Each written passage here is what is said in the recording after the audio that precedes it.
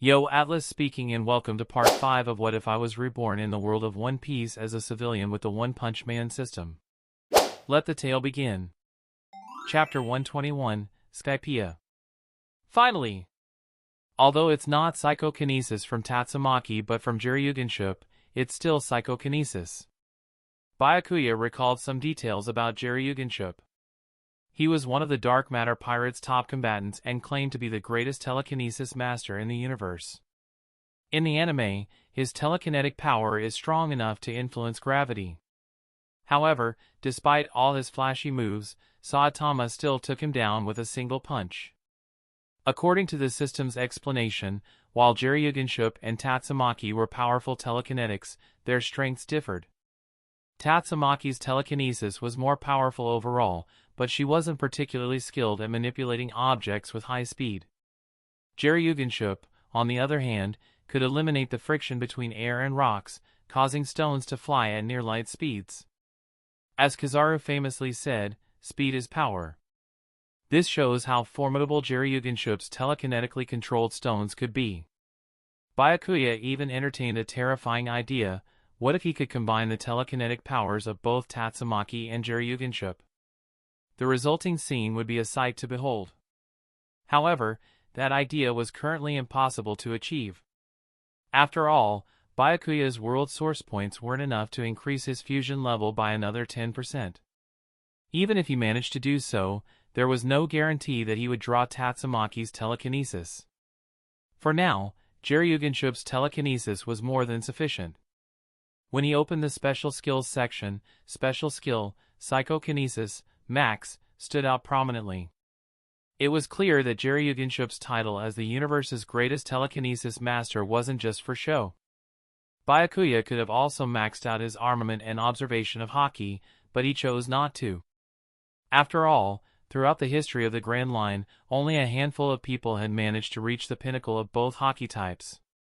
If a 19-year-old like Byakuya achieved this, it would be more effective to keep leveling up his Haki in battle, hiding his true strength and catching enemies. After closing the system panel, Byakuya eagerly tested his newly acquired telekinesis. After manipulating a few objects, he realized that he could only fully unleash the power of his telekinesis when controlling objects about the size of small stones. Other objects didn't seem to respond as effectively. So, as they passed through a small town, Byakuya ordered several hundred iron balls, each about half the size of a fist. Over the next few days, Robin and the others noticed that Byakuya always had 2 iron balls in his hands, seemingly playing with them.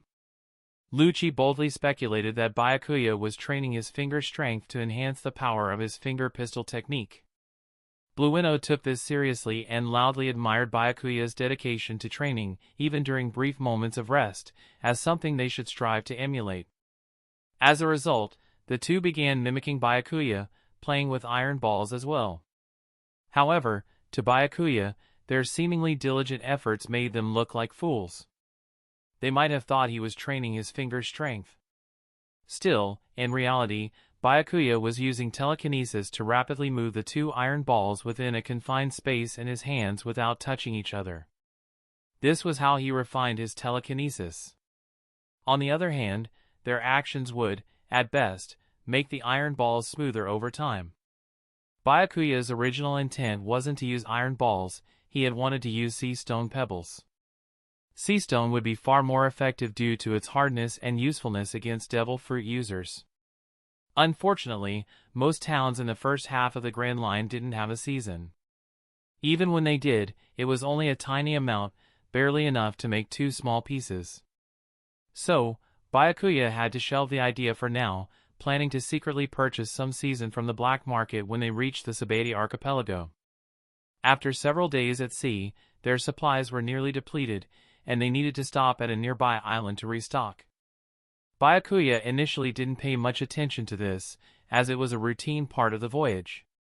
However, when Robin mentioned that the island they were headed to was called Jaya, Byakuya's interest was piqued. It seemed that the Yoro organization was about to gain a new member, and he was about to earn more world source points. Byakuya instinctively looked up at the thick clouds in the sky and murmured, "This guy's personality is pretty nasty." I'll have to knock some sense into him before recruiting him into Yoru. In Skypia, Enel, sitting in his palace, suddenly felt a wave of malice. Is there someone daring enough to harbor ill intentions toward a god? He muttered angrily as lightning flickered around him, accompanied by thunderous roars in the sky akin to divine punishment. The tens of thousands of residents on Angel Island were terrified, thinking that some fool had once again angered God. Using his mantra, Kinbunchaku Haki, Enel tried to sense everyone's thoughts on the island but couldn't detect anything unusual. However, the sudden malice he felt was so clear that it still made his heart race when he thought about it. If it wasn't someone from Skypia, could it be someone from the Blue Sea? With this in mind, Enel commanded, send word to the 4 priests to thoroughly investigate any strangers on the island, especially those from the Blue Sea. If they are found, eliminate them immediately. As Enel's order was passed down, Skypia instantly went into lockdown. The residents of Angel Island became anxious, fearing they might accidentally provoke God during this tense time. Meanwhile, Byakuya instructed Lucci, Blueno, and Robin on what to do after his departure. I'm going up there to recruit a new member for our organization. So, after you replenish the supplies on the island, if I'm not back, wait for me. After all, this new member is quite strong and has a nasty temper. I don't know how long it'll take to subdue him. I just hope I don't come back with only a corpse. That would be a waste of time, Byakuya said casually. Hearing Byakuya speak so casually about such matters, Lucci and Blueno had mixed feelings. Having both been beaten by Byakuya before, they were somewhat used to his blunt speaking. However, Robin, who had only recently joined the organization, was still adjusting to Byakuya's manner of speech. Recruiting a new member? Why does that involve fighting? And fighting until they submit? If they don't submit, you'll just bring back a corpse? Is this really how you recruit allies? And can someone with this attitude even be considered a good guy? Recalling how Byakuya had once told her that the goal of the Yoru organization was world peace, Robin felt she had finally figured out what he meant. The world will naturally be at peace if you kill all the troublemakers. Byakuya knew what Robin was thinking, so he gave her a thumbs up internally. He'd think, as expected of you, Robin. You've grasped my intentions just a few days after joining the organization. Once our group grows, I'll make you the vice leader. As Byakuya was about to leave, Lucci asked, Byakuya-sama, did you say you were going up to find a new member? Blueno pondered and asked, is this new member a bird? Do you need to find it in the sky? Blueno was thinking of Morgan's, the bird-like news coup. Byakuya sighed in exasperation, already feeling speechless about these two simpletons. Robin, however, had a clue and asked, Byakuya, when you say up there, do you mean Skypia? Exactly, Skypia. Byakuya nodded. It seemed that having someone with knowledge in the organization was indeed helpful. Byakuya then turned to Lucci and Blueno and scolded, look, Robin just joined Yoru, and she's already more informed than you two. You should spend more time reading and training to improve your strength instead of standing around like idiots, playing with iron balls. Do you think that'll make you stronger? Saying this, Byakuya took the iron balls from their hands and crushed them into powder with a single squeeze. Although both Lucci and Blueno wanted to retort, we only did it because we saw you doing it. Their instincts warned them that they would end up like crushed iron balls if they dared say another word. After reprimanding them, Byakuya rose into the sky. Unlike before, when he used Jeppo, Moonwalk, to propel himself with repeated kicks in the air, he didn't need to move at all this time. By enveloping himself with telekinesis, he could fly effortlessly, and his speed was not only on par with but surpassed that of Jeppo. Lucci quickly noticed the change in Byakuya's flight method, and his mind was blown. Could it be that Byakuya-sama had grown even stronger during this time? Ha ha ha, this is amazing! Byakuya exclaimed, pushing his telekinesis to the limit. He turned himself into a streak of light as he shot toward the clouds above.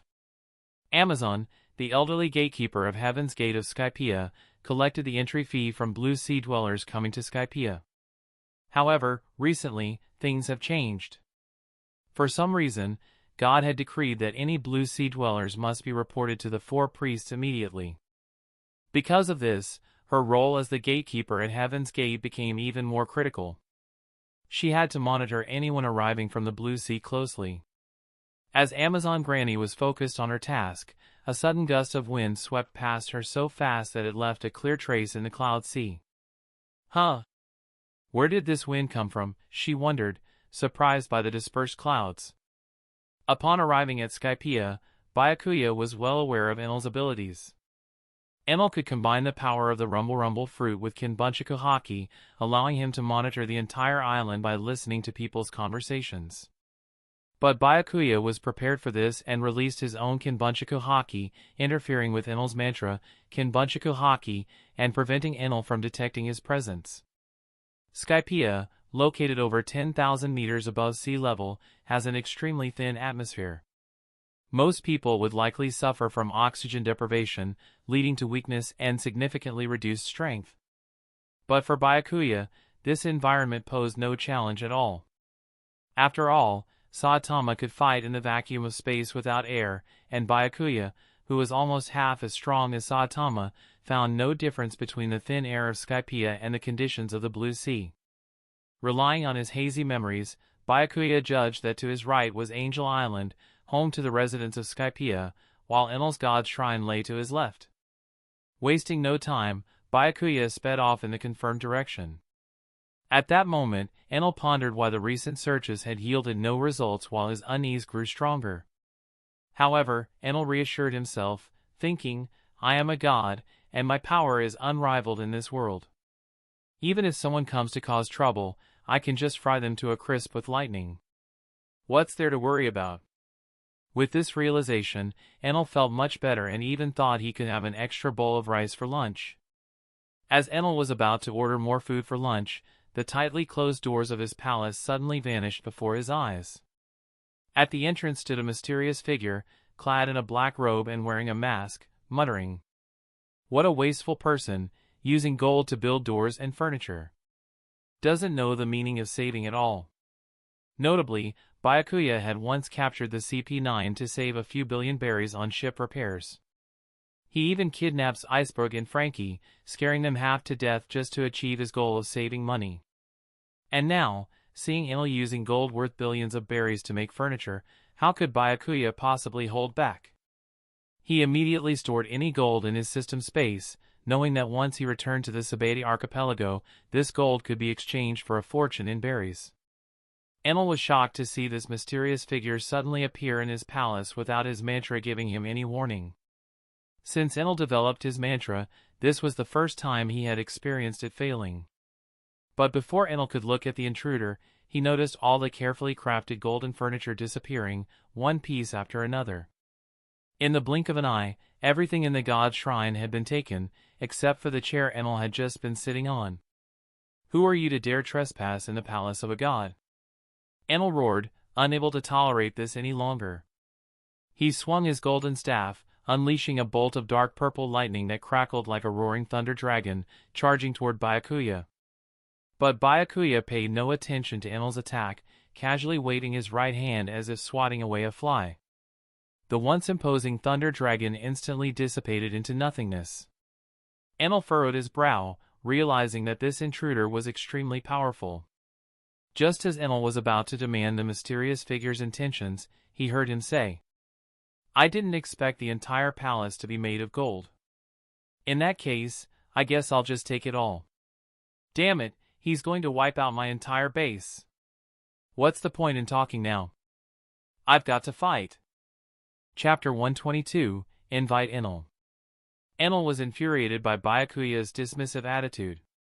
He completely abandoned any thought of questioning him and focused solely on turning his opponent into a charred corpse. With a low growl, Enel commanded, 60 million volts Thunder Dragon. He struck the golden staff in his hand against the drums on his shoulders, summoning seemingly endless lightning from them. Lightning converged to form a hundreds-meter-long thunder dragon coiling within the palace.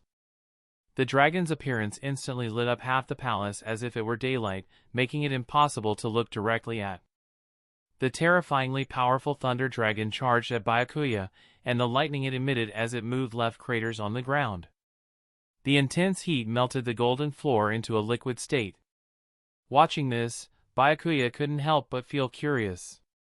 He wondered how Luffy managed to defeat Enel, a user of the Rumble Rumble fruit, without Haki. It's common knowledge that rubber doesn't conduct electricity, which makes sense. However, the high voltage generated by lightning should produce heat that even rubber can't withstand. However, this wasn't depicted in the original anime.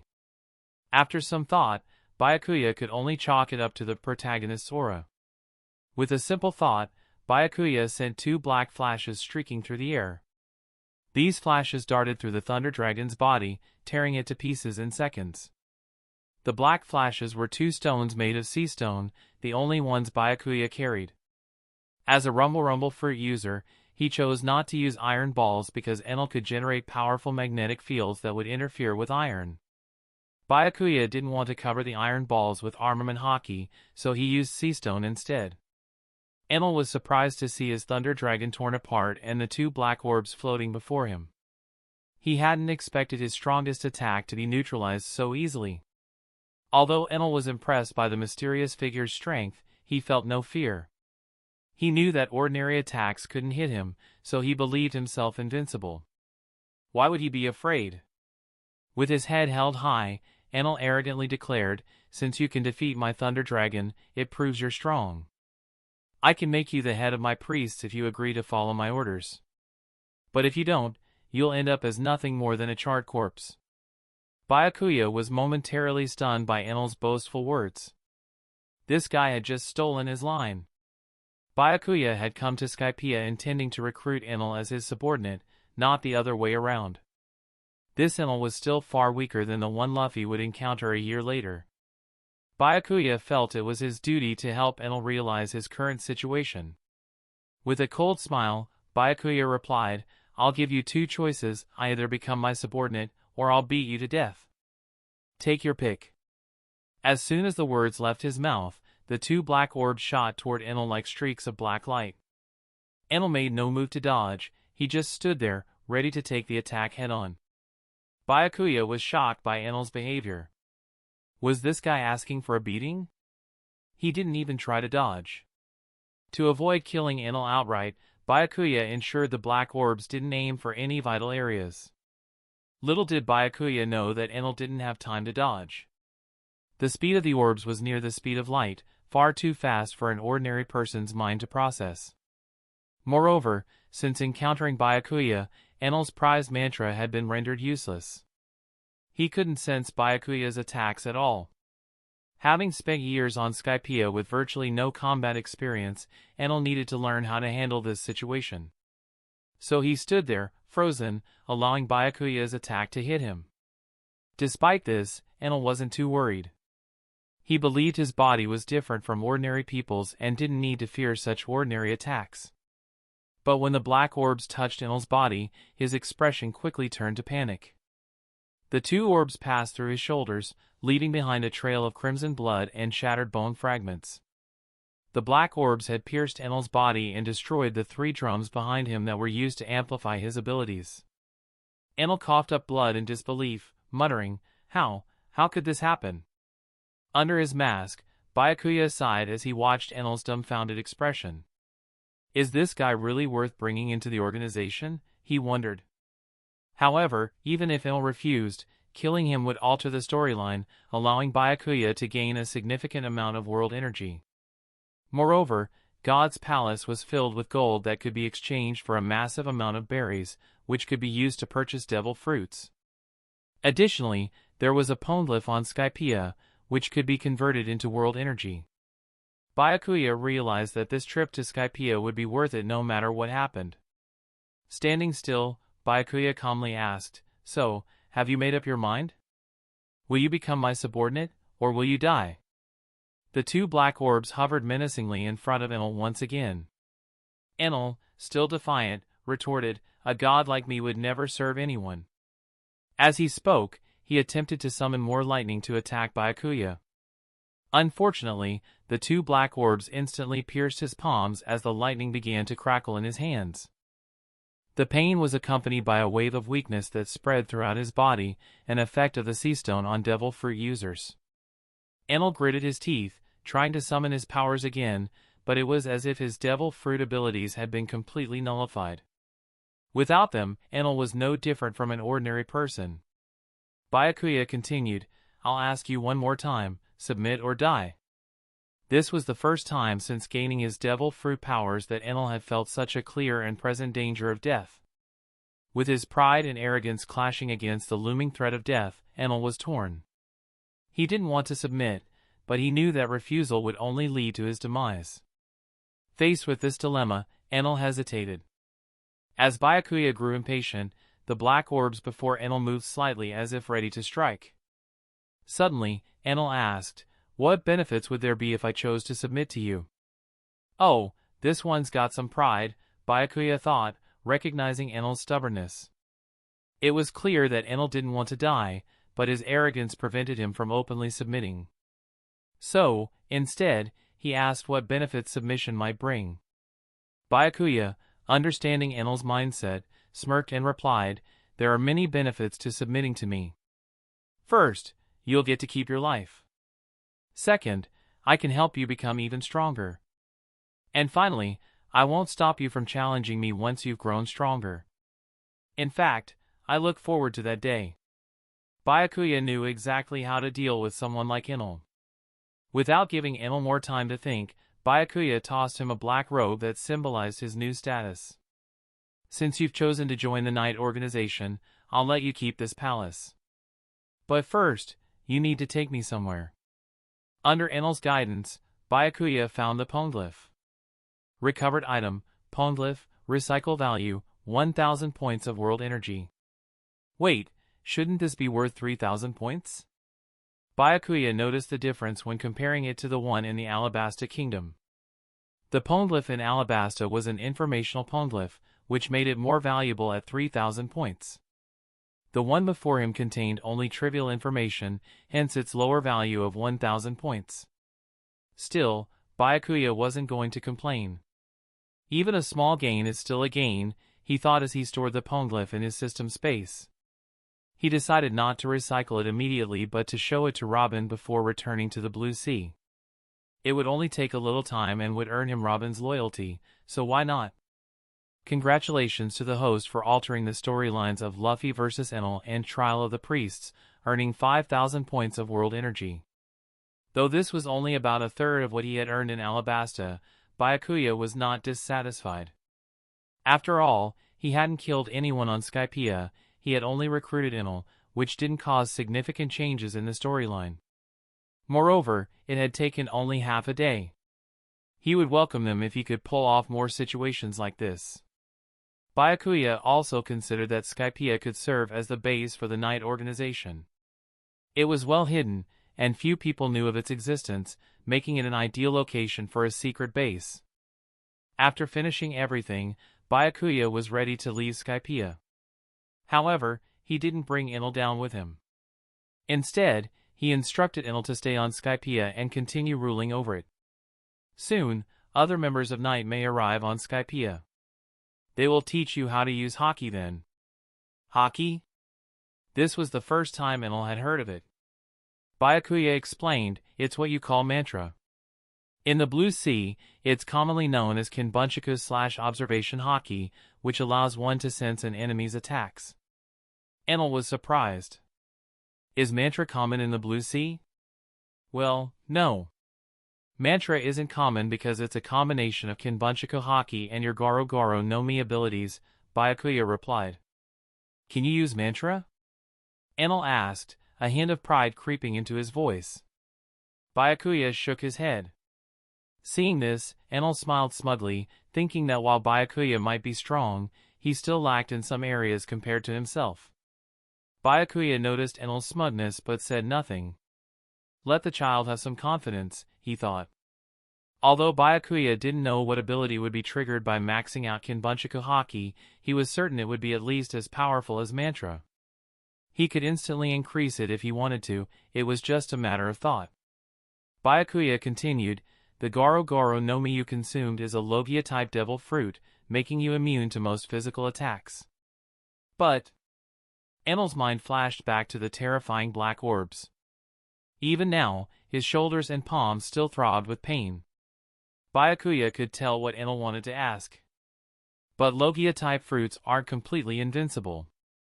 There are two main ways to harm someone like you. The first is through Haki, which, when mastered to a certain extent, can bypass a Logia user's intangibility and cause harm. The second is the method I used. As devil fruit users can't swim, sea stone is the essence of the sea, drains their strength upon contact. So, when you eventually reach the blue sea, you'll encounter many people capable of hurting you. If you keep believing that you're an invincible god, someone will eventually kill you. Instead of fear, Enel felt a rare thrill at Byakuya's words. The years of ruling Skypia had made his invincibility dull and lonely.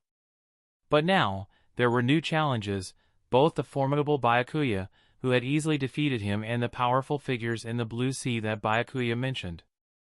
These were all challenges to him. Naturally, Byakuya was at the top of that list, the final boss to be defeated. The members of the Night Organization who come up here will be easily recognizable by their uniforms, Byakuya said, pointing to his own. They may not be as strong as you, but in other ways, they're far beyond your capabilities. So, if you dare attack them, I'll kill you on the spot. Byakuya wasn't making empty threats. Given Enel's current strength, only Lucci could stand against him, while the others were significantly weaker. If Byakuya didn't make things clear to Enel now, and Enel ended up killing Robin or the others, it would be a disaster. Better to state things plainly now and avoid any problems. Enel, however, didn't seem concerned by Byakuya's warning and laughed, "Don't worry, I have no interest in weaklings." Byakuya nodded. "That's good. I hope you become strong enough by the next time we meet. I'll defeat you one day." Enel called out as he watched Byakuya's retreating figure.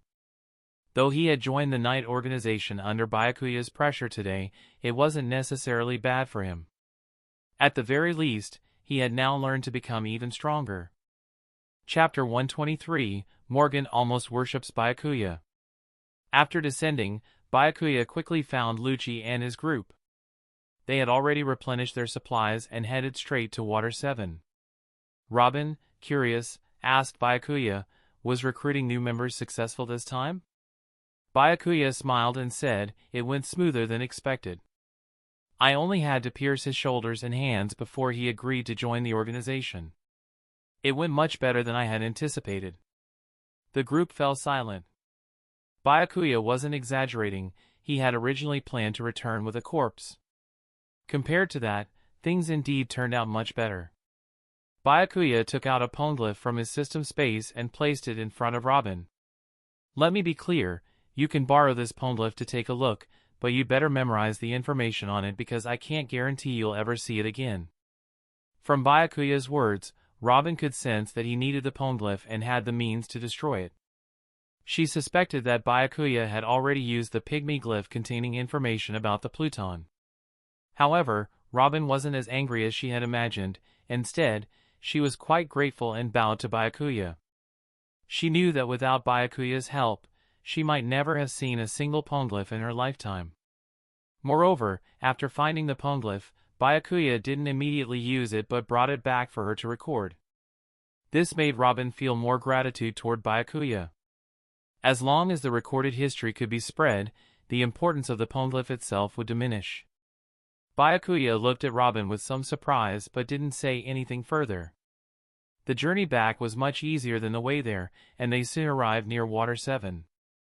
However, before returning to Water 7, Byakuya used a news coup to contact Morgans for a meeting on Zitto Island.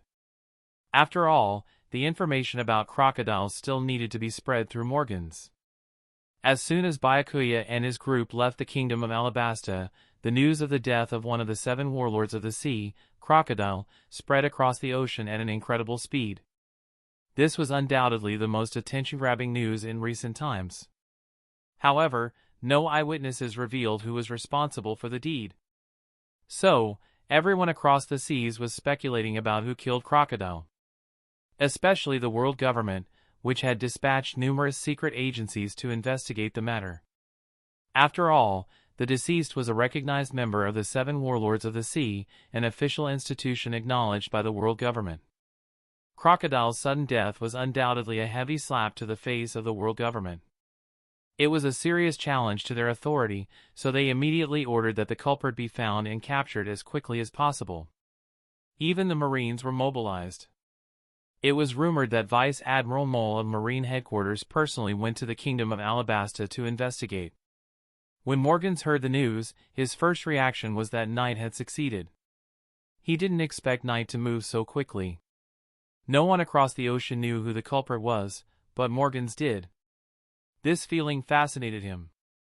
If it weren't for the fact that he was still eager to get more crucial information about Crocodile from Knight, he would have already spread the news that Knight was the culprit.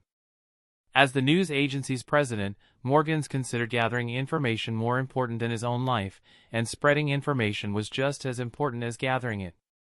It was easy to imagine how difficult it was for him to keep this news from us until now. Morgans anxiously awaited daily for the news coup to bring back information.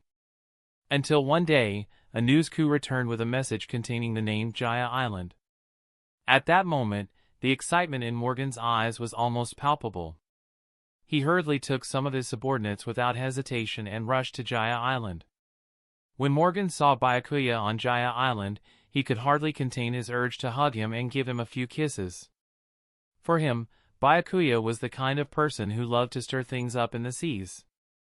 What made Morgans even happier was that Byakuya had only provided him with the information, allowing him to be the sole one to spread the news. If Morgans weren't afraid that Byakuya would refuse, he might have knelt and called Byakuya master in gratitude. Byakuya looked at Morgans disdainfully, then took a transponder snail from his pocket and tossed it to him. "I hope to see this information published in the newspaper tomorrow morning," Byakuya said. Morgans opened the transponder snail and quickly scanned the recorded footage. What he saw nearly made his heart stop from excitement. This was big news, real, earth-shaking news. Who could have imagined that a member of the Seven Warlords of the Sea, recognized by the world government, would do something like this in the allied nation of Alabasta?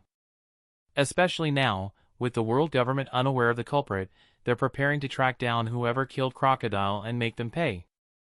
Once this news spreads, it will be like another slap in the face to the world government. Such an event would surely cause all the allied nations to fear the Seven Warlords even more. Naturally, the world government would face immense public pressure. But what does that have to do with me, Morgans? I'm just a happy news bird delivering the story. However, Morgans hesitated to meet Byakuya's demand. Getting this news out by tomorrow morning is going to be difficult, he admitted. Byakuya snorted, "If you can't do it, I'll find someone else to work with." Morgans panicked, No, if we can't manage it, it'll be even harder for anyone else. But I have an idea. Simply publishing the information in text won't be convincing enough. What if we make thousands of copies of this footage and sell them with the newspapers? The impact would be far greater than just a written article. But this approach would take some time, about 3 days. Don't worry. Once the copies are ready, I'll immediately distribute them across the ocean. Fearing that this big client Knight might walk away, Morgans quickly laid out his plan. After hearing Morgans' idea, Byakuya couldn't help but be impressed. He thought, as expected from someone in the news business, he's really thought this through. "All right, let's do it your way," Byakuya agreed. Seeing Byakuya nod, Morgans was overjoyed. Morgans hurried off after their deal was finalized, eager to get to work. On the other hand, Byakuya returns to Water 7 alone and instructs Robin to stay hidden with Lucci and the others. When Byakuya arrived at Dock 1, he saw Iceberg and Frankie arguing endlessly about the ship's construction. The topic of their debate was whether or not more weapons should be built on Byakuya's ship. Frankie, a weapons specialist, wanted to outfit the ship with as many cannons as possible. But Iceberg argued that with Byakuya's strength, such weapons would be useless and take up valuable space. The two were so focused on their argument that they didn't notice Byakuya's arrival. After listening to their debate, Byakuya suddenly spoke. I think Iceberg has a point. There's no need to fill the ship with cannons. It would be better to use that space to make the ship more comfortable. Hearing Byakuya's voice, the two finally noticed his presence. Frankie looked disappointed momentarily when he realized Byakuya supported Iceberg's idea. But then Byakuya continued, of course, the ship still needs a main cannon with immense power. Frankie, as the weapons expert, I'll leave that to you. Frankie's face immediately lit up with excitement and shouted, leave it to me. Iceberg, seeing Frankie acting like a child, couldn't help but smile as well. At that moment, something occurred to Byakuya, and he asked, by the way, can we power the main cannon with electricity or something like that? He was thinking about how Luffy's Thousand Sunny used cola as fuel. Every time they fired the cannon, it consumed several barrels of cola, which Byakuya found quite wasteful. And since Byakuya loved drinking cola, he believed it should be enjoyed for its true purpose, bringing happiness. Plus, with Enel, the Goro Goro no Mi user, now under his command, he figured they could use him as a living battery. That's why he made this request. Frankie considered the feasibility of the plan and hesitated. It's possible to set it up with electricity, but are you sure you don't want to use cola? Cola is a great energy source, you know? Byakuya firmly replied, no cola, electricity will do. Alright then, Frankie conceded, seeing Byakuya's determination. After all, the ship belonged to Byakuya, and he had the final say. Just then, Quake, who had learned that Byakuya had returned to Dock 1, approached with a serious expression. Rear Admiral Byakuya, Fleet Admiral Sengoku is on the line for you. Fleet Admiral Sengoku? I'm on leave, why is he bothering me? That old man isn't trying to make me work overtime, is he? Byakuya's casual words made Iceberg and Frankie break out in a cold sweat. This guy doesn't care about even the Marine Fleet Admiral Sengoku. But Quake, who was used to Byakuya's attitude, replied, I heard it's something urgent that needs your attention. Byakuya waved dismissively, I'm not taking the call. Just tell him I'm still out training and haven't returned yet. The training was just the excuse Byakuya gave when he left Water 7. Man, this guy has some nerve. Iceberg and Frankie were thoroughly impressed.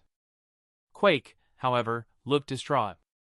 But I already informed Fleet Admiral Sengoku that you were back when I heard the news. If I tell him you're not back yet, he'll kill me. Byakuya shrugged, then let him kill you. What does that have to do with me? Quake, a giant of over 2 meters, sat down on the ground, tears and snot flowing as he sobbed. Rear Admiral Byakuya, we've been comrades since the training camp. I've been working under you for almost a year now. You can't do this to me. Quake's despair was evident, his face covered in tears, looking as pitiful as possible. Even Iceberg and Frankie, watching from the side, were moved. Imagine a giant over 2 meters tall crying like a child in front of you. Anyone would feel a mix of emotions. Byakuya-sama, please take the call from Fleet Admiral Sengoku, they both urged. Yes, Byakuya-sama, please don't be too hard on Quake. He's been through a lot, Iceberg and Frankie added. More and more shipwrights gathered around, and if this went on any longer, Quake would completely embarrass the Marines. Finally, Byakuya sighed, all right, give me the phone. I'll call Fleet Admiral Sengoku right now. As soon as Byakuya agreed, Quake sprang up from the ground, instantly pulling a transponder snail from his pocket, completely different from his earlier pitiful state. Byakuya took the transponder snail and left Dock 1, heading back to his ship to make the call. Meanwhile, Iceberg and Frankie both gave Quake a thumbs up, praising him, brother, your acting skills are top-notch. Iceberg thought, that level of shamelessness is also top-notch. Quake brushed the dirt off his clothes and said calmly, it couldn't be helped. Rear Admiral Byakuya is tough but soft-hearted. If I want to keep my position in the Marines, I had to take drastic measures. By that time, Byakuya had already called Sengoku. Hello, Fleet Admiral Sengoku, why are you bothering me during my leave? Are you trying to assign me more tasks? Byakuya grumbled. Sengoku was used to Byakuya's complaints and just ignored them. I have 2 things to tell you. First, Jack was ambushed and rescued by the Beast's pirates while transported to Impel Down. Rescued? Byakuya asked in surprise. Yes, Sengoku replied gravely. Kaido of the Beasts himself led the attack, with the other 2 All-Stars accompanying him. Admiral Kizaru couldn't hold off that many opponents alone and had to watch as Jack was taken away. 2 Marine Vice Admirals who were in charge of the escort were killed, 1 dead, the other seriously injured. Byakuya took a sharp breath. He hadn't expected such a serious situation to arise because of Jack. Marine Vice Admirals are the backbone of the Marines, and casualties among them are rare. But this time, they suffered a devastating loss at the hands of the Beast's pirates. The Marines are likely to focus much more attention on Kaido and his crew in the near future. As Byakuya pondered this, Sengoku continued after a brief pause, the second piece of news is good for you. Good news? Byakuya asked. Yes, your promotion to Marine Vice Admiral has been approved. Once your leave is over, you can come to Marineford to receive your promotion. It was indeed good news, but Sengoku's tone lacked joy. Clearly, the deaths of the other Vice Admirals played a part in Byakuya's swift promotion. I hope you won't let me down. Promoting someone as young as you to Marine Vice Admiral is a decision that brings a lot of pressure, Sengoku added. Uncle Sengoku, don't worry. I'll do my best to capture Kaido. Byakuya responded confidently. Never mind, forget I said anything. Just try not to cause too much trouble, Sengoku replied with a sigh. Chapter 124, Ship, Niko. When Byakuya returned to Water 7, the construction of his ship was nearly complete. With Rob Lucci, one of the top 5 foremen known for his recovery from injuries, also contributing, progress has been significantly accelerated. Byakuya hadn't been in Water 7 long before Iceberg and Frankie eagerly sought him out. Iceberg, wearing a cheerful expression, announced, Vice Admiral Byakuya, the ship you requested has been completed. You can inspect it now. Pounding his chest, Frankie added, I guarantee that when you see this ship, you'll be blown away by its perfection. Hearing that the ship was finished, Byakuya's interest was piqued, and he followed the 2 to Dock 1. As they entered, he saw a brand new ship docked at the pier. Iceberg began by introducing, this ship fully utilizes the treasure tree atom. It's 177 meters long and 87 meters tall, larger than a standard marine battleship, and has 3 decks. The first deck houses a dining hall on one side and a leisure and entertainment area on the other. The remaining rooms can be used as storage or detention cells. Iceberg had considered Byakuya's marine duties and the likelihood of capturing pirates during voyages, so the detention cells were deemed essential. The second deck is for the crew's quarters, with 217 spacious rooms. As for the third deck, it's your private quarters, and we've built an open-air swimming pool next to it. If the weather turns bad, you can press a button to close the pool. As he spoke, Iceberg pressed a button in Byakuya's room, and semicircular metal covers extended from both sides, sealing the pool. Byakuya's eyes lit up at the sight of the pool. Damn, this is exactly what I wanted. With this, every voyage will feel like a vacation. Byakuya started considering the possibility of hosting pool parties on the ship, imagining only bikini-clad beauties would be allowed. Just the thought excited Byakuya as he saw images of Tashigi and Ain in bikinis, playing in the pool. At the same time, he lounged under an umbrella, sipping soda and watching the beauties emerge from the water. Excellent, I'm very pleased with the ship you've built. Byakuya said, patting Iceberg's shoulder in approval. Iceberg was delighted to receive Byakuya's praise. After all, no matter how satisfied a shipwright might be with their work, the ultimate goal is to satisfy the ship's owner. Frankie was equally pleased and said, since you're satisfied, let's finalize it. But it still needs a name. Every ship has its unique name, and it's the owner's responsibility to choose it. A name for the ship? Byakuya pondered momentarily and said, "Since it's my ship, let's call it Daylight." Niko? Iceberg and Frankie were puzzled by the name. It seemed rather ordinary and not particularly remarkable. However, since Byakuya had chosen it himself, they didn't question it further. As Byakuya looked at the Akatsuki, he felt a wave of emotions. He had chosen the name with a specific meaning in mind. Niko, also known as the sun, refers to the phenomenon where the sun remains above the horizon all day, symbolizing a constant light state. This perfectly aligned with Byakuya's role in the Marines, representing justice and light. Moreover, it tied back to the first character of Byakuya's name, meaning white or light. Just as the night organization derived its name from the word but operated in the shadows, the daylight would shine wherever it went, spreading its light. However, others could not understand Byakuya's perspective, so they could not grasp the full significance of the name. As Byakuya admired the daylight, a marine battleship entered Dock 1 from outside. Judging by its appearance, it belongs to the world government. Lucci and Kaku, working in Dock 1, exchanged glances, sensing something was amiss. Perhaps this ship was sent by the world government to investigate the CP9 incident. After all, agents like them, who carried out undercover missions under different identities, were only known to their superiors, like Spandam. But now that Spandam was dead, they were reassured about being immediately recognized by the government officials sent to investigate. However, to prevent such betrayals, the world government had ensured that each agent left behind a portion of their Vivre card before embarking on a mission.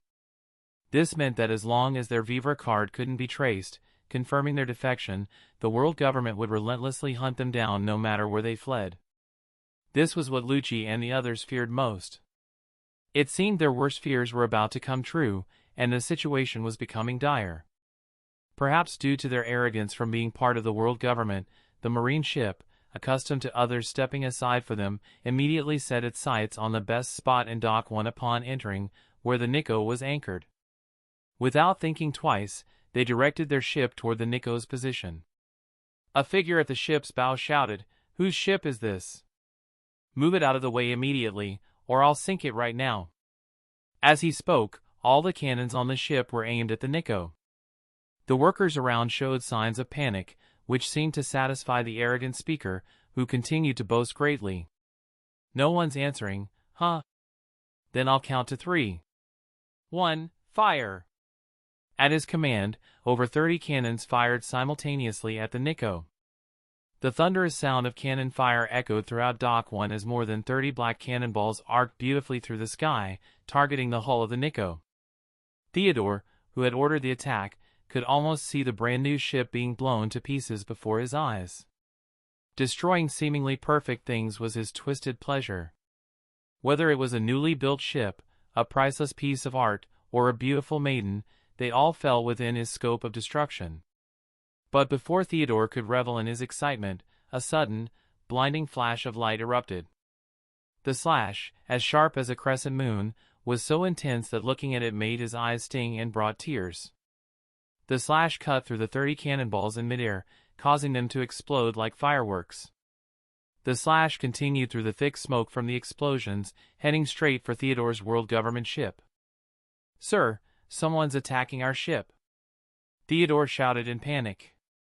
A figure in a white suit with a black, tear-streaked mask suddenly appeared from the cabin. It was none other than Rayleigh from CP0, who had previously encountered Byakuya. Seeing the slash hurtling towards them, a flash of fear crossed 03's eyes. Only a master swordsman could unleash such a powerful attack. The name Hawkeye Mihawk immediately came to Ryzen's mind. After all, in the current world, when one thinks of a master swordsman, 99% of people would think of the world's greatest swordsman, Hawkeye Mihawk. Suddenly, another image flashed in Ryzen's mind, and thinking of that extremely cruel person, he muttered nervously, "Could it be him?" Before Rayleigh could think further, the terrifying slash was already upon him. While he had time to dodge, doing so would have destroyed the ship, and few on board would survive. Covering his arms with haki, he crossed them in front of his chest, bracing to take the attack head-on. But the moment he made contact with the slash, the expression beneath his mask changed drastically. The force behind the slash was far greater than he had anticipated. Rayleigh was sent flying like a leaf in the wind, his haki shattered, and 2 deep gashes appeared on his arms, blood splattering through the air as he was thrown back. If this continued, everyone on the ship would be dead. The world government had entrusted Rayleigh with the command of CP8, the closest unit to Water 7, to investigate Spandam's disappearance. If he failed to gather useful information and lost CP8 in the process, all his efforts in saving the Mary Geo's palace would be in vain. Determined not to let that happen, Rayleigh pushed himself to the limit and activated his Devil Fruit ability, which allowed him to self-harm for power. He voluntarily withdrew his haki, allowing the sword's intent to slash through his clothes and skin, turning his white suit a deep red with blood. At the same time, countless iron chains emerged from his wounds, like flexible serpents, wrapping tightly around the slash. The clash between the slash and the chains produced a screeching noise that caused everyone around to grimace in pain as the slash broke through chain after chain. But every time one chain was broken, several more would take place. Disregarding his injuries, Rayleigh pushed his Devil Fruit abilities to the limit, eventually extinguishing the powerful slash within the endless steel cage of chains. Seeing this, Rayleigh let out a sigh of relief. He had managed to block it. A slash of such immense power must have come from none other than Dracul Mihawk, one of the 7 warlords of the sea. Though Mihawk was formidable, Rayleigh didn't fear him too much. After all, if Mihawk wanted to maintain his status as a warlord, he couldn't afford to antagonize the world government. Rayleigh figured he could explain that it was all a misunderstanding and likely smooth things over with Mihawk. Theodore, who had been hiding at the back, quickly rushed forward as soon as the slash disappeared, flattering Rayleigh. As expected of Lord 03, you managed to withstand such a powerful attack. With your strength, you could easily become an admiral at Marine headquarters. Though Rayleigh was well aware of his abilities, no one dislikes a bit of flattery, especially when it's well timed. Rayleigh scoffed despite the pain from his wounds. This is nothing for me. Remember, one of the 3 calamities of the Beast's pirates, Jack the Drought, was also defeated by me. If it weren't for the fact that capturing pirates doesn't bring much credit to our intelligence agency, and with Admiral Akiji also present at the time, I wouldn't have let the Marines take the glory for that. Theodore quickly said, that's how it was. I was wondering how a mere Marine Rear Admiral could defeat Jack the Drought. A familiar, mocking voice suddenly interrupted before 03 could continue his charade. Oh! So it was CP0 Rayleigh who dared to attack my ship. Hearing this voice, Ryzen's heart skipped a beat. Could I be this unlucky? Was I just caught boasting by the very person involved? When he saw Byakuya approaching with Kaznian in hand, his heart nearly stopped, his mind going blank. Rayleigh desperately prayed. He didn't hear that. He didn't hear that. He didn't hear that. But in the next moment, his prayers were in vain. With a sarcastic tone, Byakuya said, I must thank Rayleigh for generously giving me the credit for defeating Jack. If not, I wouldn't be getting promoted to Vice Admiral so soon. Ryzen's response was mournful, as if he had just lost something precious. Then let me congratulate you in advance, Vice Admiral Byakuya. But Theodore, oblivious to the tension between the two, pointed angrily at Byakuya and shouted. So you're the Marine Vice Admiral who stole Lord Ryzen's credit. When Theodore opened his mouth, Rayleigh knew things would go south. Theodore continued furiously, if it weren't for Lord Rayleigh, would you have become a Vice Admiral so quickly? And now you even tried to sink Lord Ryzen's ship? You're nothing but an ungrateful wretch. If you had sunk a world government ship, could you, a mere Marine Rear Admiral, bear the consequences? In his outburst, Theodore conveniently omitted the fact that he had been the one to order the attack on Byakuya's ship in the first place, shifting all the blame onto Byakuya. Byakuya glanced indifferently at Theodore before turning to Rayleigh and asking, is he one of your subordinates? Chapter 125, Chasing CP9. Although Rayleigh hadn't interacted much with Byakuya, they briefly worked together. From Byakuya's words, Rayleigh could sense a hidden murderous intent. Most Marines might fear the cipher pole, but Byakuya certainly didn't. After all, he was powerful in his own right, had a fleet admiral as an uncle, a former Marine admiral as a mentor, and a background that few could challenge.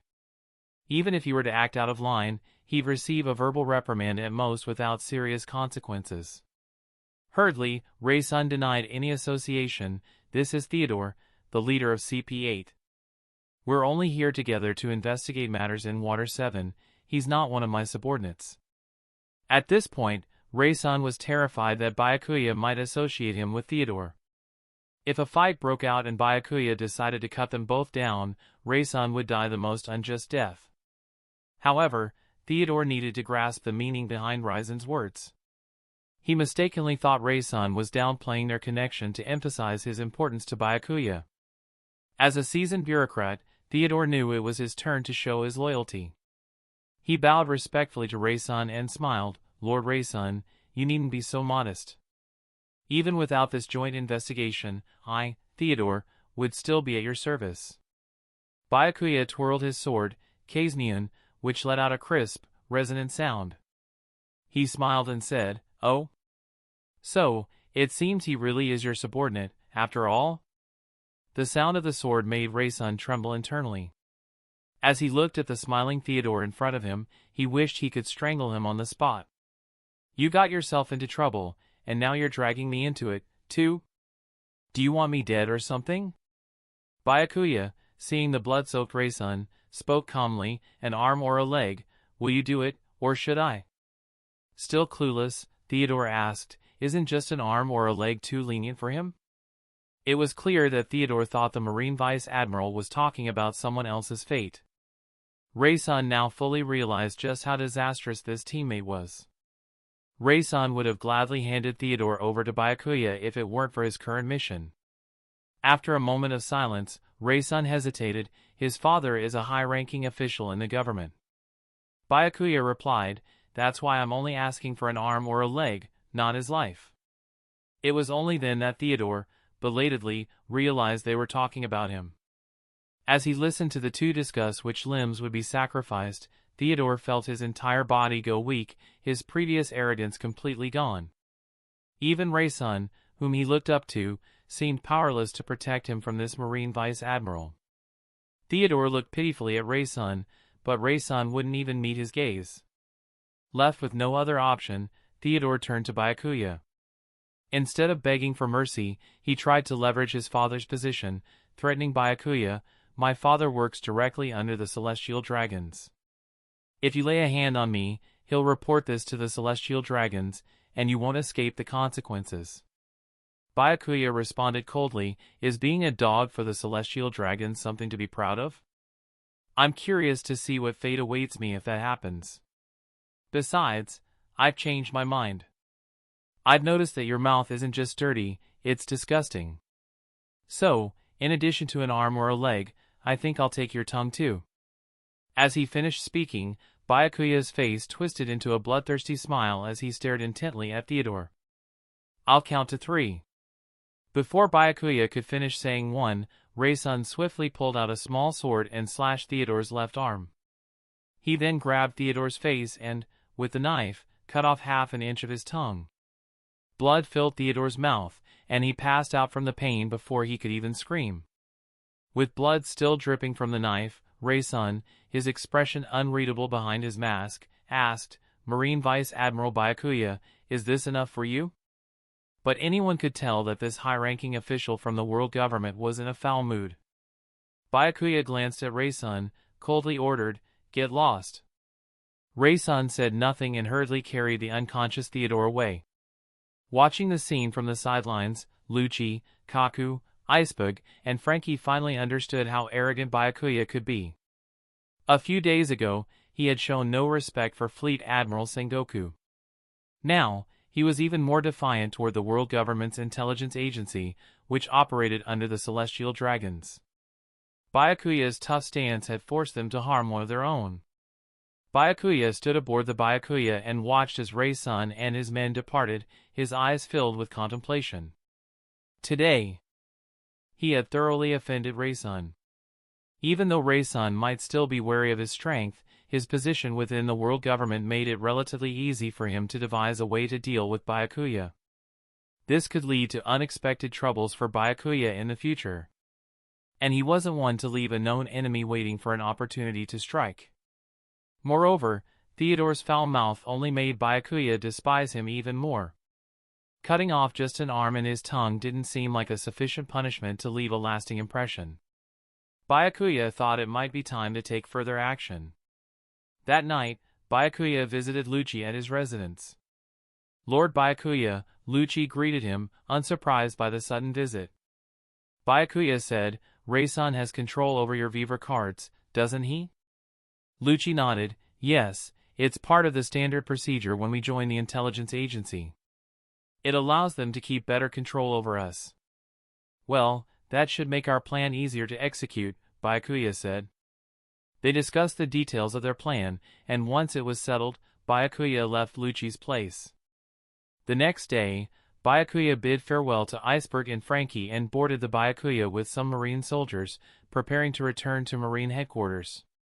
However, Quake, Tashigi, and Ein took a separate marine ship for their return journey. Byakuya's reasoning was quite sound. He claimed that Quake's strength alone wasn't sufficient to ensure a safe journey back, so he assigned Ein and Tashigi to accompany him. During Byakuya's time in Water 7, Ein and Tashigi had captured quite a few pirates. The names of these two skilled marine swordswomen had spread throughout the nearby regions, boosting their confidence significantly. When they heard about Quake's lack of strength, they eagerly volunteered to join the mission, promising to ensure a safe return to marine headquarters.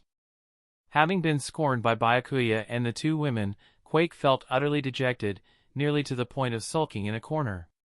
Two pairs of eyes watched from a distant high-rise window as the Byakuya and the marine ship set off from Dock 1. One gaze was filled with gloom, the other with hatred. The first belonged to Rayleigh, the latter to Theodore.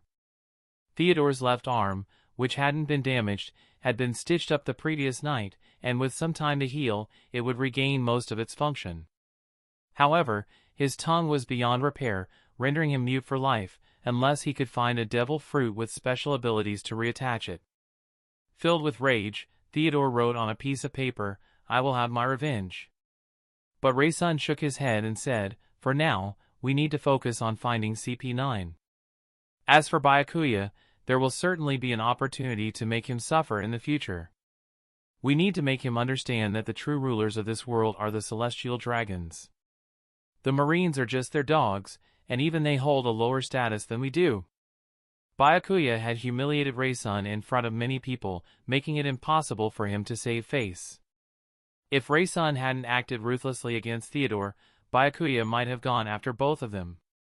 This situation gave Rayleigh, who always considered himself to be in a superior position, a strong sense of crisis. If someone like Byakuya were to rise to a high position in the Marines, would the Marines still be the Marines of the world government? Just thinking about it made the prospect seem terrifying. Once this matter was resolved, Rayleigh decided to investigate Byakuya thoroughly. He planned to start with Byakuya's actions in the East Blue. 03 would use it to his advantage if he could find even the slightest flaw in Byakuya.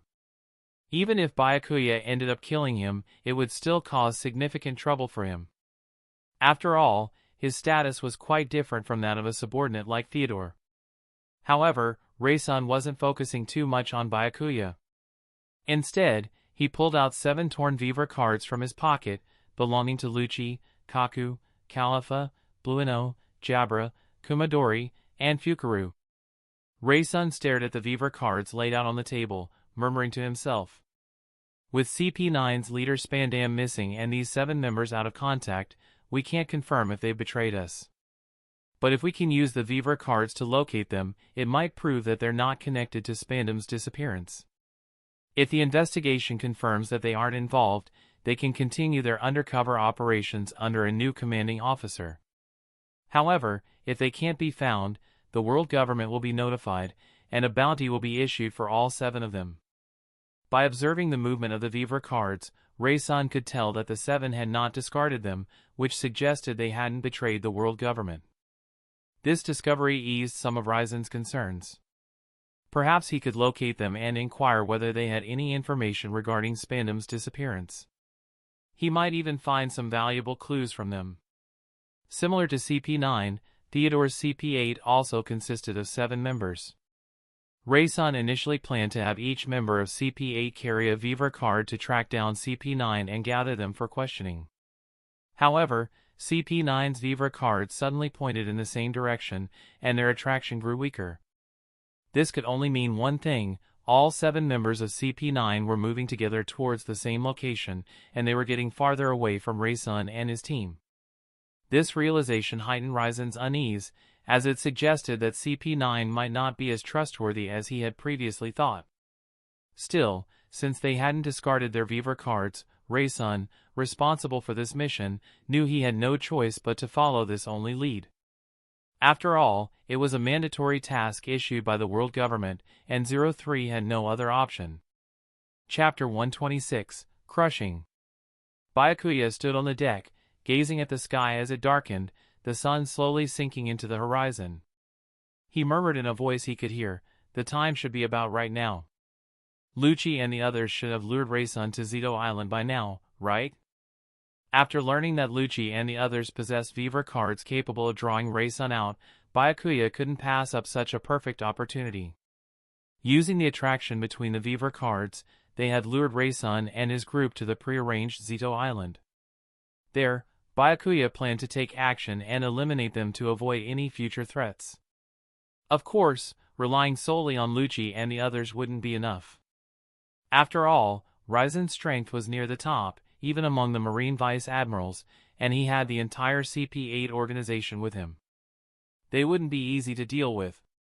That's why Byakuya decided to take matters into his own hands, to personally see this old acquaintance off and prevent any unforeseen complications. To minimize the risk of exposure, he had sent away Quake, Tashigi, and Ein, lowering the chances of being detected. As the last rays of light faded and night fully descended, Byakuya donned a black crescent robe and a dark mask, moving like a shadow across the deck of the Niko, unnoticed by anyone. Raysun had already arrived on Zitto Island with his subordinates by this time. Following the guidance of the Vivre cards, they knew Lucci and the others were on this island. Their movements had stopped completely. As he watched the Vivre card in his hand, almost pulling away with intensity, Ryzen's sense of unease grew stronger. Despite knowing this might be a trap, he had come without hesitation. In Ryzen's mind, the worst-case scenario was that the entire CP9 had betrayed the world government. But with his strength and the entire CP8, the idea of them posing a real threat seemed laughable. However, once on the island, Ryzen's years of experience with life-and-death situations surrounded him with an overwhelming sense of danger. A single misstep could lead to his death. Cautiously, he warned his subordinates, "Be careful. It's very likely that CP9 has already defected." Just as they began to carefully survey their surroundings, a shadow suddenly appeared before Raysun. At that moment, the Vivre card in Ryzen's hand trembled more violently than ever, indicating that this person in the black cloak was indeed the CP9 member they sought. Not only was the Vivre card for Lucci vibrating, but those representing the other CP9 members held by Ryzen's subordinates were reacting similarly. A gleam of realization flashed in Ryzen's eyes. This was indeed a trap. He asked, "Did you kill all of CP9? Or are you one of them? Are you Rob Lucci?"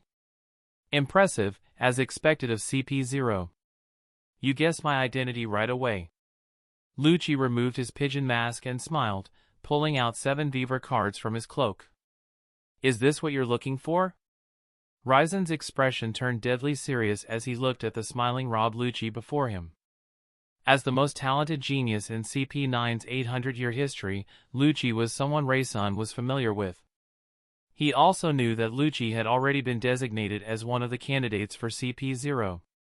If anyone in CP0 died or was severely injured, creating a vacancy, selections would be made from these candidates. If such a person chose to betray the world government, it would provoke its wrath and destabilize the intelligence agency's standing. No, he had to eliminate this guy right here. Having made up his mind, Raysun continued. "Where are the rest of CP9? You don't think you alone can take us all on, Do you? Bring them out. There's no use in hiding anymore. After all, the tricks you're using are ones I taught you. Lucci grinned. This time, he was the only one from CP9 who had come. Not because the others were unwilling, but because Lucci didn't want them to take unnecessary risks. He knew Byakuya wouldn't be coming during the lure phase, leaving everything up to CP9. If anything went wrong, it would almost certainly result in death. Therefore, he had taken on the task alone, carrying all 7 Beaver cards to lure Raysun and his group here. Within CP9, Lucci was not only the leader but also a caretaker, always looking after everyone. He took all the risks upon himself, so he had to keep getting stronger to bear all the burdens. Battling strong opponents was the fastest way to grow stronger. Just as Raysun signaled CP8 to capture Lucci, Byakuya arrived. 7 black iron balls, seemingly merging with the night, moved at sublight speed through the air without a sound, propelled by Byakuya's telekinesis. The friction between the iron balls and the air was nullified, making them glide through the air like fish in water. Before CP8's members could react, the iron balls shattered their heads, and red and white matter splattered everywhere, some even hitting Raysun and Theodore in the face. Everything happened so fast, so suddenly, even Lucci was startled by the gruesome sight. He had planned to stall for a long time until Byakuya arrived. Byakuya had arrived much faster than Lucci had anticipated. And his methods were far more ruthless than expected. In just a moment, no, without even directly confronting them, the entire CP8 unit was annihilated. The only one left was their bewildered commander, Theodore, trembling as he witnessed the carnage before him. At this moment, Raysun wished he could turn and flee. Anyone capable of instantly wiping out CP8 was powerful enough to kill him. If he stayed, there was no doubt he would meet his end. But as soon as Raysun turned around, he was confronted by a mysterious figure dressed in a black crescent robe and pitch-black mask. The outfit was similar to Lucci's, making it clear that the two were from the same organization. The realization hit Raysun, when had such a powerful and mysterious organization emerged in the seas, one that even the intelligence agencies had never heard of? From behind the black mask, a slightly raspy voice spoke, "Raysun, where do you think you're going?" At that moment, Raysun began to regret his rash actions from the previous day. If only he hadn't clashed with Byakuya or had shown a bit more warmth after their conflict, Byakuya might not have left Water 7 the next day.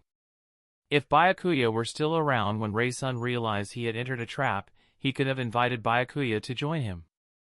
With Byakuya's strength, he would certainly not lose to this mysterious figure before him, and Raysun wouldn't find himself on the brink of death as he was now. It was almost pitiable, if only Raysun knew that the Byakuya he so desperately longed for was the very mysterious figure standing before him, about to kill him. He might have been so ashamed that he would have taken his own life right then and there. Forcing himself to remain calm, Raysun asked, "Do you realize what the consequences will be if you kill me?" Consequences? What consequences could there be? At most, they'll just send more dogs like you to bite at me, Byakuya scoffed. And when they do, I'll kill them too. What can you do about it?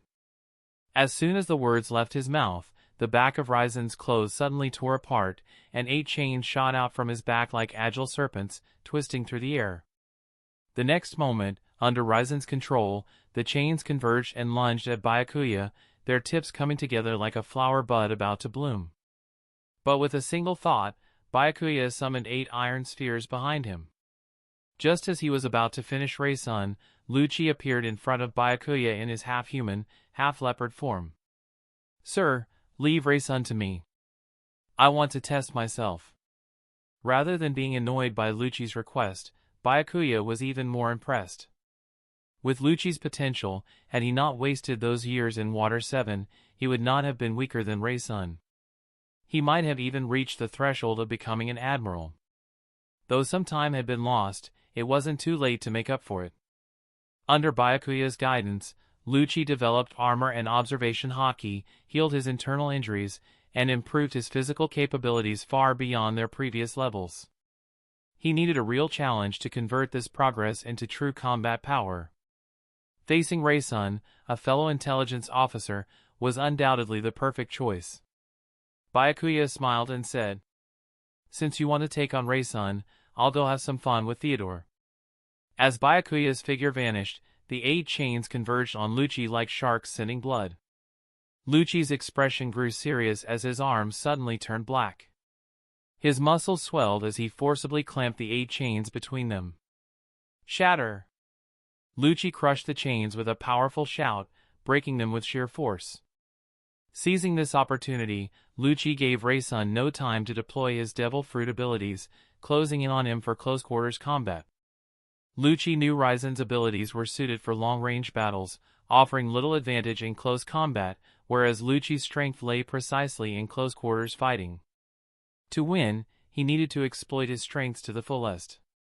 Lucci's mastery of the 6 powers technique was near perfection, and he had developed his unique style by integrating his devil fruit powers with the marine techniques. For a time, he had Raysun completely on the defensive. Meanwhile, Byakuya tracked down Theodore, who was attempting to flee. Seeing Byakuya appear before him, Theodore didn't waste a single word, nor could he. He immediately dropped to his knees, producing pitiful whimpers as he kowtowed repeatedly, begging for his life. Seeing Theodore's pitiful state, Byakuya's playful side emerged. "I could spare you. How about this? I'll give you a chance to live," Byakuya said, his voice laced with amusement.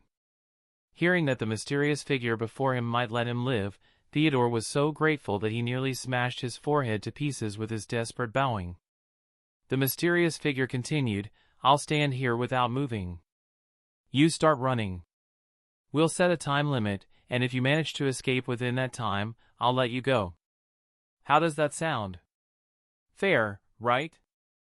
Theodore nodded eagerly. In such a situation, fairness didn't matter. Any chance to live was worth taking. "You can start running now." But just as Theodore turned to take his first step, he suddenly heard a familiar voice from behind him. "I'm going to start counting down from 3. Hearing that familiar voice and recalling those words from the previous day, Theodore quickly realized that the mysterious figure before him was none other than the Marine Rear Admiral Byakuya. Shame overwhelmed him as he thought of how he had just begged for mercy, groveling at Byakuya's feet.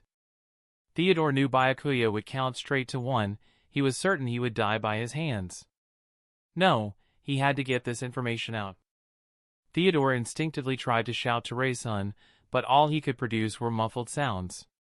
As panic set in, Byakuya's voice echoed behind him like the Grim Reaper's countdown. 1. In an instant, an iron ball pierced Theodore's heart, leaving a gaping wound in his chest, through which his shattered heart could almost be seen still beating. Blood poured from his mouth as he collapsed to the ground, his remaining consciousness urging him to reveal this great secret. With trembling fingers, he dipped them in his blood and shakily wrote the characters for Byakuya on the ground. After finishing the character for ya, a grotesque smile twisted across Theodore's lips. This was the best he could do. Eventually, someone would find these characters and target Marine Rear Admiral Byakuya. In this way, perhaps his death would be avenged. But just then, a large foot suddenly stepped into Theodore's view, crushing the words he had written. "Did you really think I wouldn't notice you writing?" Byakuya taunted. "I've been standing here silently all this time because I wanted to wait until you were done. Then, I'll destroy it right in front of your eyes, crushing your last hope of revenge. That way, even in death, you won't find peace." Hearing this, Theodore's eyes widened in fury. The overwhelming anger triggered something within him, and he died on the spot. Looking down at Theodore's lifeless body, his eyes still wide open, Byakuya couldn't help but comment. "This is what happens when you run your mouth without having the strength to back it up. How pathetic."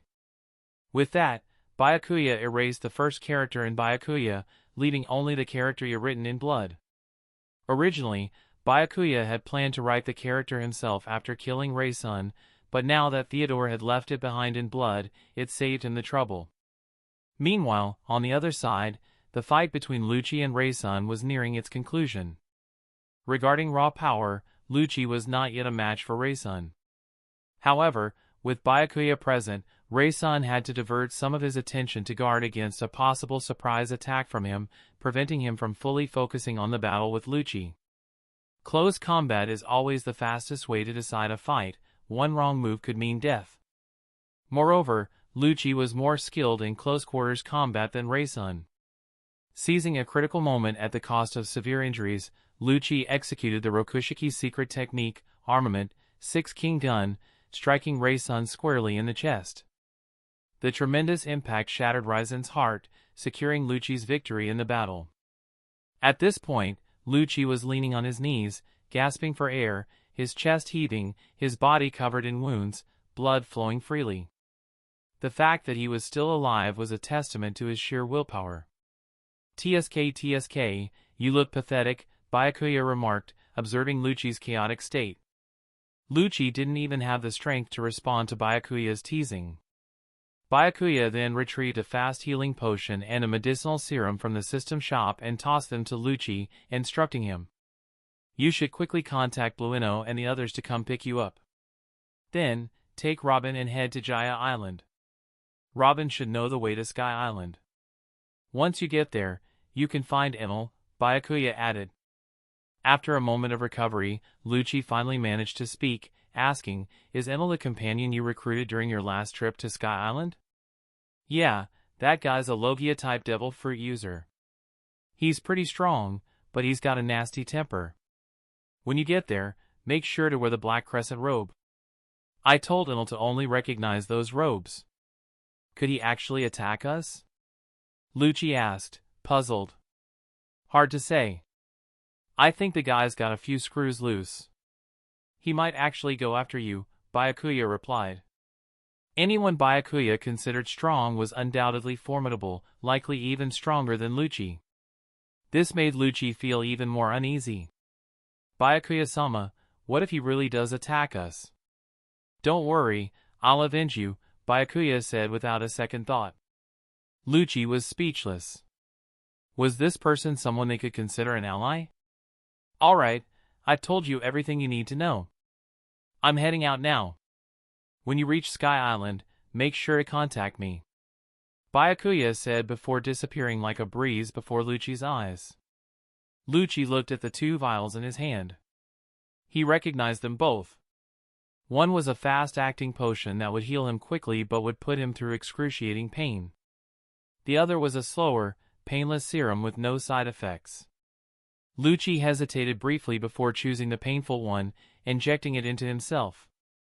As Byakuya had said, who knew what dangers lay ahead on the journey from Water 7 to Jaya Island? Chapter 127, World Reaction. Moreover, that companion is extremely dangerous.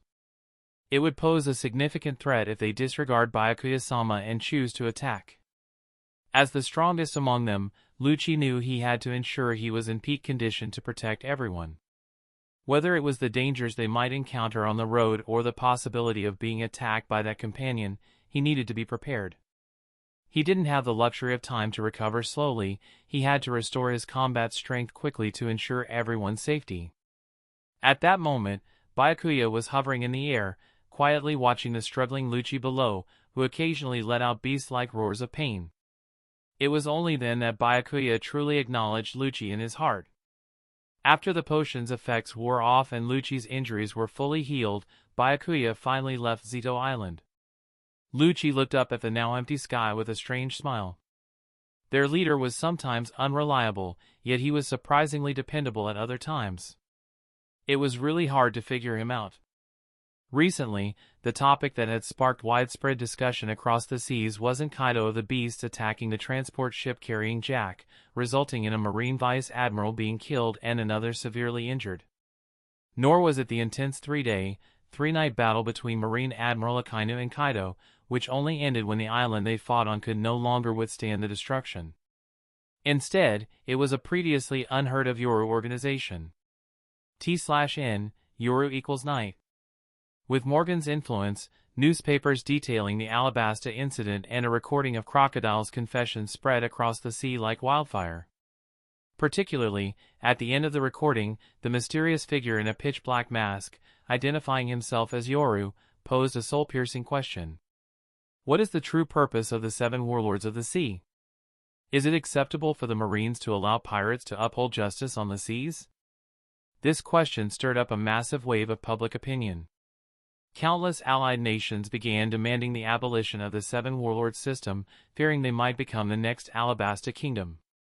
This situation forced the 5 elders to manage the concerns of allied nations constantly, and the Marines themselves were under intense scrutiny, with many questioning whether they could still uphold justice on the seas. Even within Marine headquarters, there were voices of doubt, leaving Sengoku overwhelmed.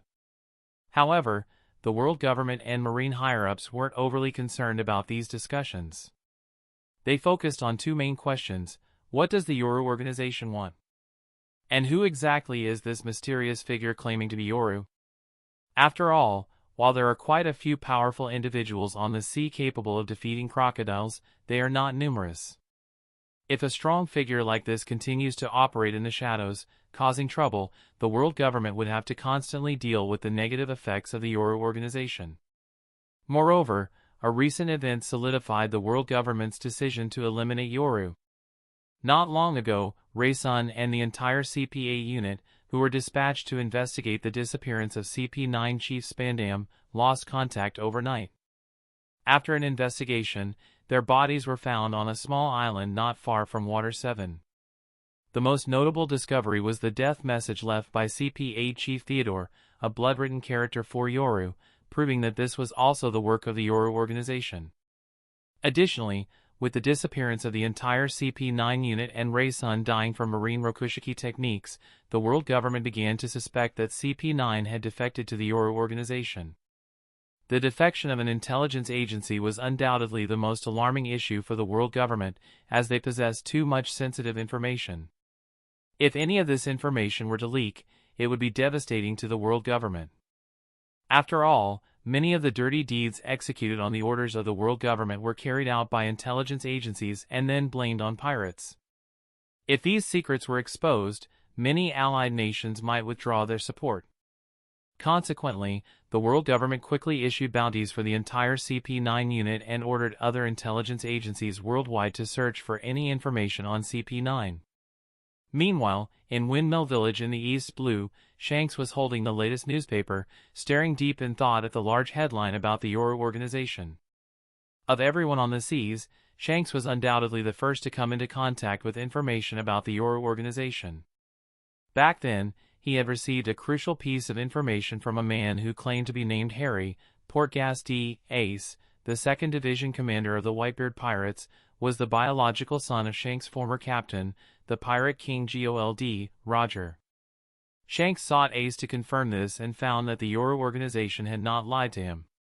Shanks didn't interfere much with Ace's decision to acknowledge Whitebeard as his foster father. Just as Captain Roger had, when he fell ill and decided to surrender to the Marines, dispersed his crew, asking them not to meddle in his affairs. Everyone has their reasons for doing things, and imposing one's own ideas on others is unnecessary. Of course, Luffy was an exception for Shanks. While the entire sea was in turmoil, Byakuya arrived at the Sabaody archipelago aboard the Niko. A private ship like Byakuya's flying the Marine flag was rare. A large crowd had gathered at the dock, curious to see who would disembark from the ship. But as soon as they saw Byakuya stepping off the ship in his Marine Rear Admiral uniform, they all fled in panic, not daring to look back for fear of catching Byakuya's attention. Before Byakuya even reached the Marine branch base, the news of the butcher's return had spread throughout the Sabaody archipelago. Suddenly, everyone was on edge, and the streets were deserted, as people feared that the butcher might want to make an example of a few disobedient ones to set the tone. They didn't want to be the chickens waiting to be slaughtered. When Byakuya arrived at the Marine branch base, Quack and his group hadn't arrived yet. After a brief chat with Smoker, during which nothing happened in the Sabaody archipelago, everyone behaved according to the rules, and the ones who owed money paid up without needing to be reminded. During the nearly 3 months Byakuya had been away, he had amassed nearly 700 million berries, even after handing a portion to Fleet Admiral Sengoku. This spoke volumes about the lucrative opportunities in the Sabaody archipelago. However, reaping such vast profits also meant paying a certain price. During the days when the rules were enforced in the Shyarly archipelago, countless nobles from allied nations and high-ranking officials of the world government expressed their dissatisfaction with Byakuya, the highest-ranking marine officer stationed there. Although Sengoku had shielded Byakuya from most of these complaints, many still resent him.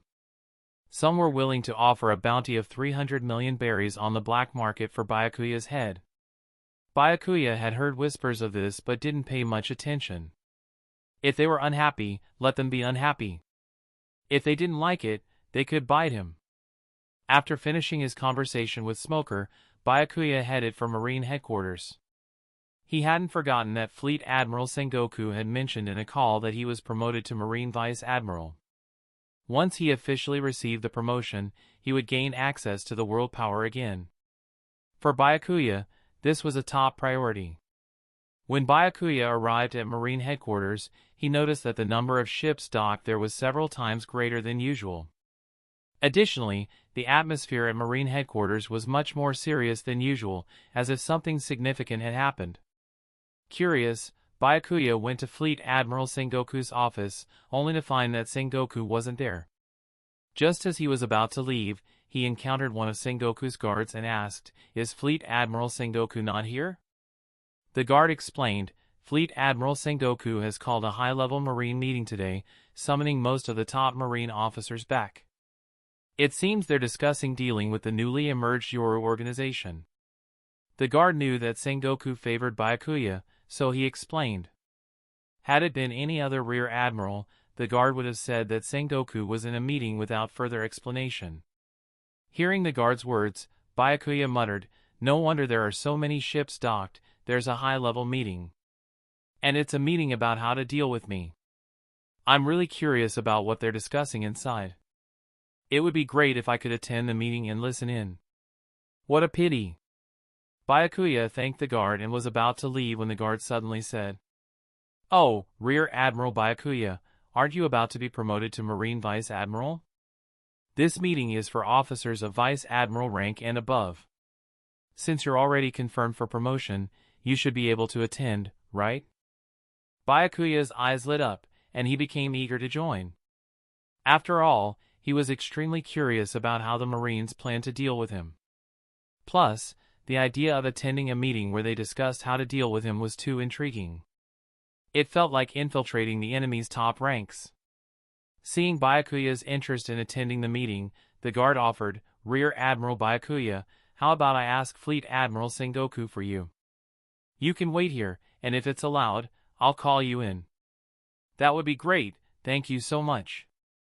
Byakuya followed the guard to the entrance of the conference room. The guard went in and returned within a minute, smiling as he said, "Fleet Admiral Sengoku has agreed. Rear Admiral Byakuya, you may enter." Watching the guard walk away, Byakuya couldn't help but think that there are good people in this world. After straightening his uniform slightly, Byakuya pushed open the door and entered, instantly drawing the attention of everyone in the room. Byakuya glanced around and was taken aback. Wow, quite the lineup. In the room were Fleet Admiral Sengoku, Marine Hero Garp, Chief Staff Officer Tsuru, the 3 Marine Admirals, 2 Admiral candidates, and over a dozen Vice Admirals. This lineup could easily take on 3 Yonko crews simultaneously, no exaggeration. And with Byakuya added to the mix, they could practically sweep away all the pirates. Sengoku gestured toward Byakuya and introduced him. "This is Rear Admiral Byakuya, whose promotion to Vice Admiral has already been confirmed. That's why he's been invited to this high-level meeting." Byakuya smiled and nodded at everyone in the room, greeting his colleagues. None of the others were dissatisfied with Byakuya's presence at the meeting. After all, they knew that the Drought Jack had been defeated by this 18-year-old standing before them. With such a brilliant achievement under his belt, there was no room for objection. The most familiar face to Byakuya, Akiji, stood up and beckoned him to join him. Akainu's expression remained unchanged, his face as stoic as ever, while Kizaru's gaze toward Byakuya was a bit strange, tinged with an inexplicable disdain. There weren't many seats available, so the Vice Admirals and those below the 2 Admiral candidates mostly stood during the meeting. Standing beside Aokiji, a familiar lyric suddenly popped into Byakuya's mind, perfectly fitting the current scene. At 18, standing like a lackey, I swore that next time, you'd see me. The next meeting, I'll make sure I'm sitting. Sengoku's voice boomed across the room. As mentioned earlier, the newly emerged Yoru organization has killed one of the 7 warlords of the sea, Crocodile. According to reliable intelligence from the world government, the Yoru organization subsequently eliminated CP0's agent Raysun and all members of CP8. Almost certainly, the missing CP9 has joined the Yoru organization. The emergence of the Yoru organization has greatly destabilized the peace of the seas, Sengoku stated. Most of the other marine higher-ups, who hadn't had direct contact with the intelligence agencies, weren't overly concerned by this news.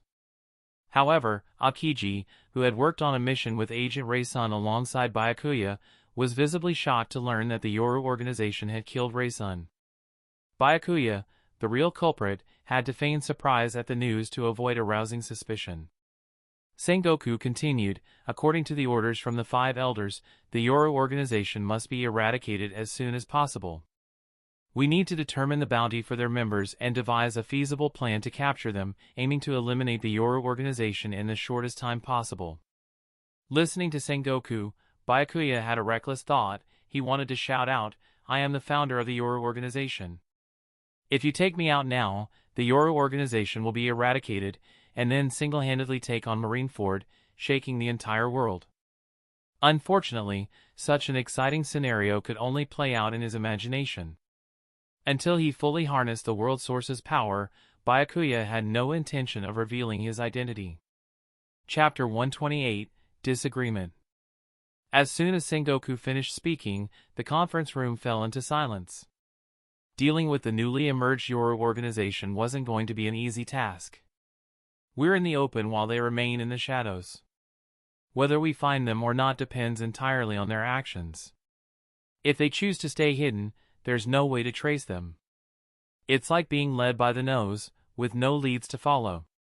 Vice Admiral Tsuru said, to take down this Yoru organization, we first need to understand its goals. Only by determining their intentions can we make a move against them. Aokiji added, so far, they've acted twice, first, by killing Crocodile, one of the 7 warlords of the sea, and then by taking out an intelligence agency under the Celestial Dragons. It's hard to discern their true objectives from these actions. Garp, sitting nearby and picking his nose, casually said, what other motive could there be? I think they're just trying to maintain peace on the seas. After all, Crocodile and that agency were no good. It's good that they're gone. Sengoku looked at Garp, clearly frustrated, and reminded him, Vice Admiral Garp, we're in a high-level meeting right now. Please mind your words and actions. Besides, whether it's taking down Crocodile or that agency, it's still a violation of the world government's laws. This isn't true justice. Bah! Garp pulled out a stack of donuts and started eating them, clearly unconcerned with what Sengoku had to say. In Garp's eyes, even if the Yoru organization was no good, they were still better than Crocodile and that agency. If it weren't for his position, Garp would have dealt with Crocodile himself after learning about the crimes he committed in the kingdom of Alabasta. Byakuya, meanwhile, was stunned as he looked at Garp. Holy crap, did he really guess the Yoru organization's motives so easily? This old man nailed it in one go. However, Byakuya didn't worry about anyone noticing his reaction. Most of the other Marine Vice Admirals had similar expressions, some even more exaggerated than his own. Sengoku was deeply regretting letting Garp attend this meeting. Garp hadn't contributed anything useful, had said a lot of nonsense, and was now delaying the meeting while potentially causing further disruptions. At that moment, Sengoku's gaze fell on Byakuya, who had just entered the room. If Byakuya hadn't been delayed on the way back, Sengoku would have definitely wanted him in this meeting from the start. So when the guard mentioned Byakuya at the door, Sengoku had no hesitation in letting him in. Sengoku still believed that Byakuya had something unique to offer, perhaps even something that could bring surprises. With that in mind, Sengoku asked Byakuya, Byakuya, what's your take on the Yoru organization's true objectives? Surprised, Byakuya replied, "Huh? My take? Isn't my true objective the same as what Vice Admiral Garp just said?" But seeing that everyone was now looking at him, Byakuya cleared his throat and, feigning deep thought, said, "Honestly, I don't know much about the Yoru organization, only bits and pieces from the newspapers. However, I've noticed that their actions seem to be solely against the world government, without affecting us Marines directly. So perhaps we should focus more on the issues that are truly ours to solve." Byakuya's words immediately grabbed everyone's attention, especially his distinction between the world government and the Marines. It made everyone curious about what he would say next. Sengoku, intrigued, asked, "When you said we should focus on the issues that are truly ours, what did you mean?" Byakuya responded confidently, "It's simple. The main duty of the Marines is to maintain peace on the seas and fight against pirates. But right now, pirates like Crocodile, who have committed countless atrocities, are recognized by the world government. These pirates are granted the legal right to plunder as long as they turn over a portion of their loot. When facing the 7 warlords of the sea, we Marines have no authority to take action during their raids. The existence of the 7 warlords is a severe blow to the prestige of the Marines. If this continues, what's the point of our existence? Why not just let these pirates all become legal pirates, and then the seas would be at peace, right?" Sengoku seemed to grasp Byakuya's point but wanted to clarify. "Are you suggesting that?" Byakuya firmly declared, "I propose we abolish the 7 warlord system." His words sent shockwaves through the room. Everyone stared at Byakuya in disbelief, as if asking, how could this young man dare to say such a thing?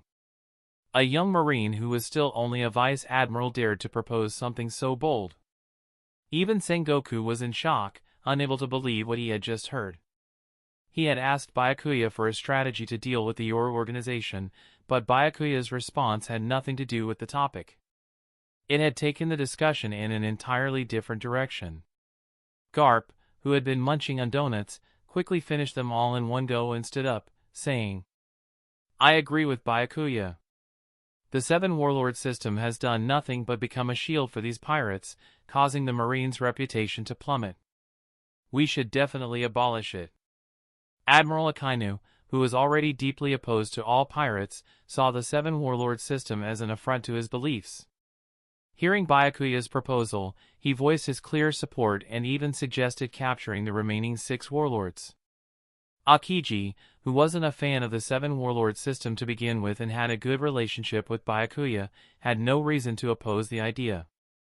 The last admiral, Kizaru, remained silent and indifferent, which was in line with his usual laid-back demeanor. The only thing that might have gotten him excited was news of a pay raise. The other Marine Vice Admirals overwhelmingly supported the abolition of the 7 warlord system.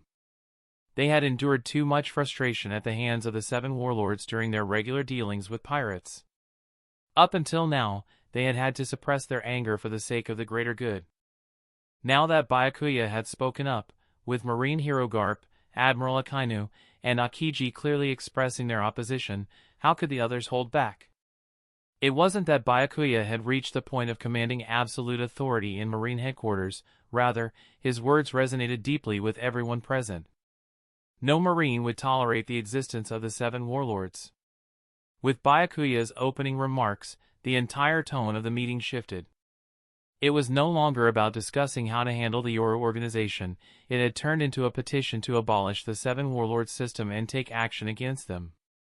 Outwardly, Byakuya maintained a righteous demeanor, but inside, he was overjoyed.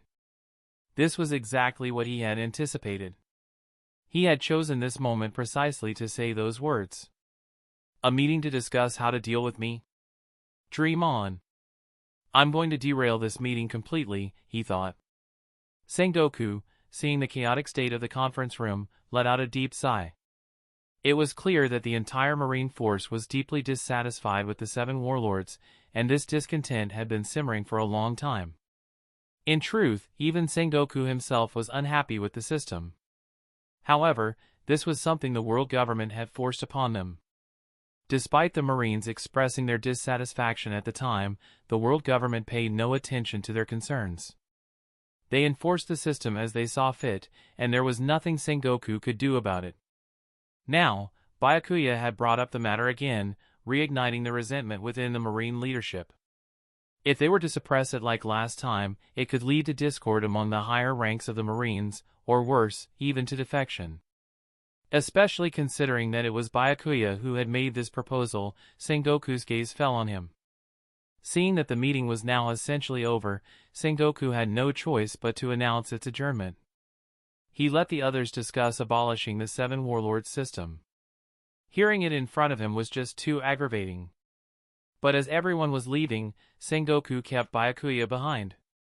It was clear that Sengoku wanted to discuss the matter of abolishing the Seven Warlords system with him. After all, this issue was too significant to ignore. Once the others had left, Sengoku had Byakuya sit down in front of him. Looking into Byakuya's eyes, he asked, "Be honest with me, do you have any connection with the Yoru organization?" Byakuya was shocked internally but didn't let it show on his face. Instead, he furrowed his brow and replied, "No connection." "Are you suspecting me?" Sengoku sighed and said earnestly, "I sincerely hope you have nothing to do with them, but your behavior today was very unusual. You knew this meeting was primarily about discussing how to handle the Yoru organization, yet you deliberately brought up the highly contentious issue of abolishing the Seven Warlord system. Moreover, both of the Yoru organization's actions took place while you were on leave, and there was never any mention of them before. What's more, according to the information I've received, someone can prove that the day before the Yoru organization assassinated Raysun, you had an altercation with him at Dock 1 in Water 7. The next day, Raysun was dead. Tell me, should I not be suspicious of you?" In reality, these connections were tenuous at best. Sengoku had been closely monitoring Byakuya's movements, so after these events occurred, he naturally linked them to Byakuya's unusual behavior at the meeting. This led him to his conclusion, which is why he asked everyone else to leave the room so he could speak with Byakuya privately. If Byakuya weren't involved, that would be for the best. But if he was, Sengoku wanted Byakuya to stop immediately, and they could pretend none of this had ever happened. Listening to Sengoku's tone, Byakuya realized that Sengoku had probably already labeled him as part of the Yoru organization in his mind. But Byakuya could not escape this situation. As Sengoku had said, the circumstances made him look highly suspicious. However, Byakuya knew this wasn't an unsolvable dilemma. He smiled and said, "Fleet Admiral Sengoku, all of this is just your speculation. There's no direct evidence linking me to the Yoru organization." Sengoku sighed, "Precisely because there's no direct evidence, you're able to sit here and discuss this with me. Otherwise, the next time we'd be talking would be an impel down. But in reality, all of these events that seem to point to me are just coincidences." "Oh? How so?" Sengoku asked, suddenly interested in hearing how Byakuya would defend himself. In truth, Sengoku didn't want to believe it either. If he really wanted to take Byakuya down, he could report this to the world government and let them send a specialized intelligence agency to investigate Byakuya. They'd definitely find something. Sengoku wouldn't be sitting here confronting Byakuya directly, giving him a chance to explain himself. So, Sengoku hoped Byakuya could convince him. Byakuya calmly explained, "First of all, the reason I brought up abolishing the Seven Warlords system in the meeting was not just because of the crimes I witnessed Crocodile commit in the kingdom of Alabasta. More than that, I wanted to deal with Doflamingo. I want to kill that bastard." When Sengoku heard Doflamingo's name, he understood. After all, the last time Byakuya had clashed with Doflamingo, it was Sengoku himself who had to step in to save Doflamingo. Considering that, Byakuya's desire to abolish the Seven Warlords system made sense. And as for my trip to Water 7, I had told you beforehand that I was going there to have a ship built. How was I supposed to know that Raysun would be there at the same time? It was just a coincidence that I ran into him. If he died the next day, that's his bad luck. What does that have to do with me? By then, I was already on my way back to Marine headquarters. Otherwise, I wouldn't have returned so quickly. As for the altercation, that's easy to explain. Are you going to say that just because you, Fleet Admiral Sengoku, suspect me today, if you're killed tomorrow, it must have been me? That's not how it works. Everything needs to be based on evidence. Without evidence, it's all nonsense. Hearing Byakuya's practical examples, Sengoku's face darkened like the bottom of a pot. I'm just suspecting you. Did you really have to curse me like that? Don't you know how to respect your elders? But Byakuya's words did make sense, and they significantly reduced Sengoku's suspicion. Alright, I'll admit your explanation is reasonable. I hope this matter truly has nothing to do with you. Chapter 129, Sudden Transfer Order. Byakuya pretended to be aggrieved and said, Of course it has nothing to do with me, but Fleet Admiral Sengoku, the fact that you even suspect me is truly heartbreaking. It wounds my sincere heart that fights for the Marines. Fleet Admiral Sengoku, you must compensate me for this. Sengoku replied, Haven't I already promoted you to Marine Vice Admiral? Byakuya retorted, That promotion was because of my past accomplishments. It has nothing to do with this compensation. You can't lump them together. Oh? Fine then, I'll cancel your promotion to Marine Vice Admiral. As compensation, I'll promote you directly to Vice Admiral of Marine Headquarters. Now, are you satisfied? What the heck? Byakuya was stunned. How could someone be so shameless? If Sengoku had used this kind of shamelessness with the world government, the Shichibukai system might have been abolished long ago. Seeing Byakuya's furious expression, Sengoku calmly asked, What, not satisfied with the compensation? Grinding his teeth, Byakuya responded, Satisfied? I'm extremely satisfied. Thank you, Fleet Admiral Sengoku. Taking the Vice Admiral uniform and medal from Marine Headquarters, Byakuya stormed out of the meeting room. As Sengoku watched Byakuya leave and slam the door behind him, he noticed a flash of doubt in his eyes. Clearly, Byakuya's words hadn't completely dispelled Sengoku's suspicions. But soon after, a faint smile appeared on his face. Whatever. Whether Byakuya is connected to the Knight Organization or not, Byakuya made a good point earlier. The Knight Organization has yet to target the Marines, so as Fleet Admiral, he is not directly concerned about them. If the world government asks, he can say he cannot do anything about it, and they cannot do anything to him either. As Byakuya left the meeting room, his angry expression quickly returned to normal. He silently breathed a sigh of relief. Sengoku truly deserved his reputation as a strategist, connecting seemingly unrelated events back to him. If it weren't for Byakuya's quick thinking, he might have really exposed himself. However, he knew that his words alone weren't enough to remove Sengoku's suspicions completely. To fully clear his name, Byakuya decided he needed to do something significant under the guise of the Knight Organization, something that would give everyone a clear impression of Knight. Ideally, he would confront Knight in front of everyone so no one would link him to the organization. But such a plan needed careful execution. If things went wrong, it would turn into a joke. However, this trip wasn't in vain. Looking at the Marine Headquarters Vice Admiral uniform and medal in his hands, Byakuya checked the system information. Congratulations to the host for becoming Vice Admiral, earning 10,000 World Energy Points. World Energy, 38,500. Fusion rate 40% to 41%, requires 3,100 World Energy Points. Based on this pattern, his current world energy was enough to increase his fusion rate to 50%. This would allow him to draw another ability and half-road in fully unlocking the Saitama limiter. However, there was still a long way to go to reach 100% fusion rate. For Byakuya, improving wasn't urgent right now. With his current strength, he could handle most situations, so there was no need to rush. Meanwhile, as certain individuals spread the news, it gradually became known across the seas that Marine Headquarters Vice Admiral Byakuya had proposed abolishing the Shichibukai system during a high-level Marine meeting. Most of the member nations supported this, hoping the world government would abolish the Shichibukai system. However, the world government was not pleased and immediately ordered Sengoku to deal strictly with Vice Admiral Byakuya, expressing that they no longer wished to hear such proposals from high-ranking marine officers. To restore confidence among the member nations, the world government tried to prove that the Shichibukai could coexist peacefully with member nations. They cited Doflamingo and the Kingdom of Dressrosa as examples. Dressrosa, a tropical island with a holiday vibe, was not well known on the seas. However, under Doflamingo's effective governance, it became known as the land of love, passion, and toys. The entire world recognized Dressrosa's name, and all the citizens deeply revered Doflamingo, calling him a wise ruler.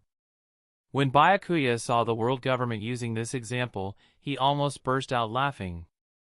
Of all the people they could have chosen, they had to pick Doflamingo. Yes, Dressrosa looked great on the surface, thanks to Doflamingo leading the Don Quixote family there. But in reality, the methods Doflamingo used in the shadows were even more ruthless than crocodiles. Doflamingo hid things well. Almost no one outside the Don Quixote family knew the truth about Dressrosa. If Doflamingo's secrets were ever exposed, the world government's reputation would be in shambles. Suddenly, Byakuya had an idea, something that could completely clear his name and earn him a massive amount of world energy. However, the world government's example had indeed convinced many of the member nations that not all Shichibukai were harmful. As a result, the movement to abolish the Shichibukai system gradually died down. In the Kingdom of Dressrosa, Doflamingo looked at the golden din-din mushi in front of him, his hand hovering over it. His expression was serious, as if he was struggling with whether to make the call. After hesitating for a moment, Doflamingo made up his mind and picked up the din-din mushi, dialing the number. After a short while, an elderly voice, filled with arrogance, came from the other end of the line, clearly not interested in conversing with someone like Doflamingo. "Speak, what is it this time? I need someone dead." "Who?" Doflamingo's eyes gleamed with a murderous intent as he said, "Marine Headquarters Vice Admiral, Byakuya." If Byakuya's killing of Treble had sparked Doflamingo's desire to kill him, then Byakuya's proposal to abolish the Shichibukai system was the final straw. It cemented Doflamingo's determination to kill Byakuya. This wasn't just for Treble but also for his plans. Byakuya had to die. The voice on the other end of the line grew tense. "Are you joking? You want us to execute a Marine Headquarters Vice Admiral without cause? Have you considered the repercussions? We can't do that." Hearing the refusal, Doflamingo grew anxious. "Aren't the Marines just a dog under your control? You're only killing one of their Vice Admirals. Do you think they'll rebel?" The voice on the other end paused before explaining, "You don't understand. If it were any other Vice Admiral, maybe we could, but not Byakuya." "Why not?" According to reliable information, Byakuya's mentor is former Admiral Zephyr, now the Marine Chief Instructor, and they share a father-son bond. Additionally, he's a distant nephew of Fleet Admiral Sengoku and has a close relationship with Admiral Akiji. If we take action against him, it would cause chaos within the Marines. Doflamingo fell silent. He hadn't realized Byakuya had such deep connections. Seeing that the other party was adamant, Doflamingo hesitated and then said, "Then I'll change my request." The person on the other end sighed in relief, glad that Doflamingo was willing to compromise. "As long as it's not another impossible demand, I can agree to it. But you need to understand, this is your last chance. If I fulfill your request, and you later try to use the secret treasure to blackmail us again, it'll only lead to your quicker demise. It won't benefit you at all." Doflamingo replied in a grave tone, "I understand."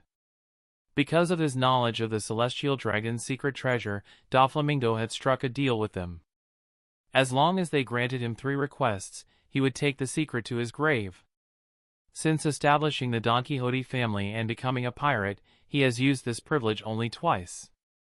The first time was when he learned about the formation of the Shichibukai.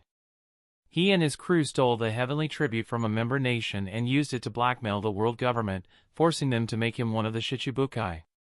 Simultaneously, he called the Celestial Dragons to demand this as well.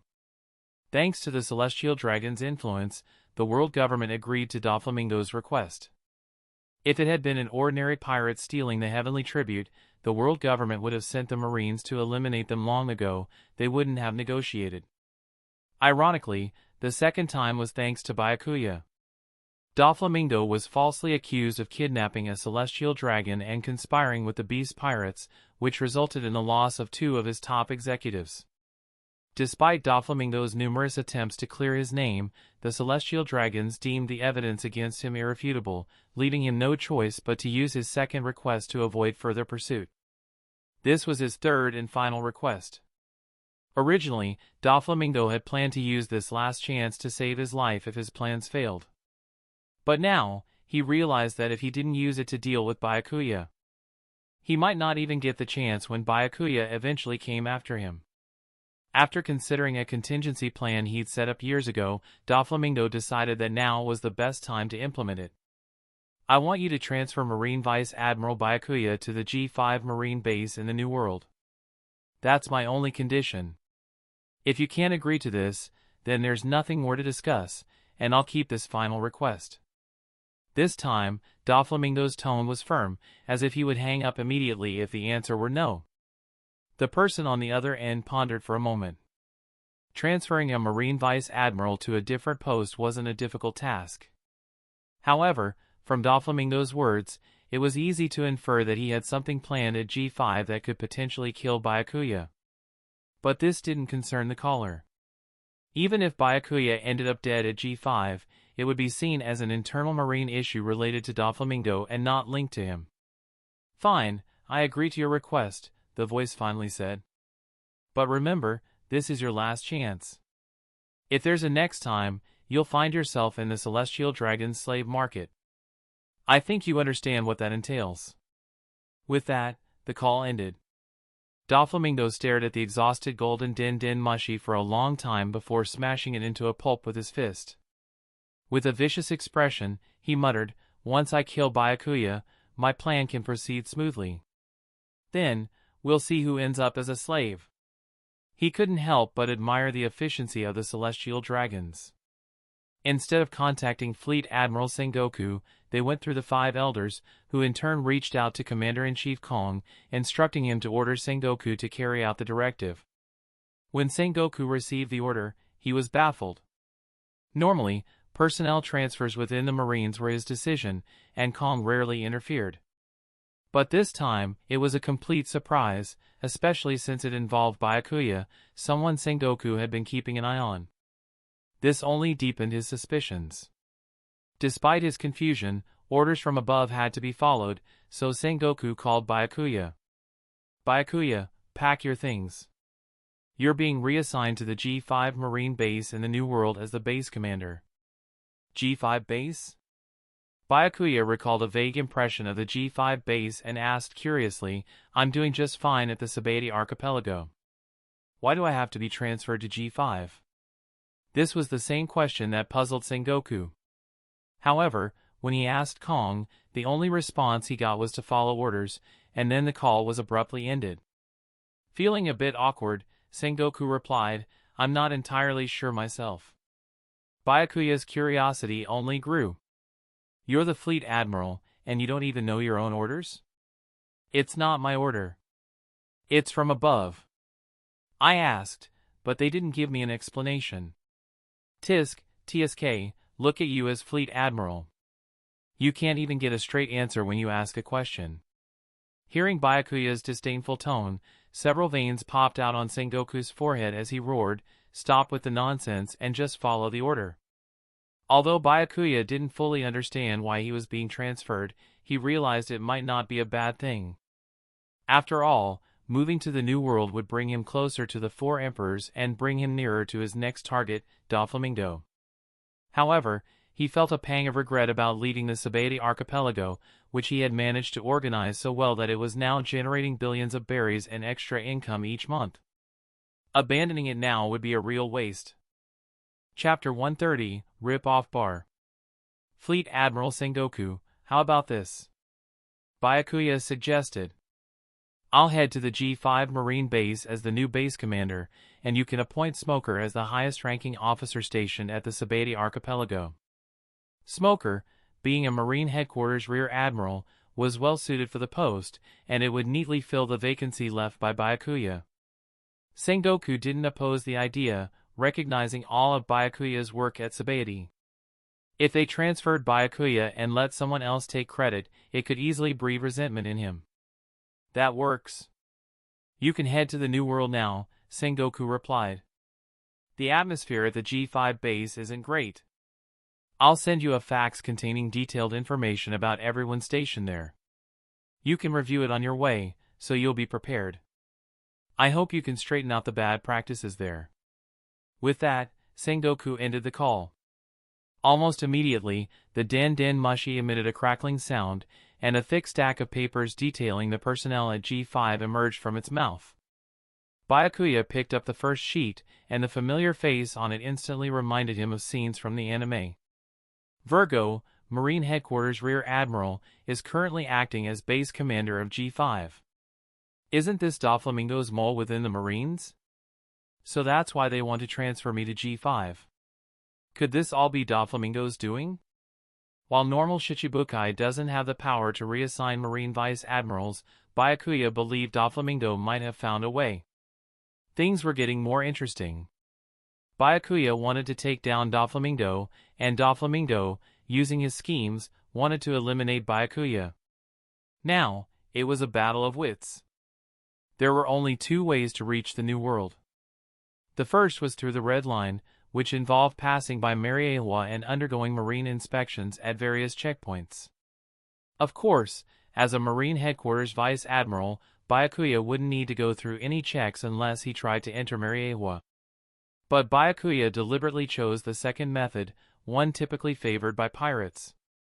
This method involved coating the ship's hull to allow it to submerge and travel to Fishman Island, then passing through Fishman Island to enter the New World.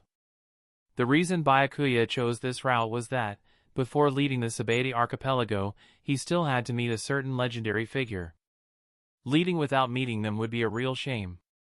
It was a must. Byakuya wasn't going alone, he took Smoker with him. After all, Smoker would be taking over the Shyarly archipelago, and he needed to know who the key players were on the island.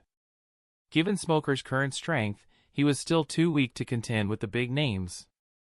On their journey, neither of them bothered with disguises, both donning their Marine uniforms.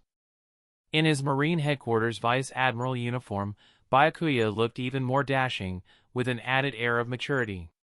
His Justice cloak fluttered behind him as he walked, giving him an unmistakable swagger. Wherever they went, people avoided them, and even dogs shied away. The streets were deserted wherever they passed. But Byakuya didn't mind. This was exactly the effect he wanted. Smoker, on the other hand, was somewhat exasperated, watching Byakuya strut around. What was with this guy today, insisting on wearing their uniforms? Smoker still remembered the last time they did this. It had led to an incident in which a celestial dragon was attacked. He hoped things would be more peaceful this time. Unfortunately, Smoker's hopes were destined to be dashed. The two arrived at Island 13 and stopped in front of a bar. Smoker glanced at the sign and muttered, "Shaki's Rip-Off Bar? That name is a bit too blunt, isn't it?" Byakuya exhaled slowly, a slight seriousness in his voice. "We're finally here. Let's go in and take a look." "Huh? Go inside?" "Yeah, I want to see if the owner of this place dares to rip us off." Smoker couldn't help but laugh and cry at the same time. After all that walking, it turned out to be over something so trivial. Well, the boss had spoken, so there was no way to avoid going in.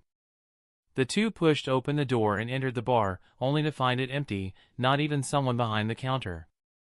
The place seemed utterly deserted. Then again, with such a straightforward name, it wasn't surprising that nobody would want to come here. Only someone as idle as Byakuya would probably bother to take a look inside. Byakuya walked to the counter and called out, "Anyone here? We've got customers."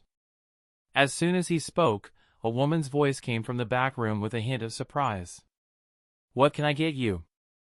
I've got everything you need." A short-haired woman, appearing to be in her 40s, walked out with a smile. But when she saw the Marine uniforms on Byakuya and Smoker, her expression changed briefly before quickly returning to her friendly demeanor. "Oh, so it's 2 Marine officers." The woman expertly took out 2 glasses, filled them with alcohol, and placed them in front of Byakuya and Smoker. "I've been running my business according to the rules all this time. What brings you 2 Marine officers here?" Byakuya smiled and said, "I'm heading to the New World through Fishman Island, so I'd like the lady of the house to coat my ship." The woman chuckled and covered her mouth.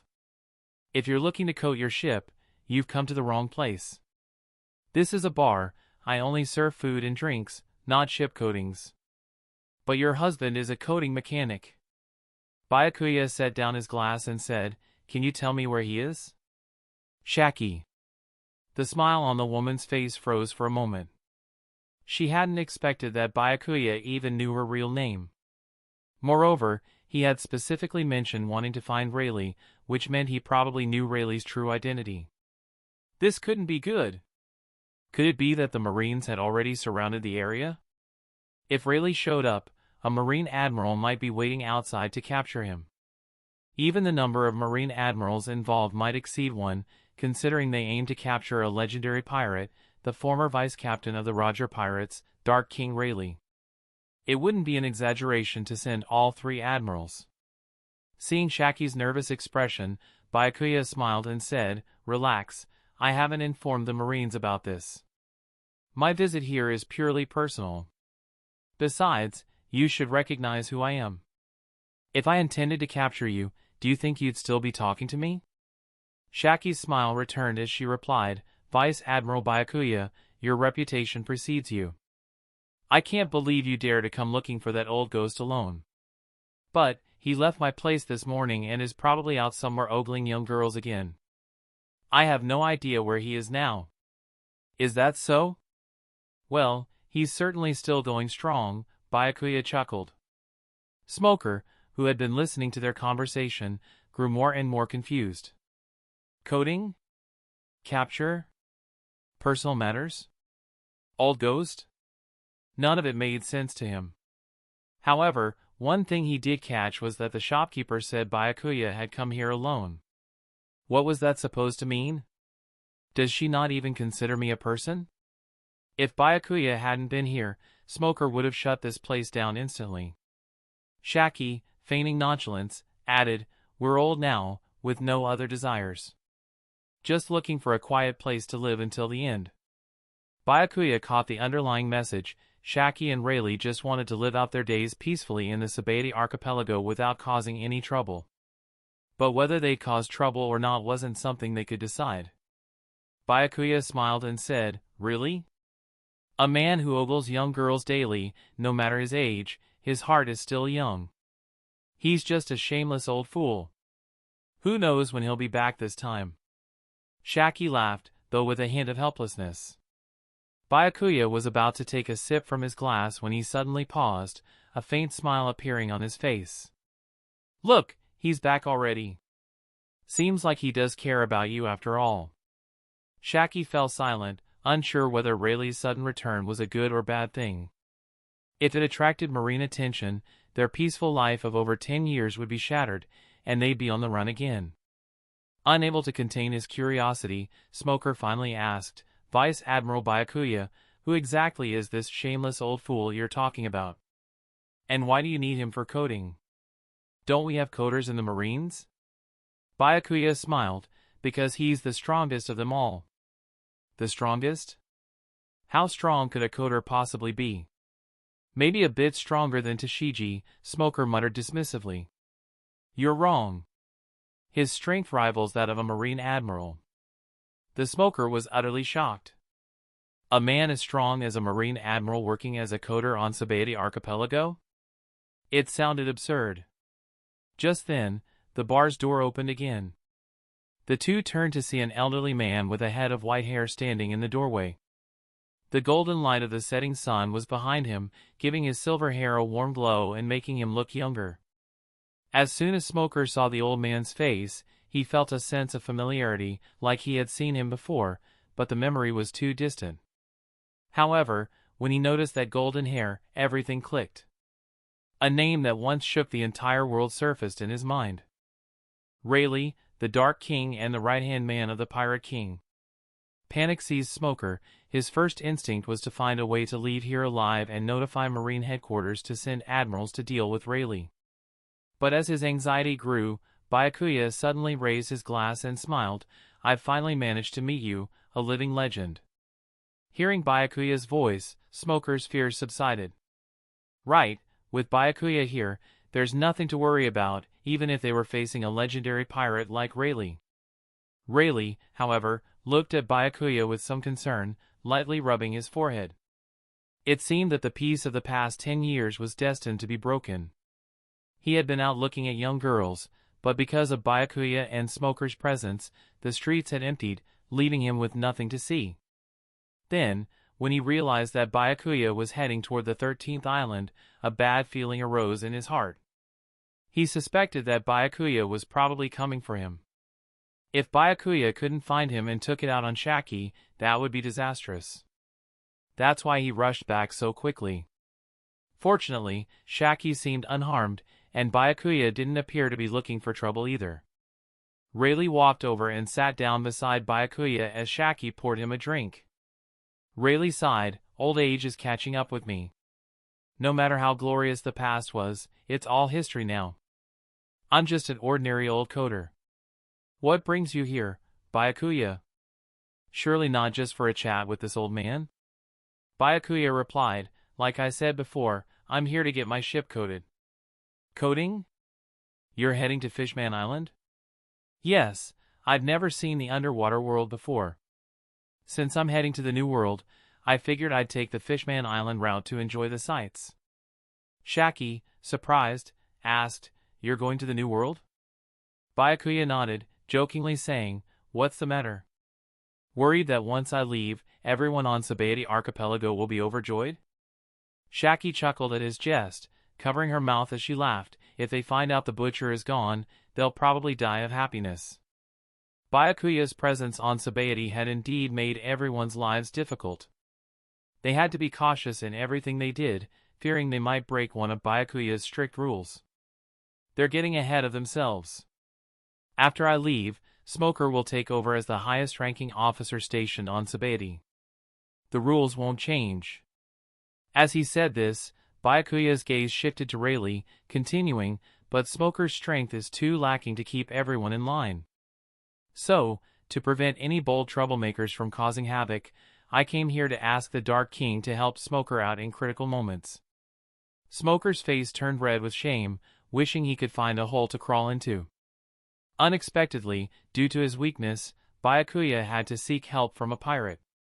Rayleigh put down his glass and calmly asked, "And why should I help you?" A glint of excitement and fighting spirit flashed in Byakuya's eyes as he replied, "Because if you refuse, the consequences will be either your immediate death by my hand, or you'll be thrown into the dark, hellish depths of Impel Down." Ever since he set out to sea, Byakuya hadn't faced any of the top-tier forces on the Grand Line, aside from sparring with his teacher, Zephyr. Now, standing before him was Dark King Rayleigh, the legendary pirate and former right-hand man of the Pirate King, Roger. In the anime, it was Rayleigh who taught Luffy how to master hockey, training him for 2 years, a mentorship that had a profound impact on Luffy's journey. Byakuya came here with a clear purpose. If Rayleigh agreed to help, he would let him continue his peaceful retirement, only occasionally stepping in to maintain order. But if Rayleigh refused, Byakuya was ready to collect a massive amount of world energy by defeating or even killing him. Although Byakuya held a certain admiration for Rayleigh, recognizing him as a powerful and cool old warrior, he wasn't going to show mercy. If Rayleigh didn't value the opportunity given, then Byakuya wouldn't hesitate to strike with deadly force. Rayleigh, visibly angered by Byakuya's words, frowned and said, "Young man, don't think that just because you can run wild on Shyarly archipelago, it proves your strength." "You want to test my strength?" "Let's find out," Byakuya retorted. Suddenly, a powerful sword aura erupted from Byakuya, causing the sword at his waist to tremble violently as if it was about to fly out of its sheath at any moment. The invisible force of his sword intent slashed through the wooden tables, chairs, floor, walls, and ceiling of the bar, leaving deep sword marks and scattering wood chips everywhere. With a wild grin, Byakuya declared, "If you're going to make a move, then do it. Let me see just how strong the right hand of the Pirate King really is." Chapter 131, Forcing Rayleigh to Work. Rayleigh's expression grew serious as Byakuya's intense sword intent filled the area. In response, Rayleigh unleashed his sharp sword, intending to counter it. However, both of them skillfully contained the scope of their clash within the bar, preventing anyone outside from noticing the unusual situation. Unfortunately, the bar's interior was not as fortunate. Chairs, tables, and other furniture were left in tatters, much to Shaki's dismay. She would have kicked these two troublemakers outside to fight if she weren't worried about exposing their identities and attracting relentless pursuit from the Marines. At this rate, her bar would need a complete renovation. Even though neither of them had drawn their weapons, the sheer intensity of their sword auras clashing revealed glimpses of each other's strength. Rayleigh had a slight edge over Byakuya in terms of pure swordsmanship, not by much, but enough to notice. Despite this, Rayleigh showed no signs of joy. Instead, a look of concern crossed his face as he realized that his decades of honing his sword skills barely gave him an advantage over this young man, who wasn't even 20 years old yet. This realization troubled Rayleigh deeply. His advanced age meant he had little advantage in stamina or physical strength. Moreover, given their proximity to Marine headquarters, it would only be possible to determine a victor quickly if they truly fought.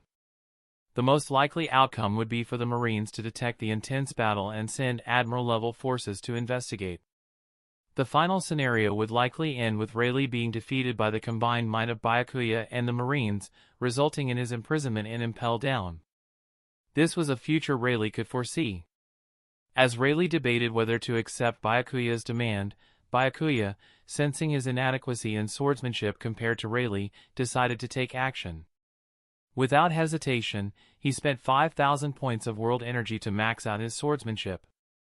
After all, he had the luxury of world energy at his disposal. Just as his telekinesis, used in his knight persona, was at its peak, his true self swordsmanship should also be maxed out for consistency. This allowed him to disguise his true identity better and made him a more formidable opponent. As Rayleigh was still weighing his options, Byakuya's sword aura suddenly changed qualitatively. His sword pressure surged, increasing several times over.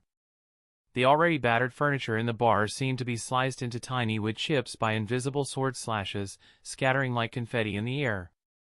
It was a sight to behold, though none of those present had the mind to appreciate it. After upgrading his swordsmanship to its maximum level, Byakuya felt an overwhelming surge in his understanding of swordplay, reaching a level far beyond his previous comprehension. He was just about to test his newfound insight by engaging Rayleigh when Rayleigh suddenly withdrew his sword intent and, frustrated, muttered, "What's the point of fighting now?" "Fine, I'll agree." Byakuya's hand, poised over his sword, froze. Having just reached the pinnacle of swordsmanship, Byakuya felt his mastery had reached a new level.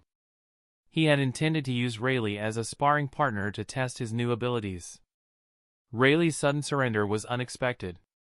Byakuya was taken aback by Rayleigh's decision to back down. His initial intention had been to intimidate Rayleigh into cooperating and helping Smoker with any troublesome matters. Now that Rayleigh had agreed to his demands, it would go against Byakuya's principles to attack him after giving his word. As someone who prided himself on keeping his promises, Byakuya couldn't follow through with his strike, which frustrated him. Damn, if I'd known this would happen, I would have started the fight before making any demands. But then, Byakuya got an idea. He deliberately puffed out his chest and arrogantly said, "You're the right hand of the Pirate King, the legendary Dark King Rayleigh, one of the top-tier fighters of the Grand Line. Are you really afraid to face an 18-year-old kid like me?" Rayleigh glanced at Byakuya with a knowing look. How could he not see through Byakuya's little ploy? Byakuya was trying to provoke him into making the first move. But Rayleigh wasn't about to fall for it. If Byakuya wanted him to fight, Rayleigh would do the opposite. He wouldn't lift a finger to mess with Byakuya. Watching Byakuya's frustrated expression, Rayleigh felt a surge of satisfaction. No matter how talented, strong, or young this kid was, he still couldn't touch Rayleigh. Suppose people knew that the legendary pirate Dark King Rayleigh had accepted someone else's coercion and that his opponent didn't dare to attack after he agreed.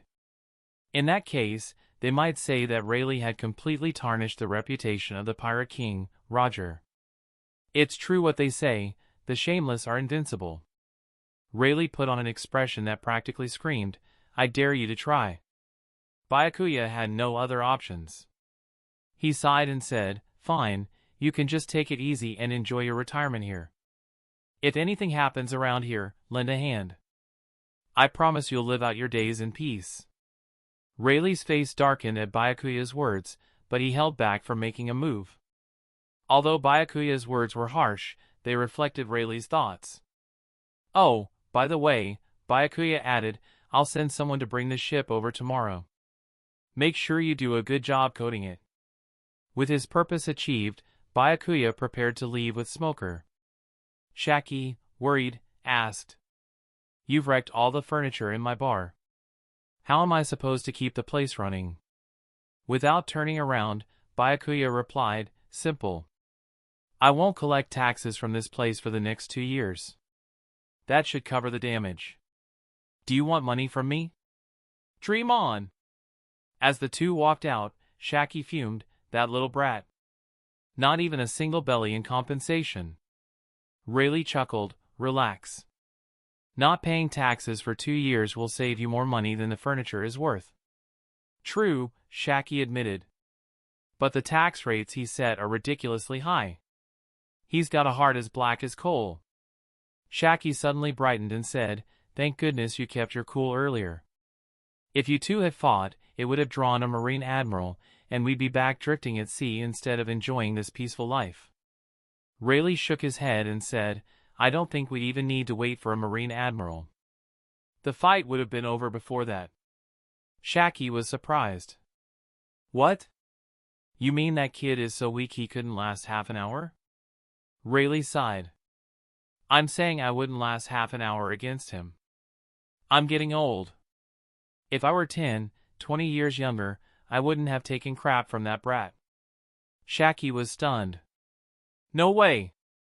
You're saying you couldn't beat him?" "Unfortunately, it's true," Rayleigh lamented. "These young people are stronger than the monsters we faced back in the day. This era really belongs to the new generation." Rayleigh added, "But maybe Byakuya's visit isn't such a bad thing. With his promise, we might really be able to live out our days peacefully here in the Sabaody archipelago." Seeing Shaki's disbelief, Rayleigh smiled and said, "Don't worry so much. He didn't attack us just now, and I doubt he will in the future. Since he won't attack us, why should we care how strong he is?" Shaki replied. "Come on," Rayleigh said with a sly grin, "we need to get up early tomorrow to coat that kid's ship." Shaki looked puzzled.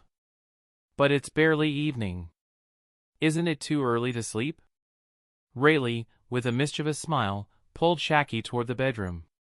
"It won't be early once the bed's warm." As Smoker and Byakuya left the bar, Smoker's legs felt weak. He was usually the first to charge into a fight against any pirate, but this was the first time he'd ever faced a legendary pirate. The thought that someone of Rayleigh's stature had lived in his jurisdiction for so long made him shudder. If he had unknowingly crossed Rayleigh, he might not have lived to regret it. Smoker nervously said, "Vice Admiral Byakuya, shouldn't we report this?" "That's Rayleigh, the Dark King and Roger's right-hand man." Byakuya chuckled. "What's there to report? He's not causing any trouble or attacking you. Besides, he could help you out with some of the messes you can't handle. Isn't having such a strong, free bodyguard a good thing?" Smoker was stunned. The only people who ever dared think of the Dark King as a free bodyguard were Roger and Byakuya. Seeing Smoker's uneasy expression, Byakuya reassured him, "Relax, nothing's going to happen." With Byakuya's assurance, Smoker said no more. 3 days later, Byakuya stood before his ship, Niko, now coated in a bubble membrane that reflected rainbow colors in the sunlight, making it look incredibly beautiful. Even Byakuya was captivated by the sight, let alone the two ladies, Ain and Tashigi. Their delicate fingers gently poked at the bubble, careful not to pop it, which made them look even more adorable. "Don't worry, you can poke it all you want," Byakuya said. "If it breaks, the professionals can fix it." "Thank you, brother Byakuya," Ain and Tashigi said sweetly. Byakuya then turned to Rayleigh with a grin. "Right, old man Rayleigh?" Rayleigh glared at Byakuya, wishing he could draw his sword and strike him down. But unfortunately, that could only happen in his mind. Rayleigh grumbled, "If you break it, you'll have to pay for the repairs." "Oh? So you earn repair fees too?" Byakuya mused, stroking his chin. "Maybe I should raise the taxes for you coders in the future." Damn, this kid is ruthless. Chapter 132, Descending 10,000 meters. I only charged him for one ship, and now he wants to raise taxes on all the coders on the island. If people find out, how am I supposed to do business? What will my peers think of me? Rayleigh stared intensely at Byakuya as if he could see through his body and discover a pitch-black heart. Sensing that it was time to leave, Byakuya bid farewell to Rayleigh, saying, "See you next time, old man Rayleigh." Rayleigh looked at Byakuya seriously and said, "To be honest, with your personality, I wouldn't be surprised if you provoked all of the 4 emperors to gang up on you. I'd advise you to keep a low profile in the New World." Byakuya squinted and laughed, "Ha ha ha, you might be right about that. But what's life without a bit of thrill?" With that, Byakuya boarded the Eternal Day, and the entire ship submerged into the sea, disappearing beneath the surface. Rayleigh watched Byakuya vanish and muttered, "What a reckless brat." Still, it's surprising that someone so wild and unruly would become a Marine. It's truly unexpected. Or maybe he has his agenda, Rayleigh thought before suddenly laughing out loud. Whatever. I'm just a 60-something-year-old coder. Why bother thinking so much? Byakuya was heading to the Marine G5 branch this time, bringing Ain, Tashigi, and the butler Fergus. This made it easier for Byakuya to finish work once they arrived and allowed him to slack off. For most of them, it was their first time traveling underwater, so everything around them was fascinating. Whether it was the swaying aquatic plants or the gigantic sea kings passing by the ship, everything elicited gasps of wonder. Looking out at the water, Ain felt an inexplicable anxiety and asked worriedly, "Brother Byakuya, this membrane won't break, right?" "Don't worry. This membrane is very sturdy. Even if you poke it hard like this." Byakuya pressed his finger against the membrane, causing a small bulge. "It won't break." It looked like his finger was equipped with some safety gear. Ain's concern was understandable, given that she was a devil fruit user. If the bubble were to burst and seawater flooded the ship, she would be completely powerless. Hearing Ain's concern, Tashigi immediately hugged her and said, "Don't worry, I'll protect you if anything happens." Byakuya couldn't help but swallow as he watched Tashigi's chest deform under her enthusiastic patting. Wow, could they get that big from being patted like that? Fishman Island, located 10,000 meters below the surface, was getting closer as the ship descended. Once they passed 1,000 meters, sunlight could no longer reach the depths, plunging the Eternal Day into total darkness. The other senses heightened in the absence of light, making everyone on board more jumpy at even the slightest noise. However, Byakuya had anticipated this. "Fergus, lights on!" Byakuya ordered. Ferguson sighed but followed Byakuya's command, activating his devil fruit ability. A bright light suddenly burst from his index finger, illuminating the entire interior of the bubble membrane as if it were daylight. Up close, you could even see the air around Ferguson's fingertip rippling due to the intense heat. Byakuya was a bit surprised by Ferguson's progress. Not only had Ferguson handled the matters at Shyarly Archipelago well, but his strength had also significantly improved. It was clear that he had been diligently developing his devil fruit ability, and it wouldn't be surprising if he eventually reached the stage of awakening. On reflection, this was only natural. After all, Ferguson had ranked second alongside Quake in their elite training camp. As one of the Navy's elite elites, his talent was certainly not lacking. Ferguson carefully controlled the light to keep it within a fixed range, avoiding making it too bright and attracting the attention of deep-sea Sea Kings. Given Sea King's enormous size, even a slight brush against the membrane could break it, putting them in a life-or-death situation. In reality, Ferguson's caution was somewhat unnecessary from Byakuya's perspective. If a Sea King did attack, Byakuya could easily kill it with a single-finger gun imbued with armament hockey. No matter how many came, they would all meet the same fate. Unbeknownst to the rest of the crew, an invisible force shot out from the bubble membrane, shattering the head of a Sea King several hundred meters away. The Sea King's corpse disappeared into the endless darkness as if it had never existed, and no one on board noticed Byakuya's silent action. Everyone marveled at their luck as they neared Fishman Island, remembering how they hadn't encountered a single Sea King. Soon, their attention shifted to the breathtaking architecture of Fishman Island, which was entirely different from the buildings on the surface. The island was adorned with colorful structures resembling waves across the landscape. A flag fluttered in the wind at the highest point of Fishman Island, atop the Ryugu Palace. The flag bore the emblem of a skull with a slightly elongated face and a mustache that curved like crescent moons.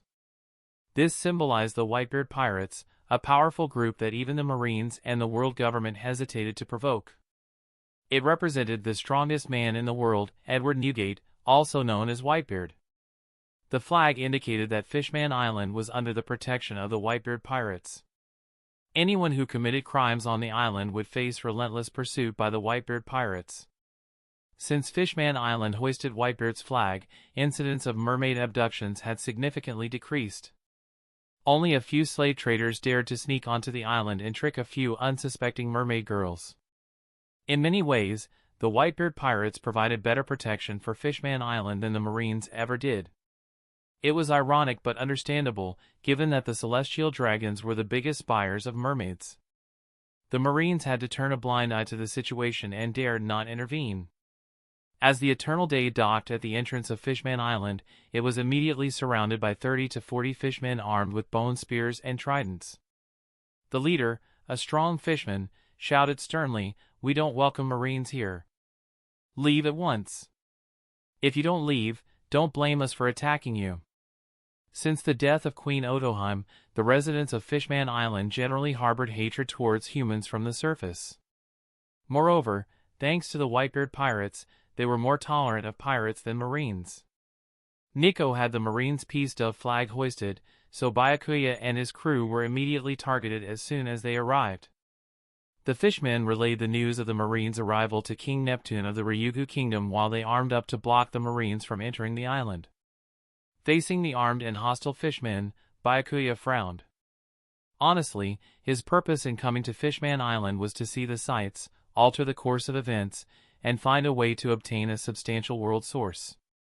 But now, he found it amusing and somewhat pitiful that dozens of fishmen were surrounding him and couldn't even get past the gate to the island. Didn't they realize that they should keep a low profile without sufficient strength? The anger of the weak was nothing but a joke to the strong. Furthermore, since Fishman Island was under the protection of the Whitebeard pirates and not a member of the world government, even if Byakuya decided to slaughter everyone on the island today, he would only offend the Whitebeard pirates. His status as a Marine would remain unaffected. After all, Marines and pirates were natural enemies, so Byakuya had no reason to worry about consequences. With a cruel smile, Byakuya coldly declared, "I'll give you 10 minutes to reconsider. If you refuse to let us in, then Fishman Island will no longer have any reason to exist."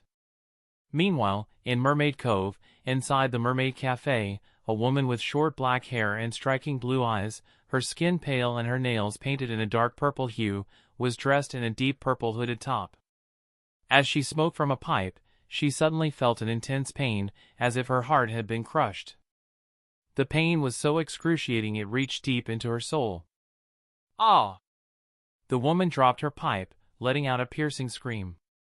The mermaid customers in the cafe, who had been enjoying their coffee, immediately grew concerned and asked, Madam Shyarly, are you all right? Are you feeling unwell? Do you need help getting back to your room to rest? The pain gradually subsided. Shyarly clutched her chest. Her already pale skin was now completely drained of color, making her look almost terrifying. She muttered repeatedly, "This is a sign that something big is about to happen. It wouldn't hurt like this otherwise." As a fortune teller, she could keenly sense impending events. Suddenly frantic, she shouted, "Cammy, bring me my crystal ball quickly." Chapter 133, Shyarly Warning. Shyarly's pale hands emitted a faint purple aura as she circled them around her crystal-clear crystal ball. Gradually, the previously transparent crystal ball began to display vivid images. These images appeared one after another like a slideshow, showing scenes without revealing the sequence of events. The first image depicted a marine ship docked at the entrance of Fishman Island, surrounded by 30 to 40 fishmen wielding weapons. The second image showed a young marine drawing his sword and unleashing a crescent-shaped slash toward Fishman Island. The powerful slash split the entire island in two, reducing its buildings to ruins and causing countless casualties among the residents. The once lively Fishman Island now resembled a living hell. In the third image, the young swordsman suddenly turns his gaze toward Shyarly, his eyes sharp like blades. This causes her eyes to sting in pain and forces her to shut them instinctively. The crystal ball, unable to withstand the intensity of the young man's gaze, shatters into pieces. Although the surrounding customers couldn't see anything in the crystal ball, they could tell from Shyarly's distressed tears and the explosion that she had foreseen something terrifying. The atmosphere in the cafe grew tense. Everyone exchanged uneasy glances, their hearts filled with fear and anxiety. Shyarly took a while to recover her sight, but she didn't share the news with the other customers. She knew that if she spread this information, it would only cause panic on Fishman Island, potentially making the situation worse. Instead, she wrote her prediction on paper and instructed Cammy to deliver it to King Neptune immediately. Meanwhile, she hurried to the location of the first image she had seen, the entrance to Fishman Island, determined to prevent the disaster from happening. At the entrance to Fishman Island, Byakuya suddenly felt like someone was invading his privacy, a strange sensation that appeared out of nowhere with no discernible source. Frowning, Byakuya scanned his surroundings, activating his observation haki. When his haki detected a slight anomaly in the air, he turned his gaze coldly toward it, and the sensation abruptly vanished as if it had never existed. Byakuya instantly realized that there was likely a fishman on the island who could foresee the future, Shyarly, also Arlon's sister. Shyarly's fortune-telling probably caused the sensation he had felt earlier. However, since fortune-telling predicted possible future events, Byakuya was impressed that his observation haki could detect the fluctuations from such a prediction. This made him wonder if, by further developing his haki, he could achieve the same level of future sight as Katakuri's observation haki. As the standoff between Byakuya's crew and the guards continued, more fishmen gathered to watch. Like the guards, they held little goodwill towards surface dwellers, especially since Byakuya was a marine. They shouted angrily from the entrance of the island, "You despicable lot, get out of Fishman Island. You're not welcome here. Captain Vito, instead of wasting time with this standoff, why don't we just attack them and kill them all? Yeah, we've never had Marines come to Fishman Island all these years. I bet killing a Marine feels even better than killing a pirate." They referred to Captain Vito as the strong fishman leading the group. Listening to the taunts of the gathered fishmen, Vito scolded them, "Watch what you say, you fools. Don't bring trouble to Boss Jinbe." Blocking the Marines from entering Fishman Island wasn't a big deal, but actively killing Marines would escalate the situation. Moreover, Jinbe was still a warlord of the sea, recognized by the world government, and had provided considerable protection for Fishman Island. Byakuya ignored the insults from the fishmen. To him, it wasn't worth arguing with those who were as good as dead. Instead, he calculated how much world source power he could extract from Fishman Island. This was what truly mattered to him. If he remembered correctly, the events that could be altered here involved the new Fishman pirates and the obsessive stalker of Princess Shirahoshi, Vander Deck Kin 9, who possessed the target fruit. Additionally, there was a Poneglyph in the sea forest, which Joy Boy had left as an apology. Estimating the potential gains, Byakuya figured he could earn around 10,000 world source points, which would be quite a substantial reward. Byakuya, keeping track of the time, finally spoke, "You have 3 more minutes. Don't blame me for what happens next if you don't move." The fishmen, already seething with anger toward humans, were further enraged by Byakuya's arrogant words. They began to prepare to attack Byakuya and his crew. Zitto, displeased, glanced at Byakuya and then at the increasingly agitated fishmen. If they attacked the Marines, some of them would undoubtedly be killed, and the situation would spiral out of control. Under Zitto's orders, the guards who had previously surrounded Byakuya were now acting as his bodyguards, preventing the other fishmen from attacking the Marines. Byakuya glanced at Zitto with a hint of surprise. He hadn't expected any of the fishmen to be so level-headed. Just as the situation became increasingly chaotic, Shyarly arrived quickly.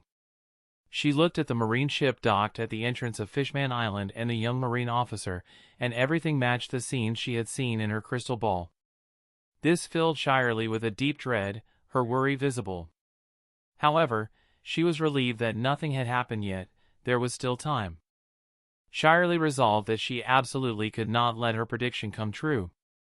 Facing the chaotic scene in front of her, Shyarly coldly shouted, "Everyone, get out of the way!" The fishmen, entangled in the commotion, were about to curse at the person who dared to shout at them, but when they turned and saw it was Shyarly, they instantly quieted down and obediently stepped aside. Shyarly held a special status on Fishman Island as a fortune-teller whose predictions had never been wrong. They always came true with absolute certainty.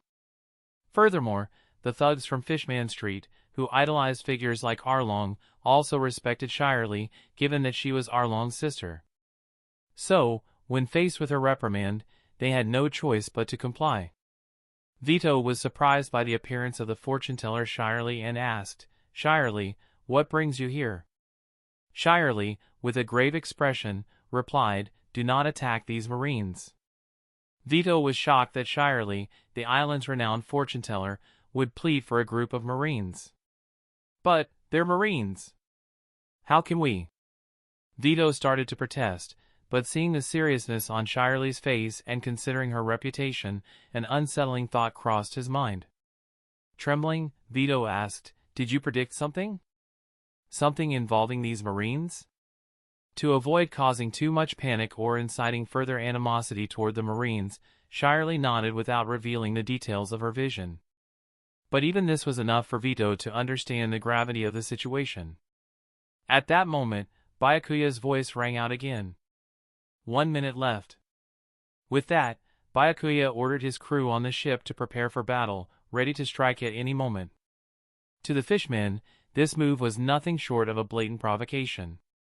Despite the guards and Shyarly trying to maintain order, some of the fishmen, driven by their anger, continued to shout about killing Byakuya. Just as the situation was about to erupt into violence, another group of guards arrived from Fishman Island. These new arrivals were not fishmen but mermaids. With human-like upper bodies and fish tails, they rode on identically sharp-nosed sharks, each holding bone tridents.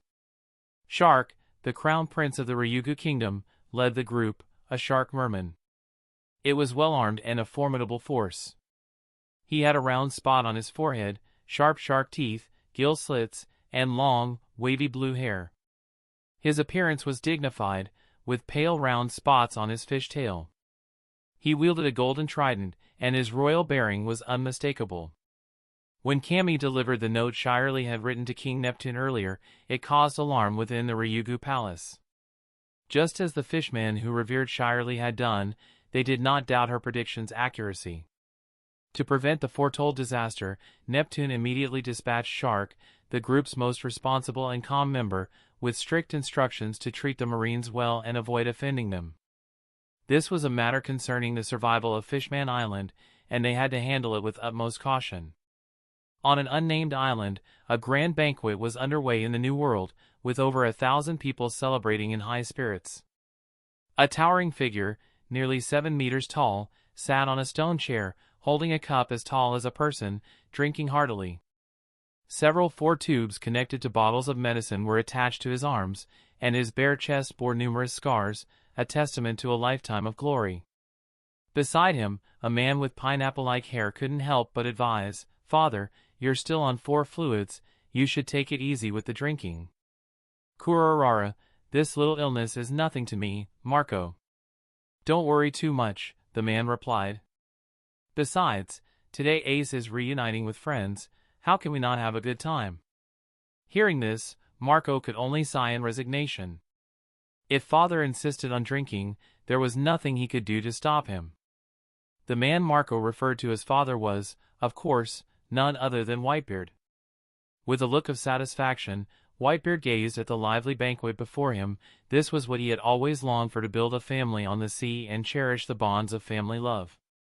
This life was far more important for Whitebeard than becoming the Pirate King.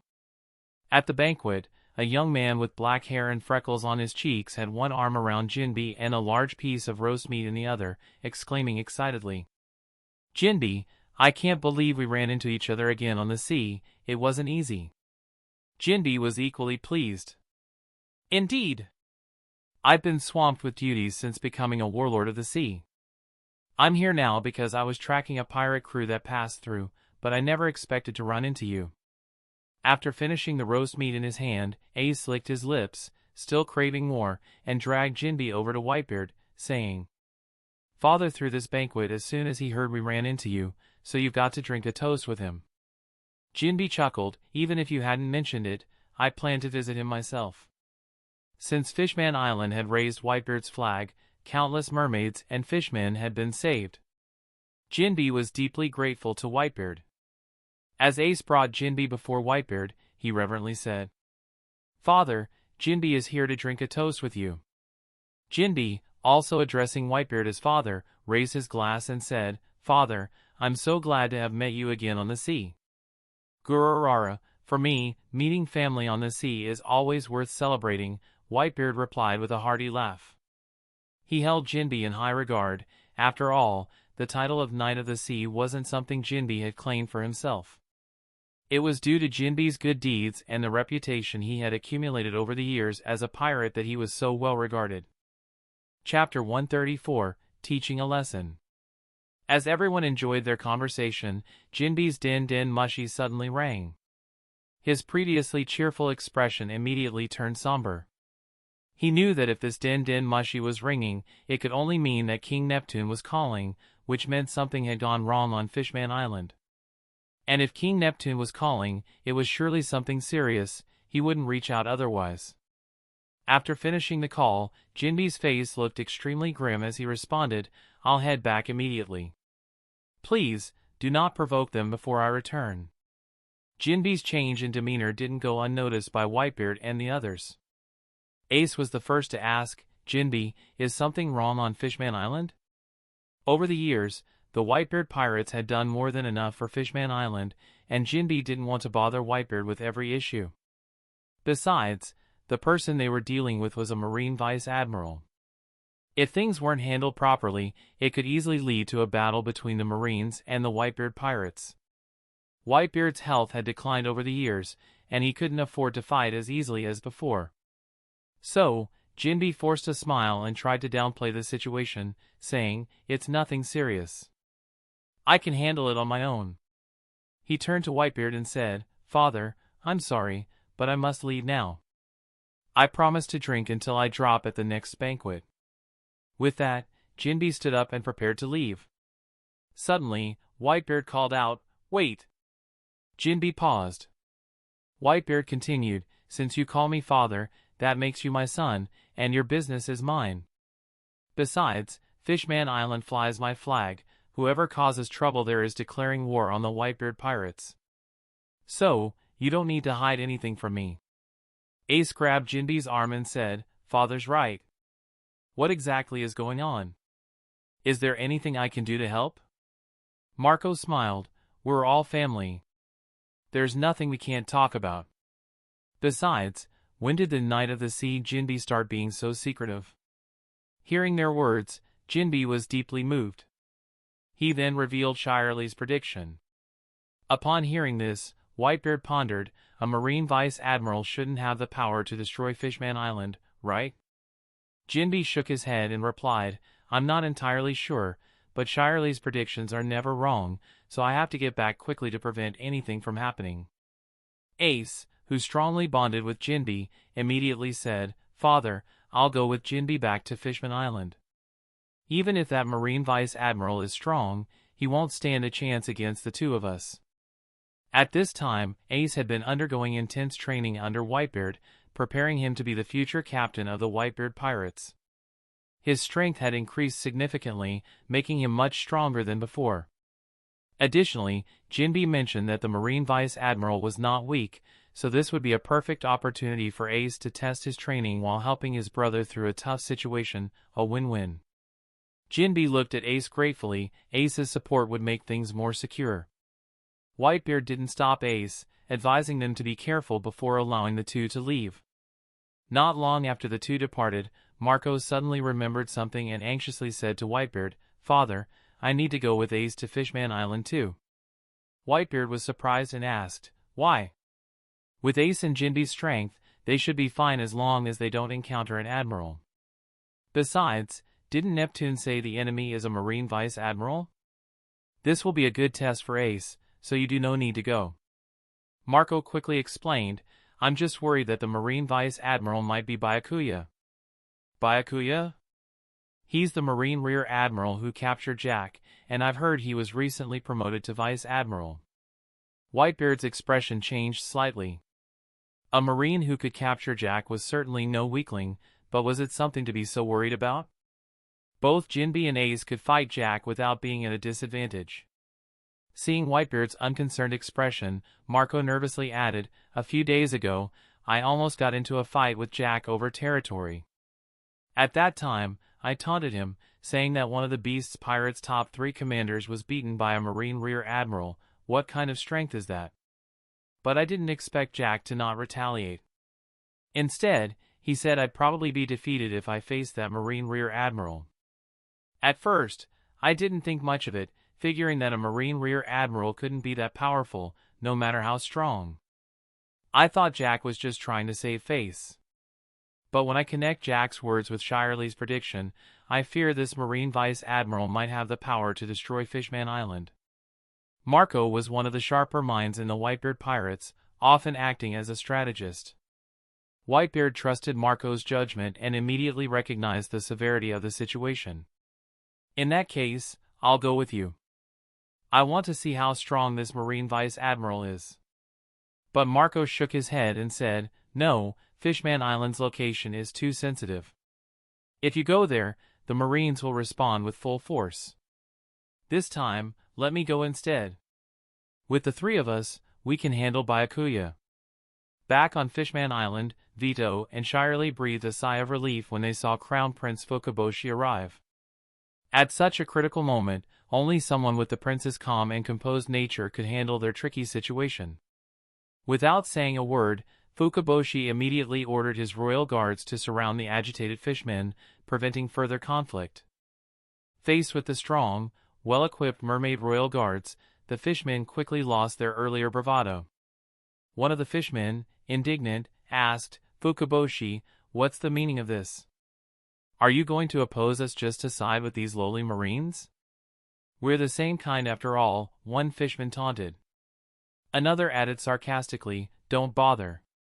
We're fishmen, and he's a merman. We're not even the same kind. Fukaboshi is the crown prince of the Ryugu Kingdom, a member nation of the world government. But we're just part of an outlaw group from Fishman District. We haven't been the same kind for a long time. They only look out for the merfolk now and don't care whether we fishmen live or die, another fishman sneered. Hearing this, Zitto was enraged and shouted, Shut up. If it weren't for King Neptune and Boss Jinbe, you wouldn't even have the chance to spout this nonsense here. The fishmen, however, dismissed Zitto's words with disdain. They believed that the main reason they could live peacefully in the Fishman District was because lowly humans could not eliminate the fishmen who lived in the deep sea. Humans couldn't breathe underwater or survive in the depths of the ocean. Even the powerful devil fruit users were like newborn infants in the ocean, easily crushed with a wrist flick. Moreover, the Fishman's combat abilities underwater were several times greater than on land. This made the Fishmen a fully evolved race, while humans were destined to be ruled by them. This was the prevailing mindset among the Fishmen in Fishman District, not much different from Arlong's beliefs. Fukaboshi didn't pay any attention to the Fishman's idle chatter. Instead, he walked straight up to Byakuya, bowed respectfully, and said, "Welcome to Fishman Island, Vice Admiral. I am Fukaboshi, the Crown Prince of the Ryugu Kingdom." Byakuya smirked and said, "My name is Byakuya, Vice Admiral of the Marines. I only came here to pass through Fishman Island on my way to the New World. But who would have thought that as a Marine Vice Admiral, I wouldn't even be allowed to enter the gates of Fishman Island? This island sure has some nerve." Hearing the sarcasm in Byakuya's words, Fukaboshi smiled and thought, would it have killed you to just go through Mary Geos like a normal Marine Vice Admiral? Now you're threatening to destroy Fishman Island because we didn't let you pass, and it's as if we've wronged you. How do I even argue with that? Of course, he didn't dare say any of this out loud. If he angered the Marine Vice Admiral in front of him, Fishman Island might not survive. Fukaboshi smiled apologetically and said, "The guards at the gate didn't recognize your status as Vice Admiral Byakuya. I sincerely apologize for their actions." To avoid giving Byakuya any further reason to cause trouble, Fukaboshi quickly added, "My father has prepared a banquet at the palace in your honor upon learning of your arrival. I was sent to welcome you personally. Why don't we head there now?" As he spoke, the royal guards of Ryugu Kingdom forcefully pushed aside the fishmen, creating a wide path for Byakuya and his crew to pass through. Byakuya didn't say much, allowing the two tiger sharks that Fukaboshi had dispatched to pull his ship, the Niko, forward. Seeing that Byakuya didn't resort to violence, both Fukaboshi and Shyarly breathed a sigh of relief. However, the fishmen were furious when they saw the Marines being invited onto Fishman Island by the Crown Prince himself. But just as they entered the gates, Byakuya suddenly commanded coldly, "Fergus, take action."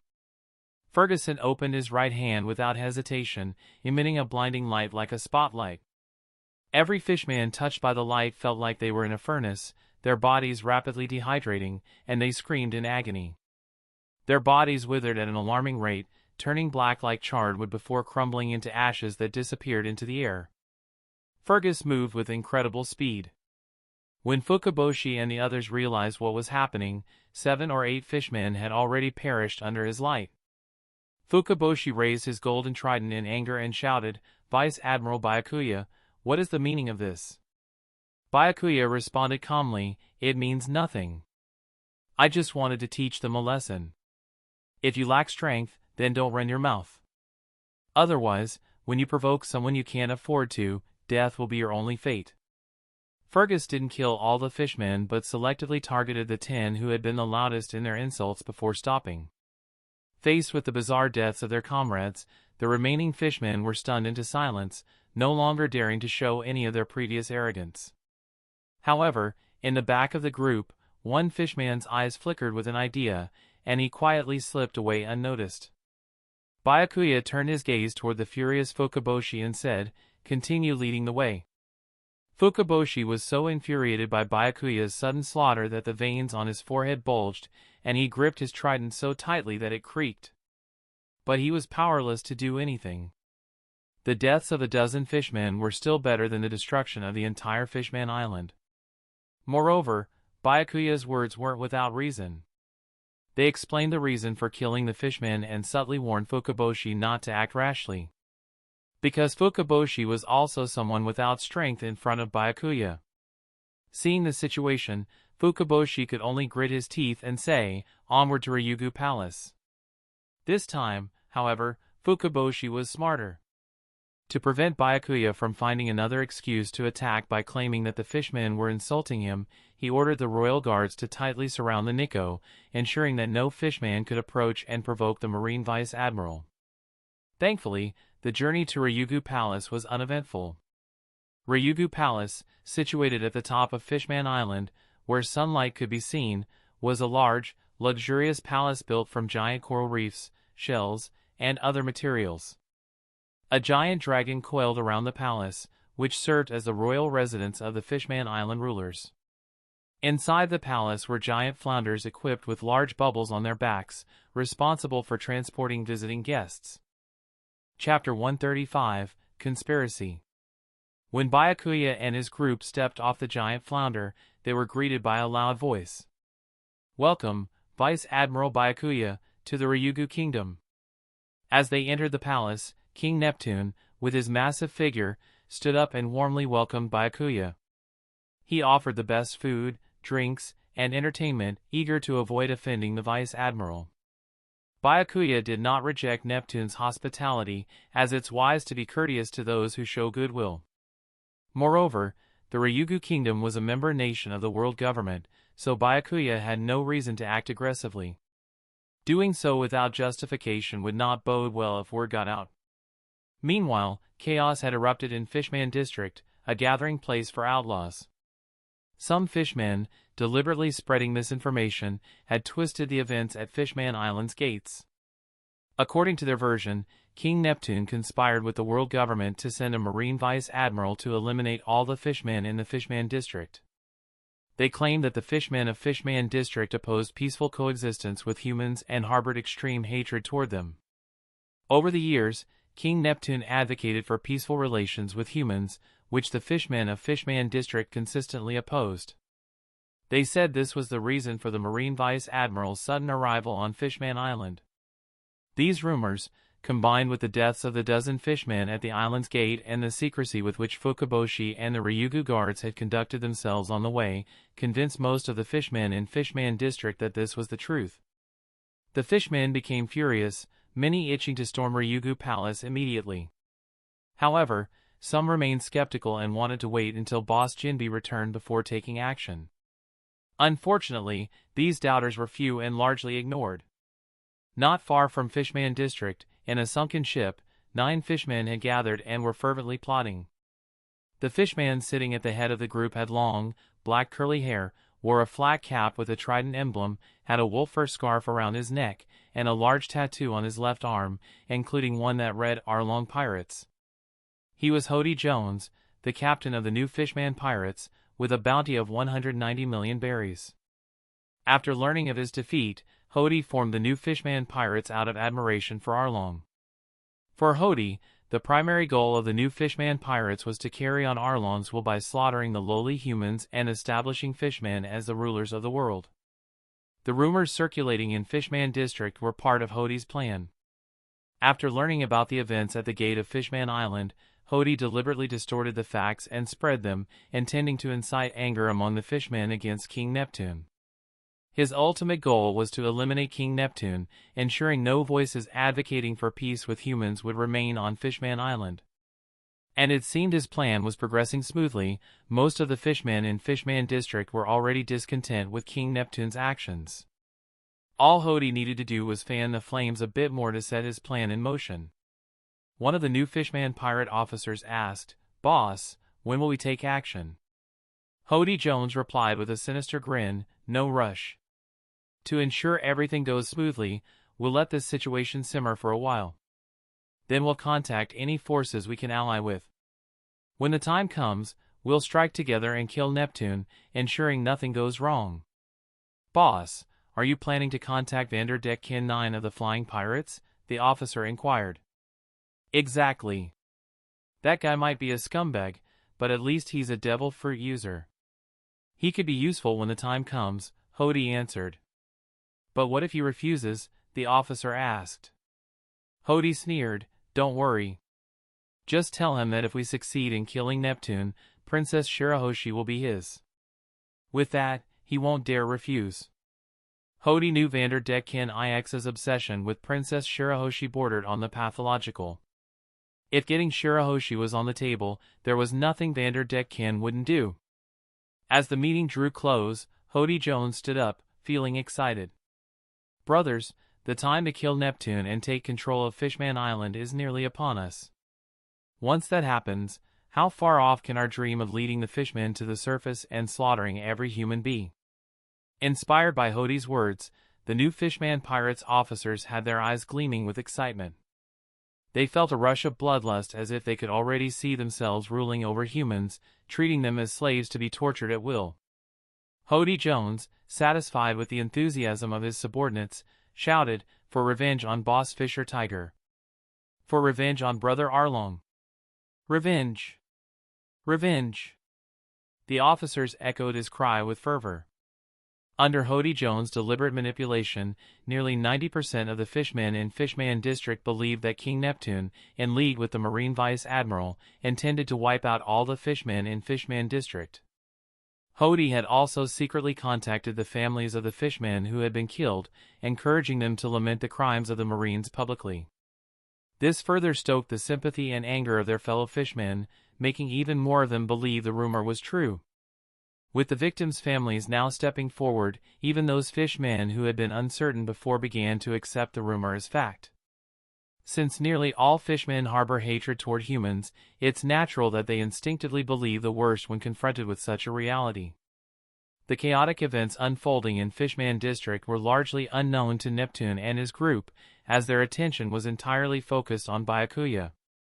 They were so concerned with not offending the Marine Vice Admiral that everything else seemed insignificant compared to the impending destruction of Fishman Island. After a satisfying feast, Byakuya and his group were treated to the graceful dances of the mermaids and the unique songs of Fishman Island. King Neptune's hospitality was flawless, leaving nothing to criticize. Seeing the satisfied smile on Byakuya's face, Neptune finally felt relief. After all, they had ensured Byakuya was comfortable, surely he wouldn't suddenly decide to go on a rampage. With a beaming smile, Neptune asked, "Vice Admiral Byakuya, now that the banquet is over, may I ask when you plan to leave? I'll arrange for Fukaboshi to escort you." For Neptune, the sooner Byakuya left, the better. Only when Byakuya was truly gone could they finally relax. Byakuya responded with a sly smile, "Is King Neptune trying to send me away?" These words startled Neptune, who quickly waved his hands, saying, "Of course not. I was just thinking that, as a high-ranking Marine, you must be very busy, and I wouldn't want to take up too much of your time." "Oh, so I misunderstood King Neptune then." "You're right. When I reach the New World, there will indeed be a pile of tasks waiting for me," Byakuya replied. Hearing this, a flicker of excitement crossed the eyes of those present.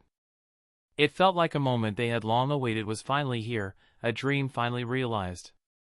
But their joy was short-lived, as Byakuya continued, "However, with so much to deal with, a few days sooner or later won't make much difference. I might as well stay in the palace and continue enjoying the delicacies of Fishman Island. After all, not every day one gets to visit this place." The excitement in the room quickly vanished, replaced by a heavy atmosphere.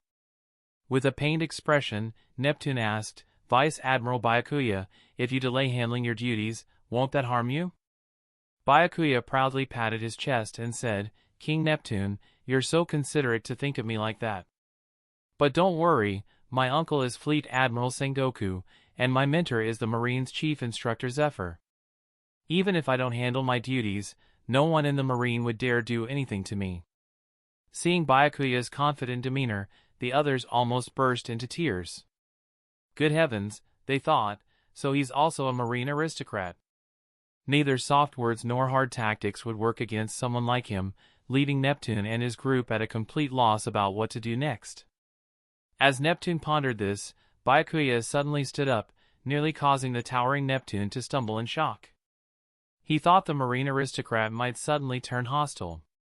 However, feeling drowsy, Byakuya stretched lazily and asked, "King Neptune, where is the resting area you prepared for us?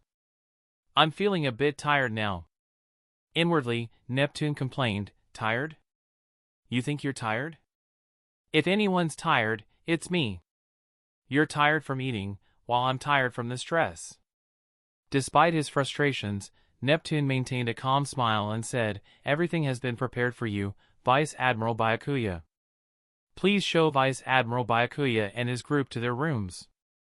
In truth, Neptune and his group had hoped Byakuya would leave immediately after the meal and had not prepared any rooms. To buy time for his subordinates to clean and prepare suitable resting quarters quickly, Fukaboshi acted as their guide and led Byakuya and his group on a palace tour. As they walked down a corridor, Byakuya noticed a tall tower made of hard shells in the distance. The tower bore countless marks from swords and axes, and some sharp weapons were deeply embedded in it as if it had been under attack for some time. Byakuya immediately recognized that this tower was the hard-shell tower, the room of Princess Shirahoshi, also known as Poseidon, which doubled as a shelter to protect her from assassination attempts. Fukaboshi noticed where Byakuya was looking and couldn't help but show a trace of sadness in his eyes, sighing quietly. He had promised his deceased mother that he would protect his sister at all costs. Although he had succeeded in keeping her safe, it had come at the cost of her freedom.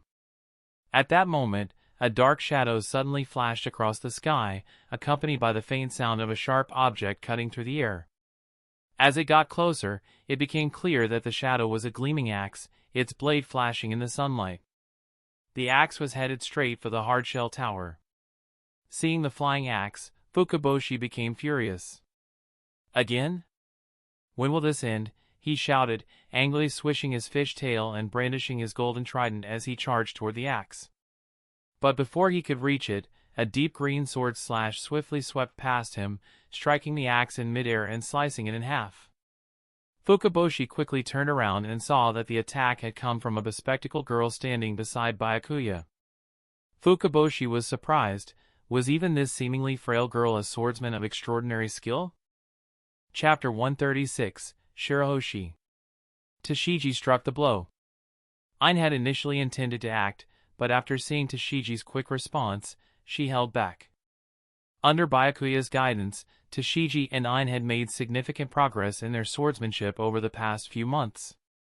Since Ain had to balance her swordsmanship training with developing her devil fruit abilities, she hadn't advanced as quickly as Tashigi.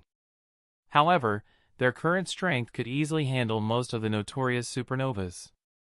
Once Fukaboshi had landed, Byakuya spoke up, "Prince Fukaboshi, aren't you going to explain this?"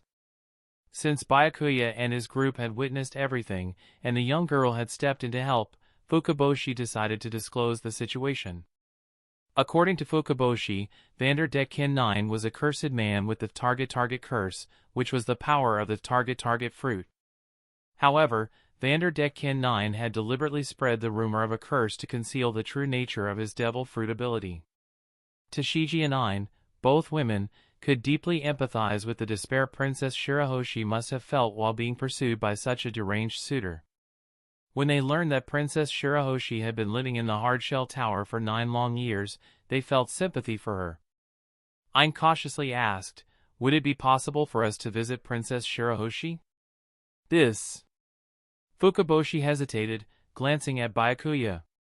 He wasn't worried about Byakuya being attracted to Shirahoshi, rather, he feared that Shirahoshi's innocence might inadvertently provoke Byakuya, potentially leading to the disaster Madame Shyarly had predicted.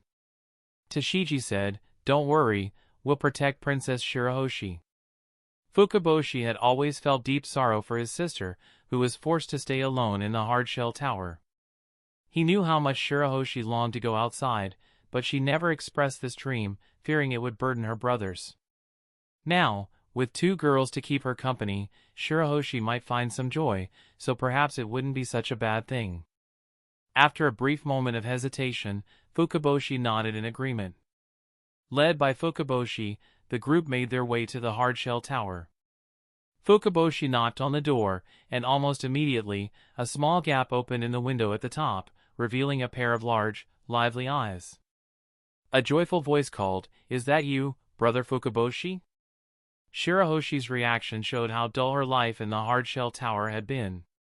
For a teenage girl, such a life was nothing short of torture. As Fukaboshi opened the door, Tashigi and Ain were greeted by the sight of a massive, pale pink fishtail.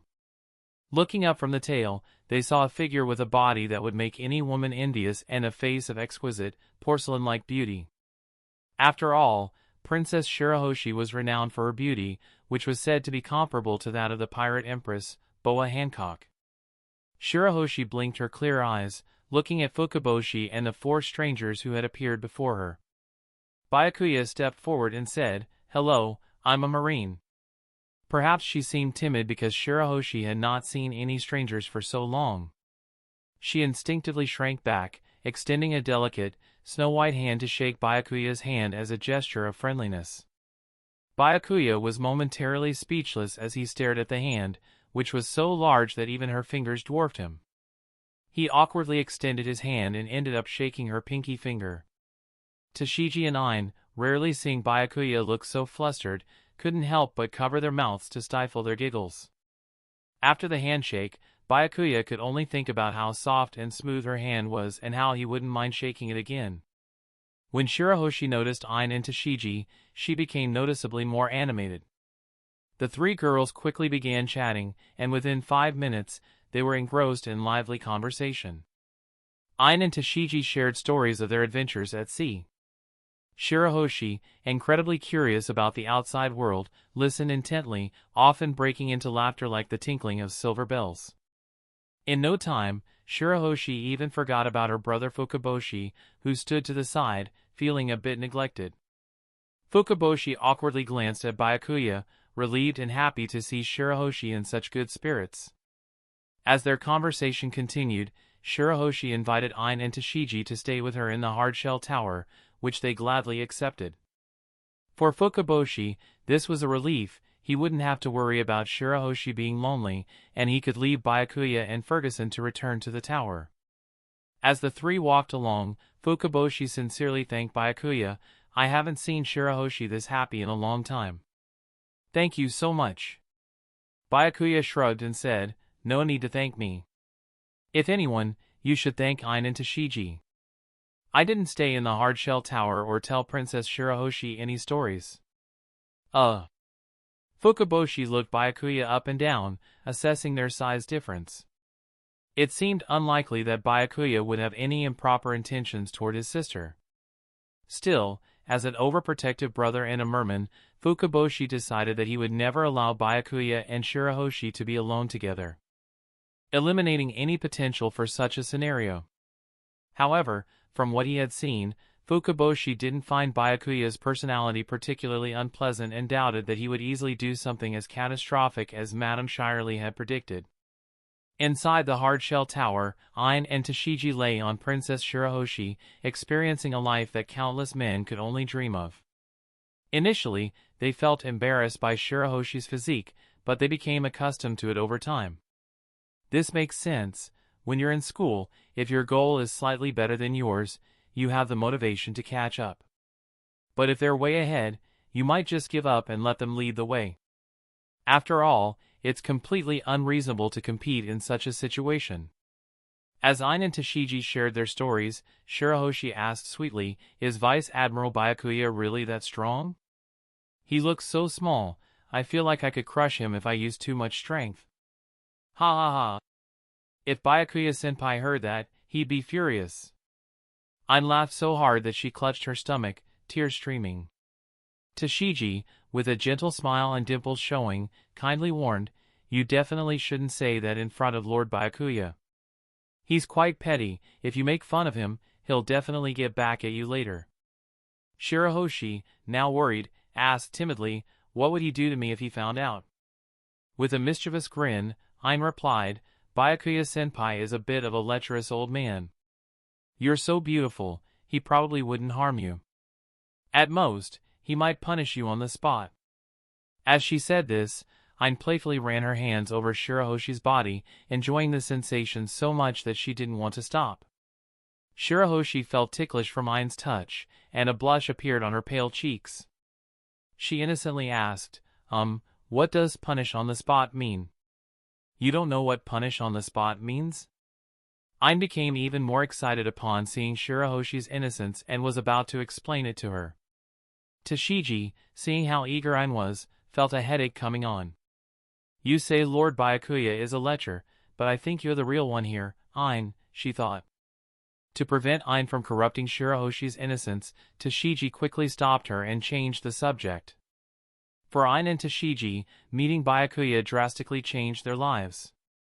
So, most of their conversation throughout the night revolved around him.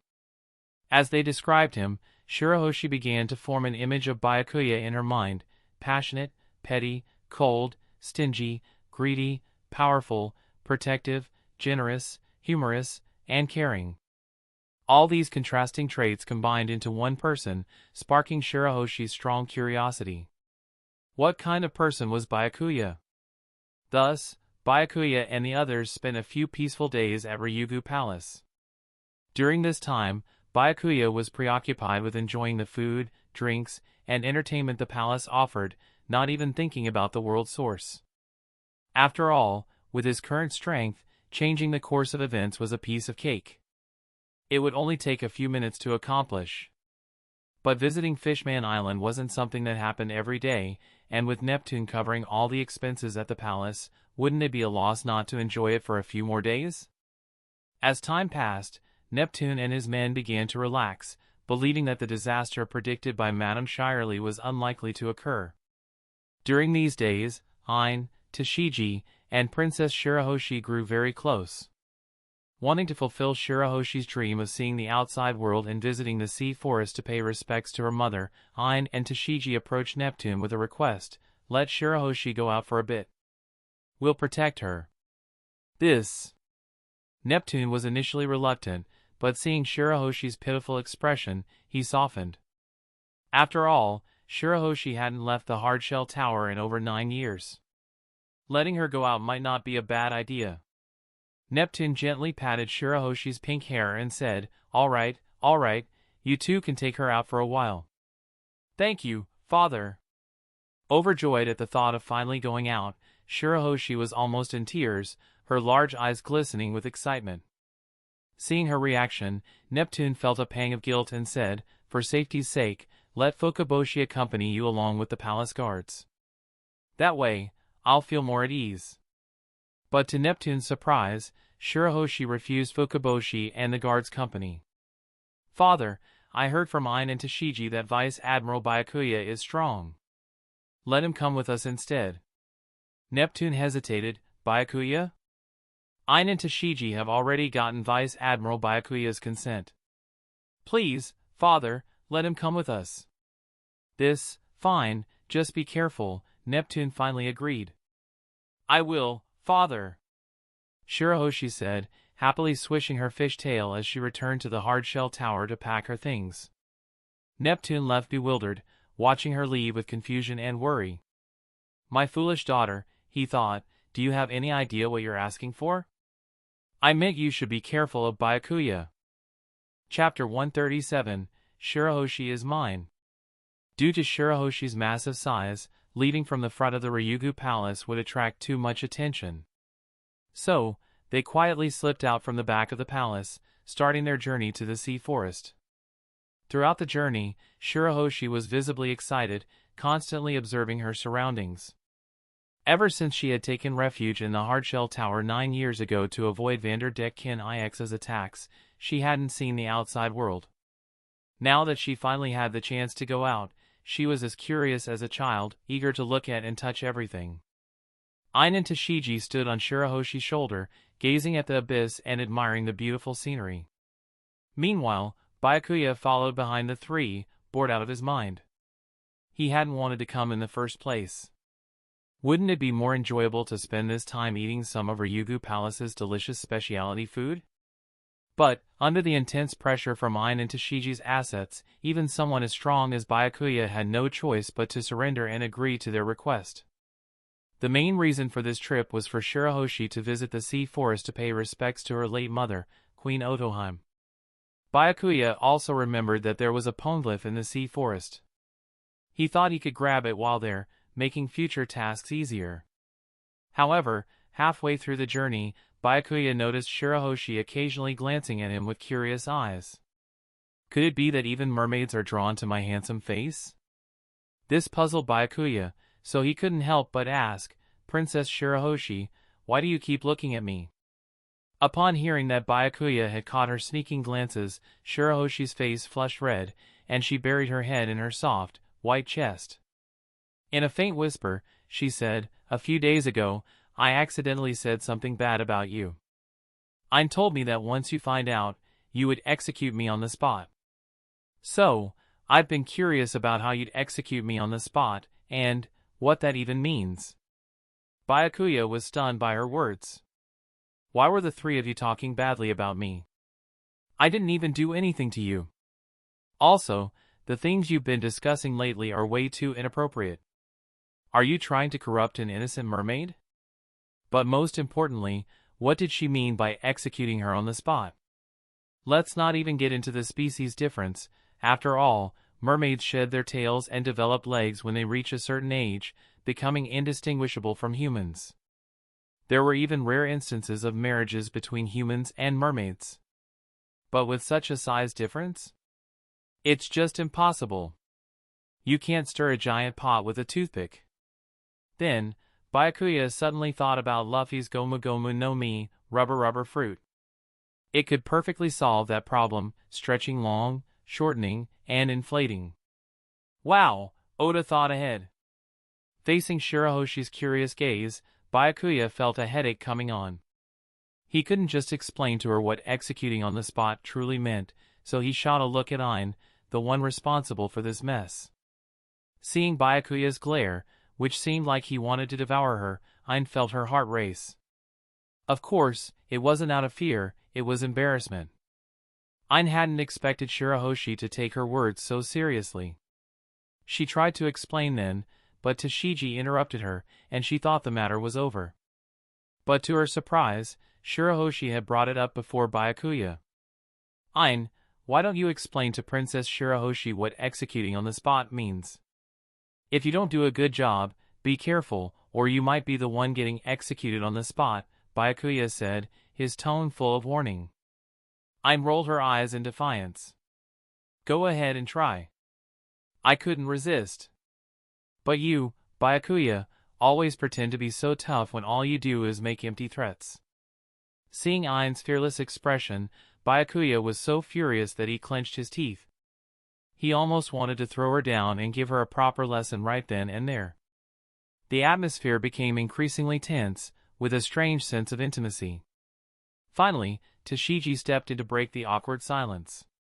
Shirahoshi, executing on the spot just means that if you do something wrong, you get punished right then and there, Tashigi explained. How do you punish someone? Shirahoshi asked. Well, it means flicking your forehead, Tashigi stammered, trying to come up with a harmless answer. Oh, I see. Shirahoshi finally understood. She then turned to Byakuya with a guilty expression and said, I'm sorry for speaking badly about you. Please, go ahead and execute me on the spot. With that, she leaned toward Byakuya, closing her eyes in fear, waiting for him to flick her forehead. A faint, pleasant fragrance filled Byakuya's nose as she approached, relaxing him. The sight of Shirahoshi's deep cleavage, delicate face, and adorable expression, scared of the impending flick, combined with her ambiguous words, what man could resist such temptation? Perhaps only someone like Sonic, devoid of worldly desires, could. Even Byakuya almost couldn't suppress the urge to search through the system store to see if there was a giant potion to make him bigger. He imagined himself shouting, I'm done being human, and taking the potion to engage in an epic battle. Unfortunately, the system store didn't grant Byakuya's perverse desires, nothing there, not even a hair. Thus, Byakuya awkwardly flicked Shirahoshi's flawless forehead with a gentle touch. Shirahoshi opened her eyes and asked expectantly, Does that mean you've forgiven me? Byakuya nodded. Wonderful. Overjoyed that she had been forgiven, Shirahoshi instinctively moved to hug Byakuya. Oh no! Are you trying to suffocate me as payback? Thankfully, Byakuya reacted quickly, dodging Shirahoshi's embrace. While many men might dream of such a death, Byakuya was not one of them. After this little incident, their relationship grew closer. They finally reached the sea forest, filled with beautiful coral, but Shirahoshi's mood suddenly became somber. Everyone knew the sea forest was where her mother, Queen Otohime, was buried. Byakuya instructed Ain and Tashigi to stay close to Shirahoshi to guard against any sudden attack from Vanderdecken 9. At the same time, he went deeper into the sea forest to find the Poneglyph. Given Byakuya's speed, it wouldn't take long for him to locate the ancient stone hidden in the sea forest. Meanwhile, at the Ryugu Palace, King Neptune had just caught wind of the rumors circulating the Fishman district. Rumors had been brewing for days, becoming more detailed and sounding increasingly believable, without any obvious flaws. Even some of the guards in the Ryugu Palace believed them after hearing the news. After all, it was no secret that King Neptune had been showing great care and attention toward Marine Vice Admiral Byakuya during these past days, which only fueled the speculation. Many suspected that King Neptune and Byakuya were conspiring together, though the nature of this supposed plot was up for debate. However, only a few high-ranking officials in the palace and Madame Shyarly knew the truth. The details hadn't been spread to the general populace. If the entire island were to learn about the prophecy of Fishman Island's destruction, true chaos would ensue. After spending time with Byakuya and his companions, Neptune and the others felt reassured that the island wouldn't be destroyed by Byakuya after all. But if the truth were revealed now, they feared that the residents might act irrationally and provoke Byakuya, making Shyarly's vision a reality. This would render all their efforts over the past few days worthless. While Neptune was discussing the situation with a few ministers and his eldest son, Fukaboshi, they suddenly heard a commotion at the palace gates. They could make out faint shouts from outside, such as, "Hand over the Marines," and "Bring us the murderer," along with cries for vengeance. Neptune frowned deeply and said, "Fukaboshi, see what's happening outside." "Yes, father," Fukaboshi replied. Not long after, he returned with a grim expression on his face. Seeing his son's troubled look, Neptune's heart sank as he quickly asked, "What's the situation?" When Byakuya and his group first entered Fishman Island, they killed more than a dozen fishmen who insulted them. Now, the families of those fishmen have gathered outside the palace. There are over 100 of them demanding that we hand over the Marines so they can avenge their loved ones. They're also saying that if we don't hand over the Marines, it proves the rumors are true, that our Ryugu kingdom is planning to wipe out all the fishmen in the Fishman district with the help of the Marines. They've threatened that if we don't comply, they'll strike first. Neptune found himself in a tight spot. If he handed over the Marines, all their efforts over the past few days would be for nothing, and Fishman Island would still face destruction. If he didn't, more fishmen would start believing in the rumors, sparking an uprising in the Fishman district, which would surely lead to bloodshed. It seemed like an impossible choice.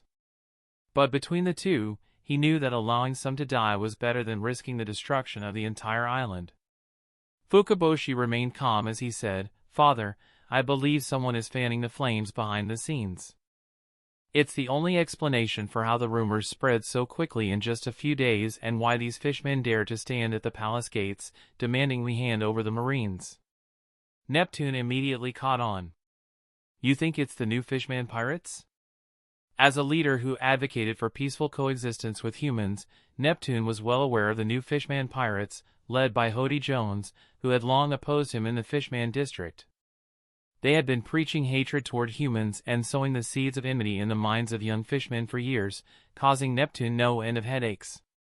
However, their hideouts were well concealed, and despite several attempts to crack down on them, Neptune's forces had never been able to capture them. Over time, they had no choice but to let the issue lie. Now, it seemed the new Fishman pirates had seized this opportunity. Neptune paced back and forth by the throne, unable to think of a solution to resolve the crisis peacefully. Fukaboshi suggested, "Father, I believe the priority should be preserving Fishman Island. If these fishmen confront Byakuya, the consequences could be catastrophic." Neptune, suddenly enlightened, responded, "You're right. Take the guards and arrest all the fishmen outside the gates. Then, send your younger brothers with guards to patrol the Fishman district. We can't allow any more chaos there. Everything else can wait until Byakuya leaves." Under Neptune's orders, the palace guards mobilized. Those causing trouble were swiftly arrested and detained. Neptune's strategy, though risky, was the right choice when dealing with Byakuya's overwhelming power. But for Hodi Jones, everything was going according to plan. The high-ranking members of the new Fishman pirates had gathered once more on a rundown ship. One reported, "Boss, Most of the brothers we sent to spread the rumors have been arrested. What should we do next? Hodi Jones smirked disdainfully. What's the rush? There are over 70,000 fishmen in the Fishman district. Neptune can't possibly arrest them all.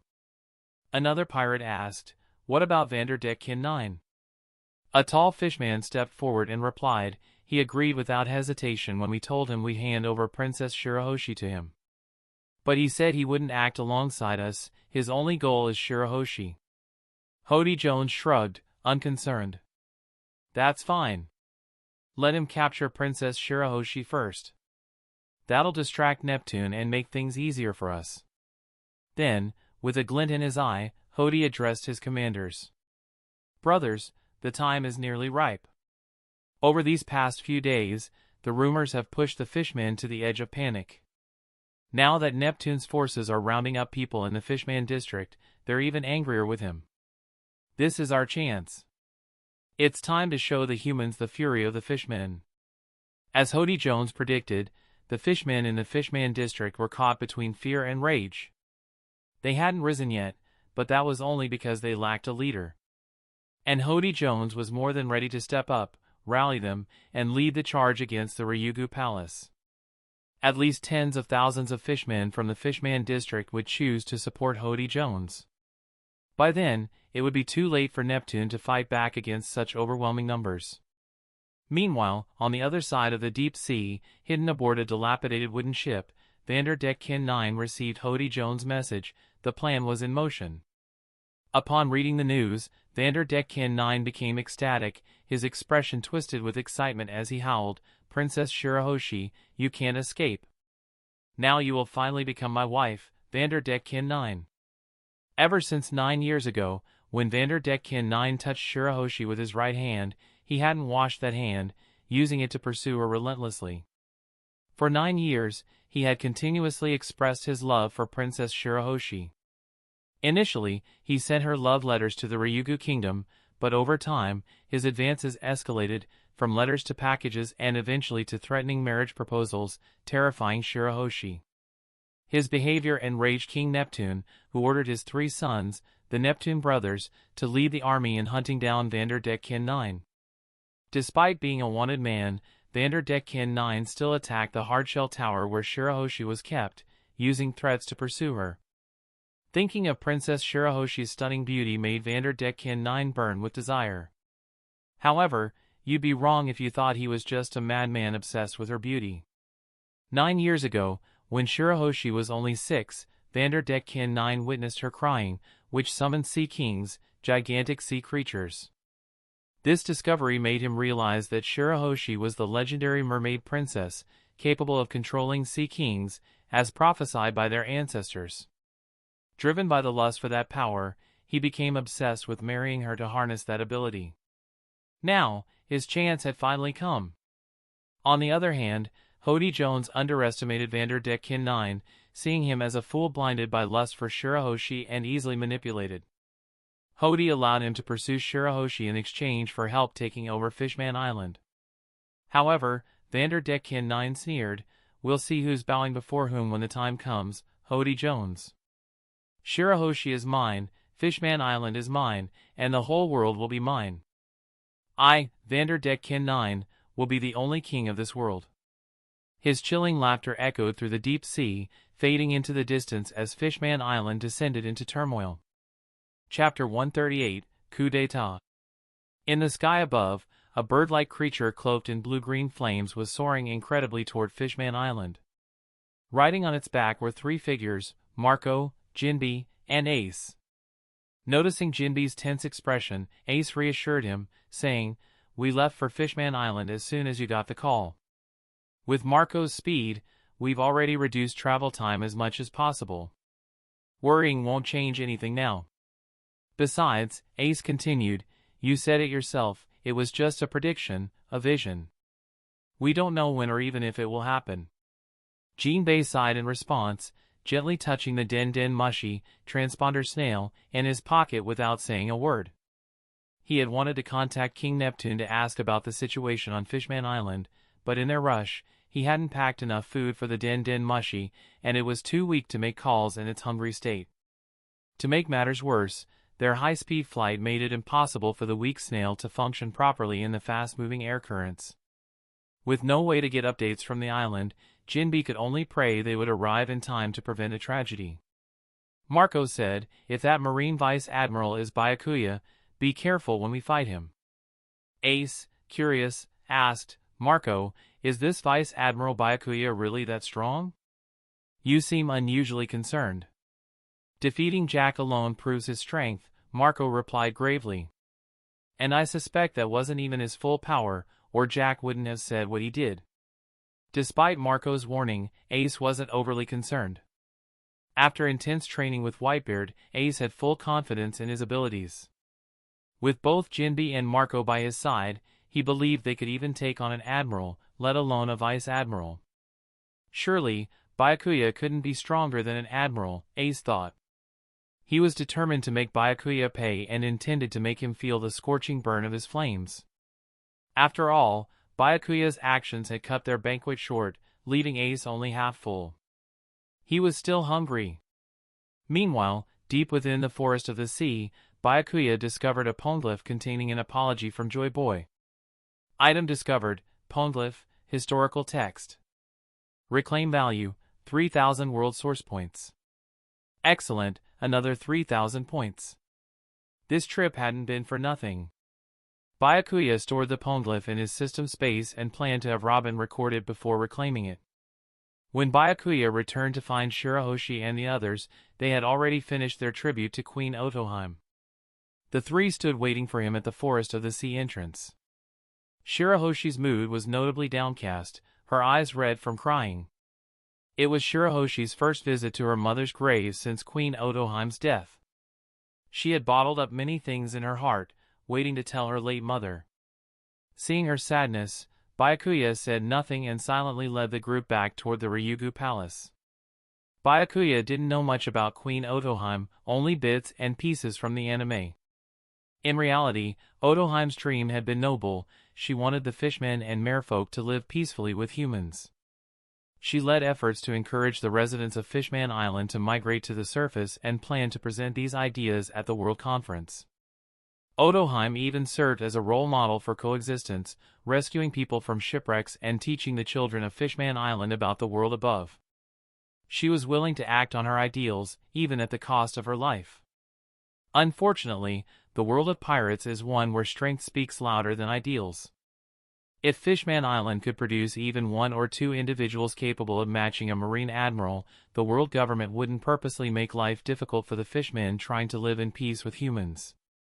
Or if Queen Otoheim had possessed enough power to dominate the entire Fishman Island, she wouldn't have died at the hands of a lowlife like Hodi Jones. Even though the situation on Fishman Island has improved compared to the past, this peace was achieved at a great cost.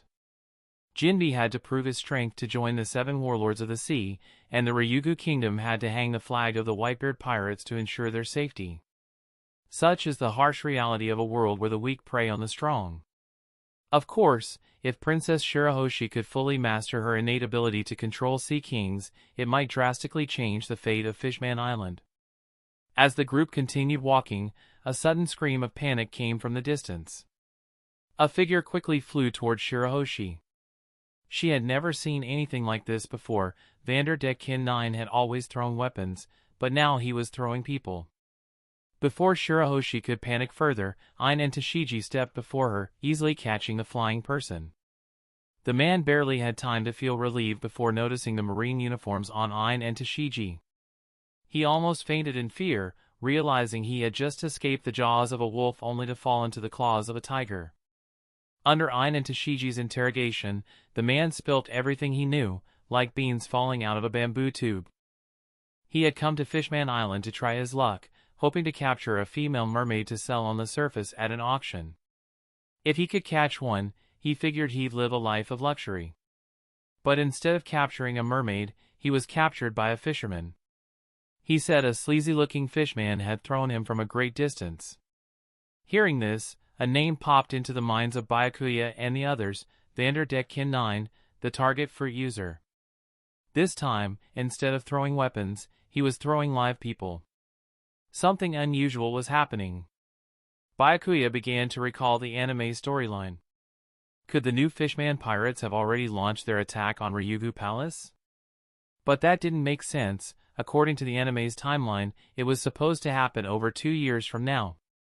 This left Byakuya feeling unsure. After all, he hadn't done anything to change the course of the story yet. While Byakuya was deep in thought, more screams of agony echoed from a distance, one after another, as if forming a continuous line in the air. Just how many human pirates had Vanderdecken 9 captured and thrown? Ein and Tashigi sensed something was amiss and looked toward Byakuya for guidance. It seems something's wrong at Ryugu Palace. We need to head back quickly, Byakuya said. Tashigi asked, what should we do about these guys? 7 trembling pirates had been tossed in front of them in just a short time.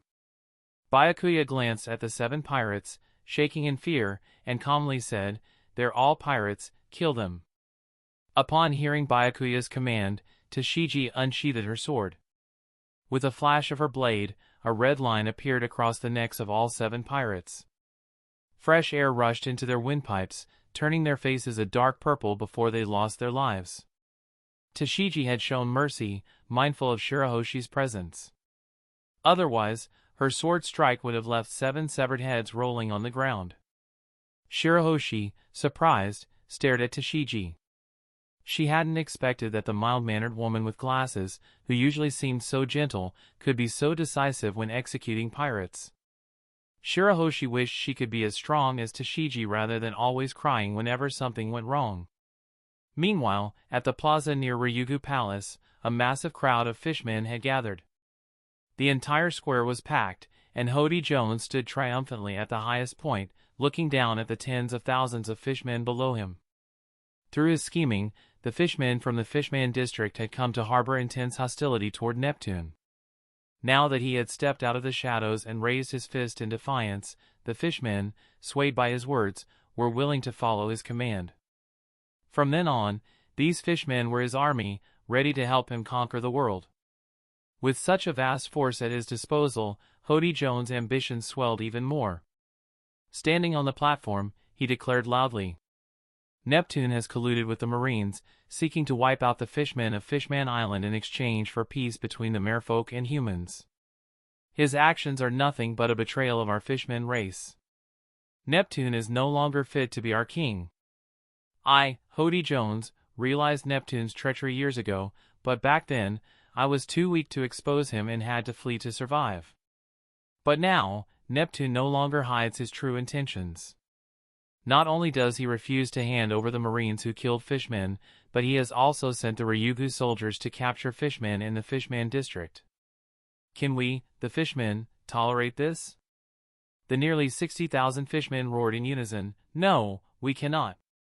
Their collective voices echoed throughout Fishman Island, causing waves to crash violently outside the island, scaring away countless sea creatures. Satisfied with their reaction, Hodi Jones continued, today, I, Hodi Jones, along with my new Fishman pirates, will lead the Fishman race to fulfill the will of Fisher Tiger and Arlong. We will tear Neptune to pieces, slaughter all the Marines inside Ryugu Palace, and then march to the surface to make humans our slaves, ready to be slaughtered at our command. Unlike Arlong, Hodi Jones had a strategic mind. He knew when to hide and when to emerge to rally support. His speech alone was something Arlong could never have managed in his lifetime. For the fishmen, Fisher Tiger was an undeniable hero of their race, and hearing that Hodi Jones intended to carry on Tiger's legacy stirred their blood. Under Hodi Jones' leadership, nearly 60,000 fishmen, full of fervor, began to march aggressively toward Ryugu Palace.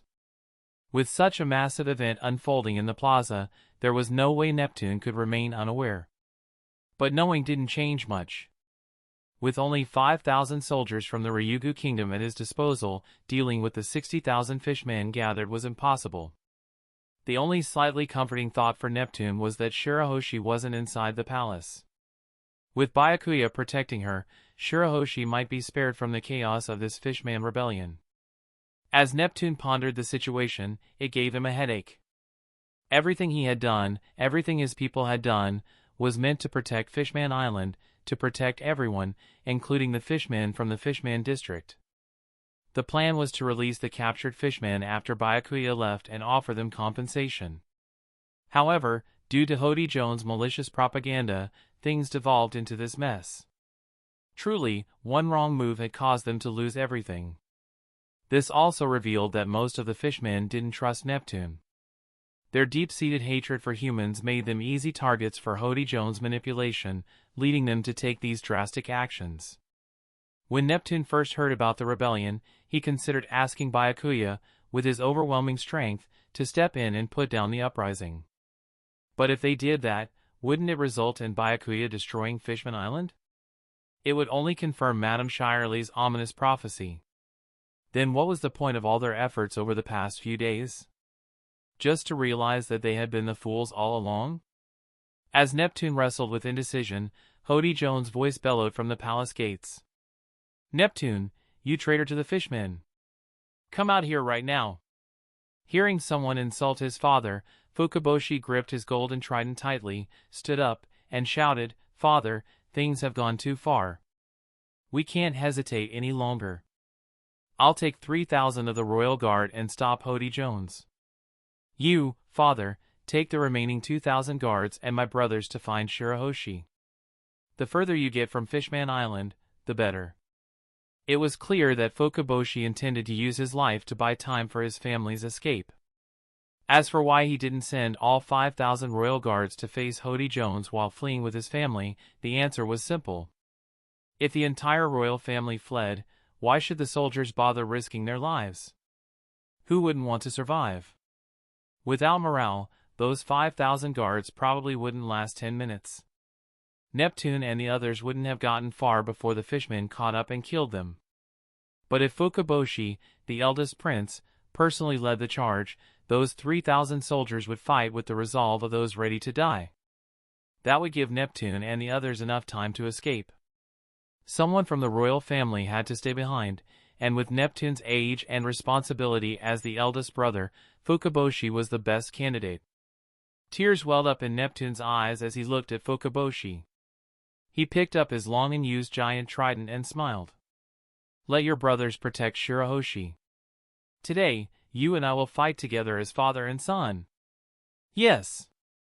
Fukaboshi didn't object. Armed with their tridents, the two rallied 3,000 soldiers and swam toward the palace gates. Following closely behind them was Captain Ferguson, who had remained inside the palace until now. Neptune was taken aback and urged him, "Captain Ferguson, this is a matter internal to Fishman Island. It has nothing to do with the Marines. You don't need to get involved." Ferguson shook his head. "I heard everything. I'm the one who killed those fishmen at the gates of Fishman Island. If anyone wants revenge, it should be on me. I'm already surprised you didn't hand me over. So I must join you in this fight." Fukaboshi tried to reason with him. "Captain Ferguson, Hodi Jones has been scheming against us for a long time. Whether we hand you over or not, today's events would have happened anyway. You were just caught in the middle. So, you should retreat with my brothers and the Marines." Ferguson replied calmly, "It doesn't matter. We're all facing the same crisis now. You're my allies. For Marines, there's no such thing as abandoning comrades and running away. If I were to run, Vice Admiral Byakuya would personally cast me out." As he spoke, Marine soldiers brought forward the Eternal Day battleship, anchored deep inside the palace. Fergus's reinforcements had arrived. This time, the Marines will stand and fight alongside the fishmen. Over 200 elite Marine soldiers aboard the Eternal Day shouted in unison, "Fight!" Neptune hadn't felt this level of blood-pumping excitement since becoming king.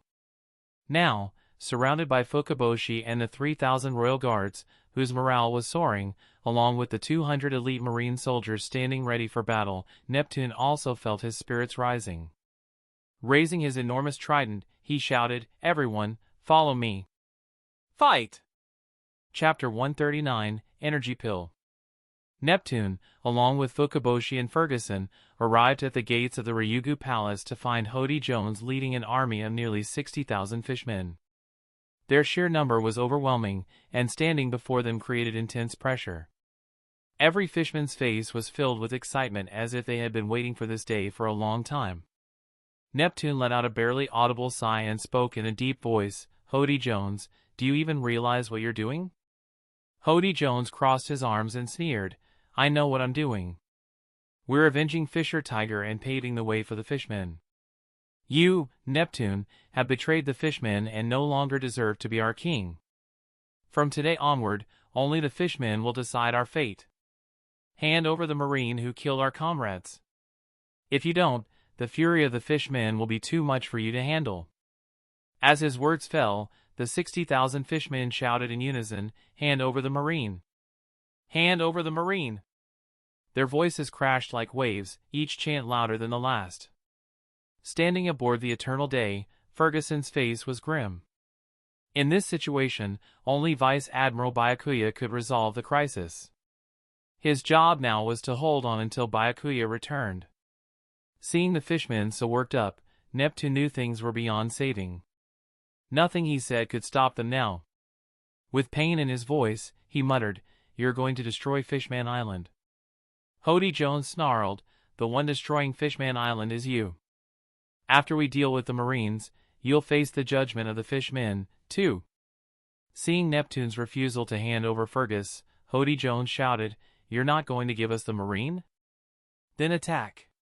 Capture them all and take them to the plaza to be executed in front of everyone."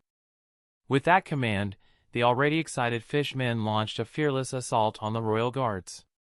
Even though the Royal Guards were elite merman soldiers, far better equipped with weapons and armor than the fishmen, they were outnumbered nearly 20 to 1. It was a one-sided battle.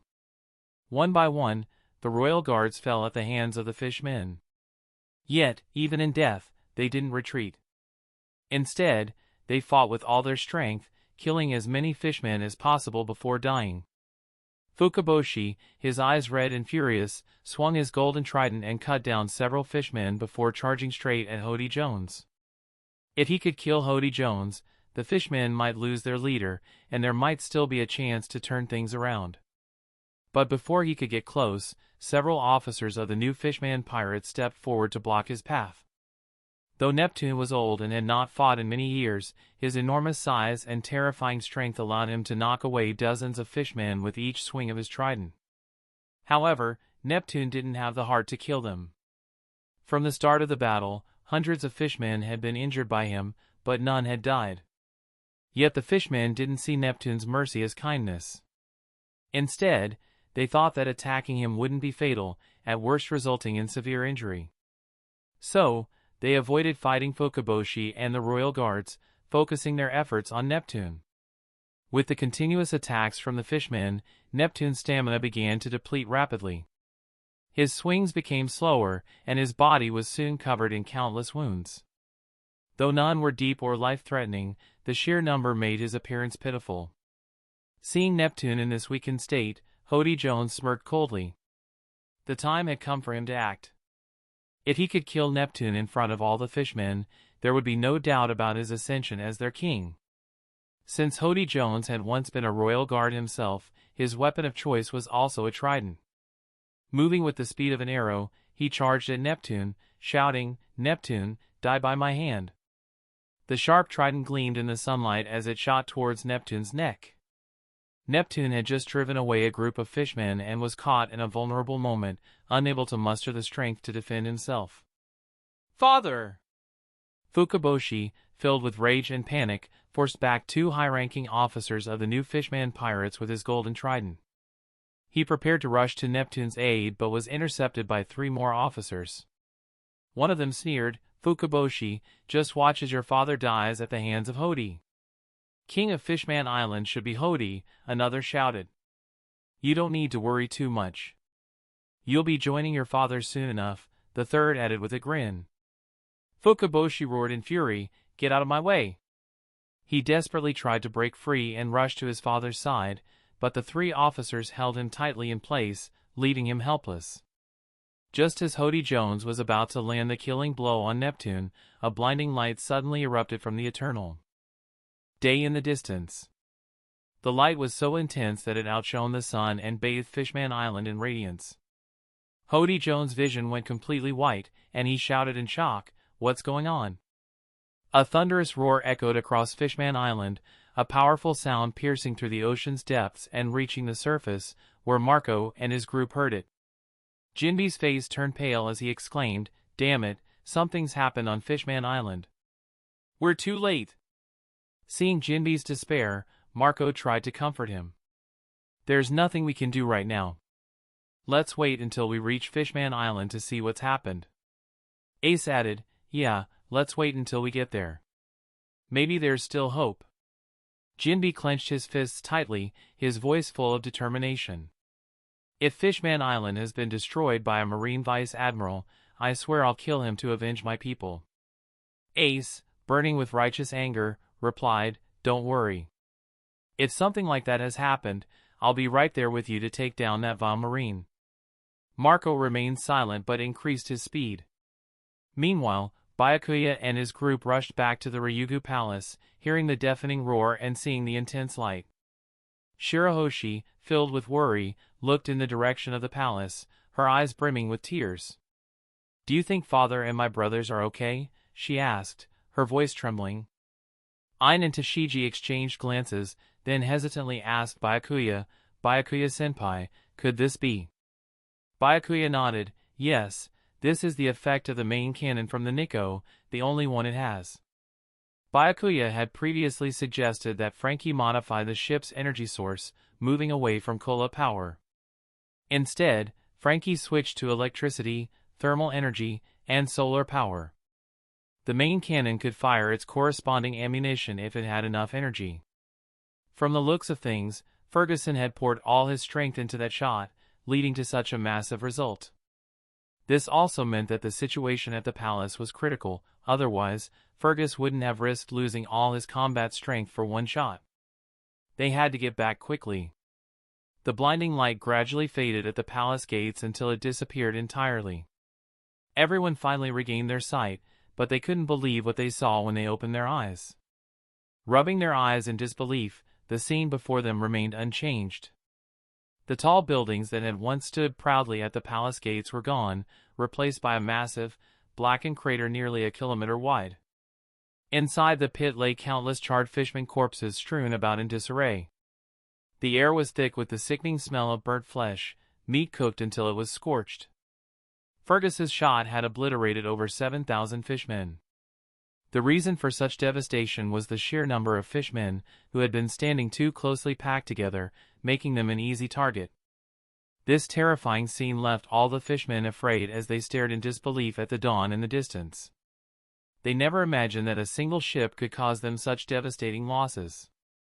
If that ship fired again, they wouldn't stand a chance. Some fishmen even began to think about retreating.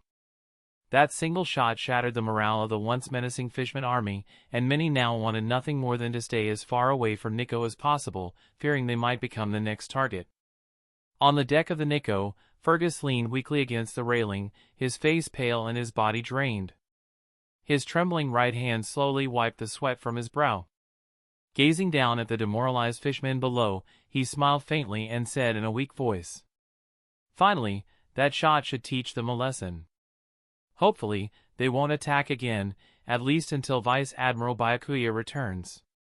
Seeing that Shark had broken free of the encirclement and was now protecting Neptune, Hodi Jones realized he had missed the best opportunity to strike. Now, looking at his fishman army, all staring in fear at the ship in the distance, he knew things had not gone as planned. But there was no turning back now. He couldn't give up halfway. Someone needed to set an example to reignite their morale.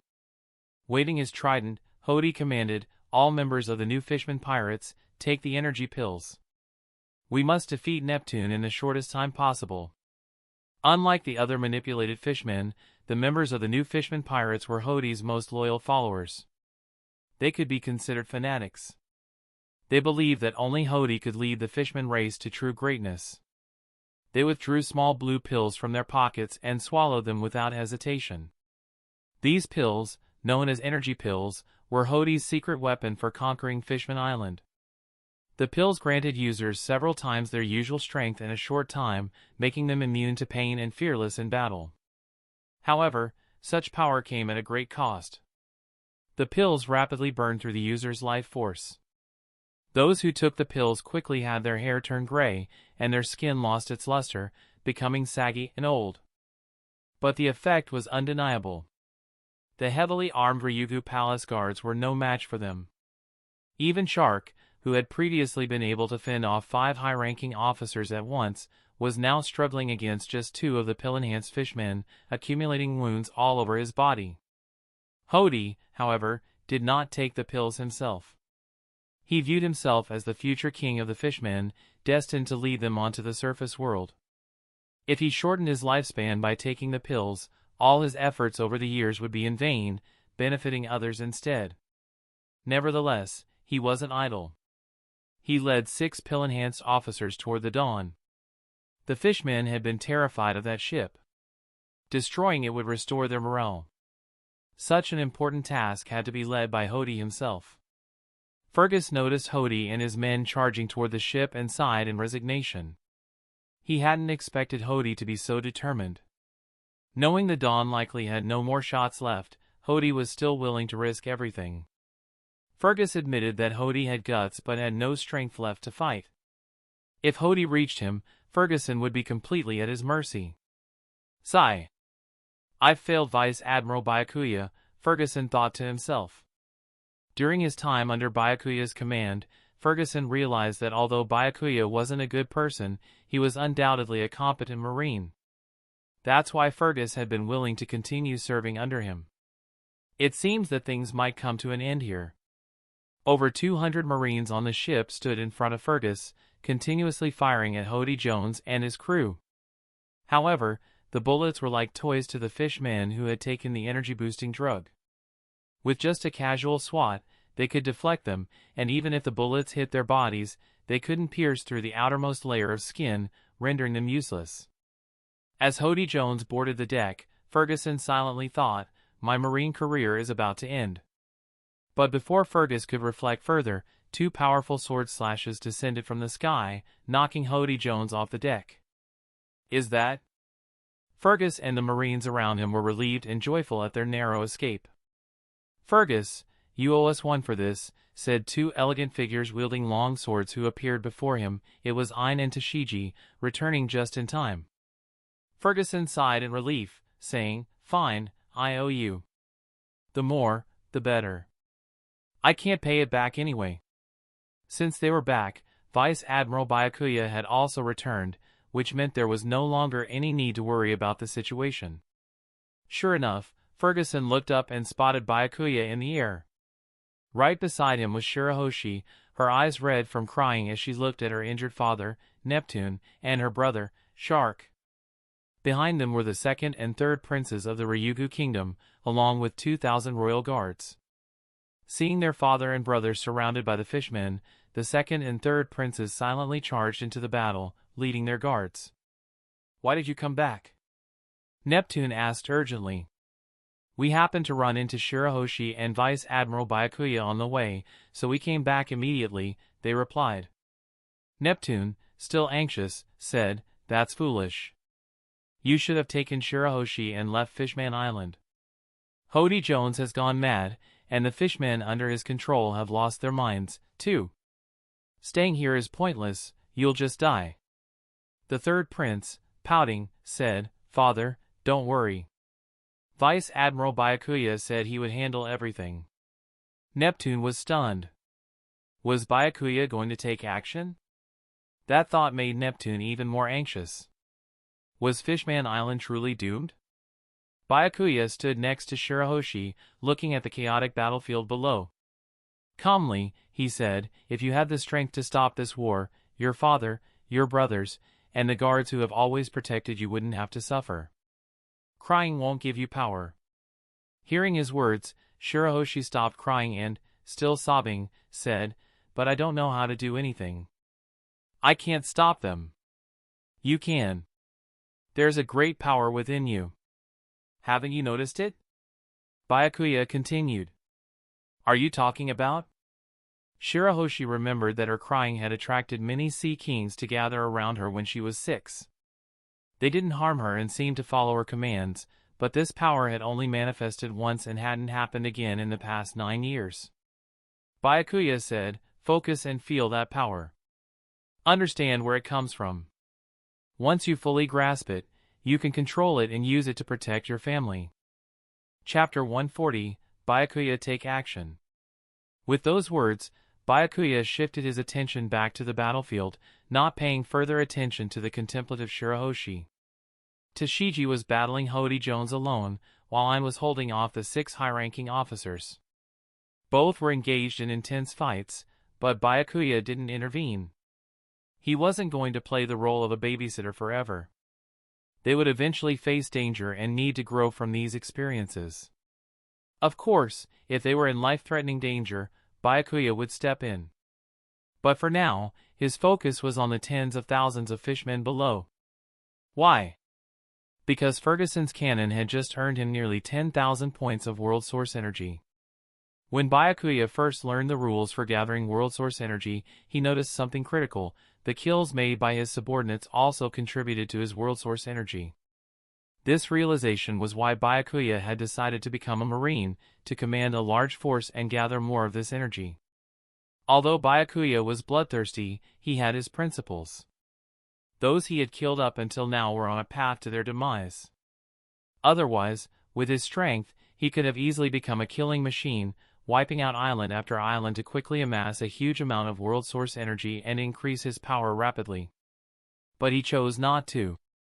However, with tens of thousands of fishmen revolting before him, Byakuya now had a legitimate reason to act, allowing him to slaughter them and gain energy. Byakuya could also use the method he employed in Alabasta, using the Emperor engine to subdue all the fishmen without hurting anyone. That would resolve the rebellion without any bloodshed. But Byakuya didn't want to. Since arriving at Fishman Island, he hadn't developed any goodwill toward the fishmen, who harbored hatred for humans. Furthermore, Byakuya had decided he would no longer use the Emperor engine as a Marine. From now on, the King engine would be a skill exclusive to Knight, the leader of the Knight organization. This distinction would help Byakuya separate his identities and dispel any suspicions others might have about him. Before acting, Byakuya approached Neptune. He unleashed several invisible slashes of energy with a casual wave, instantly killing a dozen fishmen who had charged at them. Neptune and the others watched as the once ferocious fishmen were rendered powerless in front of Byakuya, like ants with no ability to resist. A sense of bitterness welled up in their hearts. Was this the strength of someone capable of destroying Fishman Island? In his hands, slaughtering these tens of thousands of fishmen might only take a little effort. It wasn't like their own struggles, where they were covered in wounds and faced the danger of death. Byakuya asked symbolically, "King Neptune, I'm quite satisfied with the hospitality you've shown us during our stay. So, I'm willing to help you through this crisis. What do you think?" Although Byakuya could forcefully step in and kill the fishmen, if he did, it wouldn't reflect well on his reputation if word got out. After all, his current status was that of a Marine Vice Admiral. From Byakuya's perspective, given Neptune's current situation, there was no way he could refuse Byakuya's offer to help. Unless, of course, Neptune was willing to let the entire Ryugu kingdom be destroyed. Once Neptune gave his consent, Byakuya could act without any hesitation. After all, Neptune was the king of a member nation of the world government, and as a Marine, Byakuya couldn't simply stand by and do nothing. Just as Byakuya was waiting for Neptune to nod in agreement and go through the motions, he saw Neptune hesitate, showing a conflicted expression. After a moment, Neptune said, "Thank you for your kindness, Vice Admiral Byakuya, but for now, I can still manage the situation on my own. So, please refrain from intervening. I have my way of resolving this." Hearing Neptune's words, Byakuya's hand, gripping his sword, stopped mid-motion. "What? You're about to be beaten to death, and you're telling me not to act?" Byakuya looked at Neptune's body, which was covered in wounds. His armor was stained crimson from blood. Suspiciously, Byakuya wondered if the old man had a masochistic tendency. The thought sent a chill through him, and he silently distanced himself from Neptune. Frowning, Byakuya asked, "Are you sure you don't want me to help?" Neptune gave a bitter smile and nodded. Since Neptune was firm in his decision, Byakuya didn't insist and returned to the daylight ship. Everyone chooses their path, he thought. If you don't want my help, I won't force it. In any case, Neptune and his people's downfall seemed inevitable. Acting later wouldn't make much difference. As Byakuya walked away, Neptune sighed deeply, unsure whether his choice was right or wrong. But he truly didn't want the millennia-old Fishman Island, home to both fishmen and mermaids, to be destroyed by Byakuya, at least not during his lifetime. Of course, Neptune wasn't foolishly waiting for death. He had calculated that Jinbe should return soon, and once he did, the rebellion among the fishmen could be quelled. Meanwhile, the battle continued. Shirahoshi, fully focused, was lost in her memories of communicating with the Sea Kings, unaware that Byakuya had returned. Tashigi and Hodi Jones were in a fierce battle, with neither side gaining a clear advantage. Hodi, who had once served in the Royal Ryugu Kingdom Guard, was highly skilled with his trident and had considerable combat experience, making him no less formidable than Tashigi. Furthermore, as a fishman, Hodi possessed strength over 10 times that of a normal human male, a power Tashigi, even as a skilled swordswoman, couldn't match. Tashigi's small frame allowed her to dodge Hodi's attacks easily, and thanks to Byakuya's recent guidance in swordsmanship, her skills had improved dramatically. Hodi's trident would likely have defeated her long ago without that training. For now, the fight was evenly matched. However, Byakuya knew that Hodi still had a stash of energy-boosting drugs he hadn't used yet. If he took those during the fight, his power would increase several times, and Tashigi could easily be killed if she were caught off guard. But this was also a chance to train Tashigi's adaptability in battle. With Byakuya present, there was no way he would let anything happen to her. Ain, meanwhile, was gradually gaining the upper hand in her fight against the 6 high-ranking officers of the new Fishman pirates. Although Ain's swordsmanship wasn't as strong as Tashigi's, her devil fruit powers gave her a significant advantage against the fishmen, who could not use haki. Ain's hands rapidly struck one of the fishmen, and in an instant, the fishman aged backward 24 years, his body shrinking into that of a chubby, 7- or 8-year-old child. His once booming voice turned into an indistinct babble filled with childlike innocence. It was oddly cute, with a touch of humor. But such a sudden change in the middle of battle was fatal. Before the fishman could react, Ain mercilessly beheaded him. The bizarre nature of Ain's powers struck fear into the remaining fishmen, but they were helpless against her. Without armament haki, they had no way of defending against her strange abilities. With a deadly combination of swordsmanship and devil fruit powers, Ain quickly dispatched the remaining officers. She glanced triumphantly at Byakuya and then moved to assist Tashigi in her battle. Facing Ain and Tashigi, 2 skilled swordswomen, Hodi Jones began to lose his composure. On top of that, he had witnessed how Ain's strange powers had killed his subordinates, making him even more cautious in battle, constantly trying to avoid Ain's touch. In such a constrained fight, it didn't take more than 3 minutes for Hodi to suffer several deep, bone-exposing sword wounds. If this kept up, he would be slowly hacked to death. Realizing the dire situation, Hodi, ever decisive, pulled several dark blue pills from his pocket and swallowed them. These were not the same pills his subordinates had taken, those were the first-generation energy drugs, while Hodi had the more powerful, second-generation pills. These enhanced his strength even further and consumed less of his life force, allowing him to take multiple pills at once. Since the supply of these pills was limited, Hodi had kept them all for himself rather than sharing them with his crew. As he swallowed the pills, Hodi's hair began to turn gray, and his skin sagged slightly, but his muscles swelled, ripping his clothes apart. His body instantly doubled in size. The drug's potent effects coursed through his veins, and his eyes turned blood red as he let out a crazed roar. "You Marines have meddled for the last time. I'll kill every single one of you, chop you into pieces, and devour you."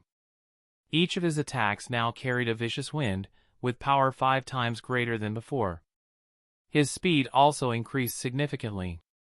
He sent Ein flying several meters back with one punch, struggling to catch her breath.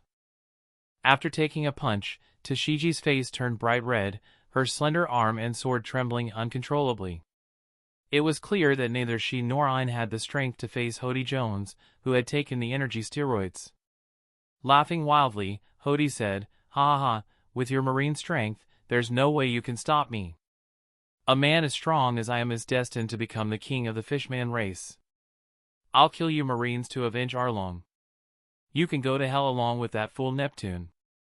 As he spoke, Hodi Jones appeared in front of the two female Marines, his muscles tense, and threw both fists forward with the force of a tiger, breaking through the air with a piercing roar. Boom! Boom! The loud sound echoed as Hodi felt the impact of his fists.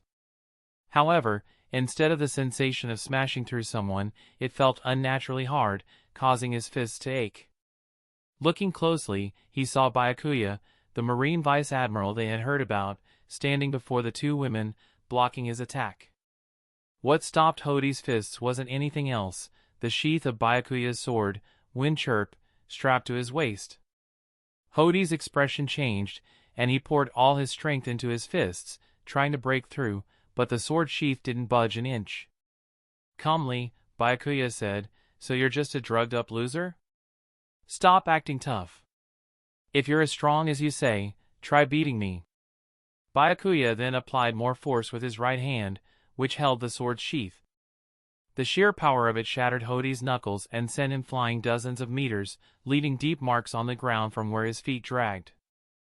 The difference in strength between the two was obvious. However, Byakuya didn't take advantage of it.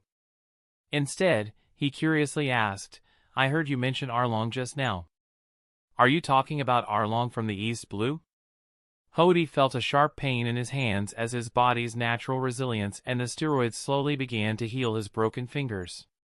Hearing Byakuya's question, he stopped for a time, trying to allow his wounds to heal. Yes, Arlong ruled an island in the East Blue, turning all humans into slaves for fishmen. That's what fishmen are supposed to do. Byakuya smirked. And yet, with all that power, he still died at the hands of the Marines, didn't he? Hodi scoffed, that was only because Arlong wasn't strong enough. I am not like him. Oh? So you're saying you're stronger than Arlong? Byakuya asked, amused. Hodi pulled out a blue bottle filled with energy steroids from his pocket, crushing it in his mouth, swallowing the pills along with the glass. Enduring the immense pain brought on by the drug, he growled, "I admit, you're strong. But right now, I'm no weaker than you." Ah!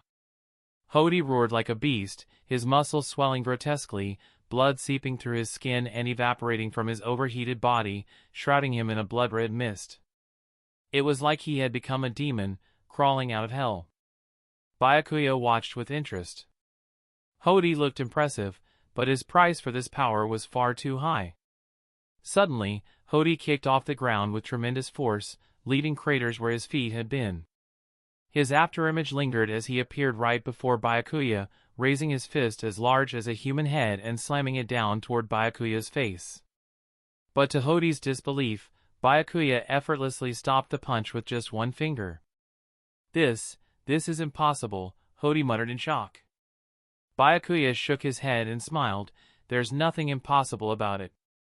Your vision is too narrow. You don't understand what real strength is. After seeing what true power was like, Arlong could only cower in the East Blue, bullying weak, ordinary people. You still have much to learn." Hodi's eyes flickered with confusion as he heard Byakuya's words. Could the legendary Arlong, who had done as he pleased on land, be so weak? "But, how do you know all of this so well?" Hodi asked, his voice trembling. "Because we were destined to meet," Byakuya said casually. "The Arlong you've been talking about died at my hands. And now, you're going to die at my hands, too. It's quite the coincidence, don't you think?" Hodi's pupils shrank, terror flashing in his eyes. Arlong had died at the hands of this marine? Before Hodi could process it, a flash of sword light appeared before him. In the next instant, he felt his vision rising higher and higher. His body below looked oddly familiar. It was his own, but it was missing a head. Chapter 141, Sudden Ambush. As Byakuya finished Hodi off, Vanderdecken 9 tried to take advantage of the chaos to kidnap Shirahoshi. However, the vigilant Ein and Tashigi spotted him and instantly cut him down. The high-ranking officers of the new Fishman pirates were nearly all wiped out. Hodi Jones, the main threat, was dead, and Vanderdecken 9, who had tormented Princess Shirahoshi for years, was also killed. The Poneglyph had been secured. Now, all that was left on Fishman Island were the remaining thousands of fishmen, who could still be used to provide world source power. But with their leaders gone, the morale of the Fishman army collapsed, unlike before, when they seemed willing to throw their lives away. Neptune and his men, though battered and covered in wounds, were not in immediate danger. They could hold out a little longer. Byakuya, however, didn't want to waste any more time. Standing high above, his gaze calm, with the Justice cape on his back fluttering in the wind, he raised his sword, Kaismian, and swung it downward toward the fishmen below. In the next moment, everyone, whether Neptune and his soldiers were still fighting or Jinbei, Marco, and Ace, approaching from the distance, witnessed a sight that would stay with them for the rest of their lives. A massive, pale blue slash of sword energy, as bright as a crescent moon, shot out. In the blink of an eye, it swept through the ranks of the fishmen. It struck Fishman District in the distance with a loud boom, obliterating every building instantly and leaving a gigantic fissure in the ground. With one swing of his sword, Byakuya had erased Fishman District from the island. Near Ryugu Palace, nearly 50,000 fishmen were sliced in half by a single sword strike, resulting in an incredibly bloody scene. Only the fishmen near Neptune and his group were spared. It seemed like a rain of blood was falling across Fishman Island, with the air thick and the pungent smell of blood. All that could be seen were mangled bodies and rivers of blood flowing everywhere. Everyone, filled with terror, watched the horrific spectacle unfold. How could so many fishmen have been defeated by just one swing of Byakuya's sword? All eyes turned toward the sky, where Byakuya stood. In their minds, one question arose. What kind of monster is this? Neptune, heartbroken, gazed at the numerous fishman corpses scattered across the battlefield. They had all been his subjects a day ago, peacefully living on Fishman Island. Who could have predicted that within a single day, they would all be dead, and Fishman Street would likely be gone forever? Filled with anguish, Neptune looked at Byakuya and asked angrily, "Vice Admiral Byakuya, didn't I tell you not to intervene? What are you doing now?" However, the moment Neptune spoke, he regretted it. Although Byakuya had killed nearly 50,000 fishmen, his sword had also saved the Ryugu Kingdom. Compared to the predicted destruction of Fishman Island, wiping out just Fishman Street wasn't as excessive as he had feared. Instead of showing gratitude, he rebuked Byakuya. If he angered Byakuya and the Vice Admiral struck again, Neptune wouldn't even have a place to cry. Byakuya calmly sheathed his sword and said flatly, "First, I don't need to report my actions to you. Second, your fishmen injured my subordinates, and they need to pay for that." He pointed toward Ferguson, who stood not far away, looking pale. Neptune followed Byakuya's gesture, but the man appeared unscathed when he looked at Fergus aside from his pale face. His marine uniform was immaculate, without a single crease. Neptune, puzzled, thought to himself, is that considered an injury? If that's the case, then I'm on the verge of death. Even Fergus was stunned. He wanted to remind Byakuya, "Vice Admiral, I'm just exhausted, not injured." But before he could speak, Byakuya suddenly asked, "Fergus, are you injured?" Fergus had known Byakuya since they were in the Marine Elite training camp, and he had worked under him for 6 months. He understood perfectly what the Vice Admiral was implying. In this situation, even if there were no issues, he had to pretend there were. Ferguson's pale face suddenly flushed unnaturally red as he coughed up bright red blood and collapsed against the railing, looking as though he was on the brink of death. In a weak voice, he gasped, The Vice Admiral Byakuya. I am gravely injured. Seeing how well Fergus played along, Byakuya nodded in satisfaction. Then he turned back to Neptune and said calmly, "Do you see that? Fergus is one of my most capable subordinates, someone I value greatly, and now he's been gravely injured by those damn fishmen. Do you think I shouldn't act? Shouldn't I intervene?" Fergus, lying near death, listened to Byakuya's words. If not for his flushed face, it would be obvious he blushed in embarrassment. If Byakuya had said those words before his injury, Ferguson might have been touched. But now, the words felt entirely fake. Had he not reacted quickly and forced himself to cough up blood, the Vice Admiral might have just hit him to make it real. Neptune, watching the performance, was dumbfounded. He never imagined that a Marine Vice Admiral, a man of such strength, could be so shameless. Why weren't they rushing to treat him if Fergus were so important and gravely injured? Instead, they stood around, admiring the scene like a show. Did they think the fishmen were brainless? Neptune wanted to argue, but he didn't dare. Byakuya's cold tone made it clear, the fishmen had been killed, and if Neptune didn't like it, he would have to hold his tongue. In the end, Fergus's injury gave Neptune an easy way out. Whether he wanted to or not, he had to take it. If he pushed the issue further, Byakuya might destroy the entire Fishman Island. Neptune sighed in resignation, knowing he had no choice in the face of such overwhelming power.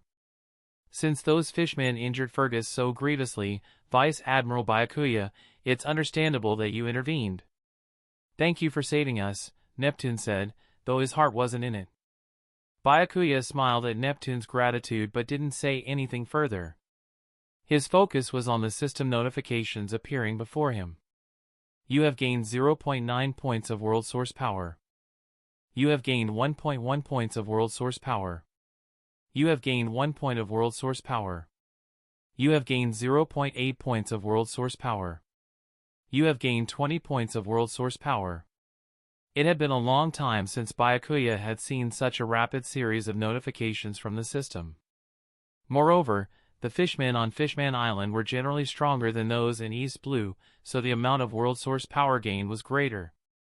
After roughly calculating, he estimated he earned about 40,000 points of world source power without completing the Fishman Island storyline. World source power, 83,500.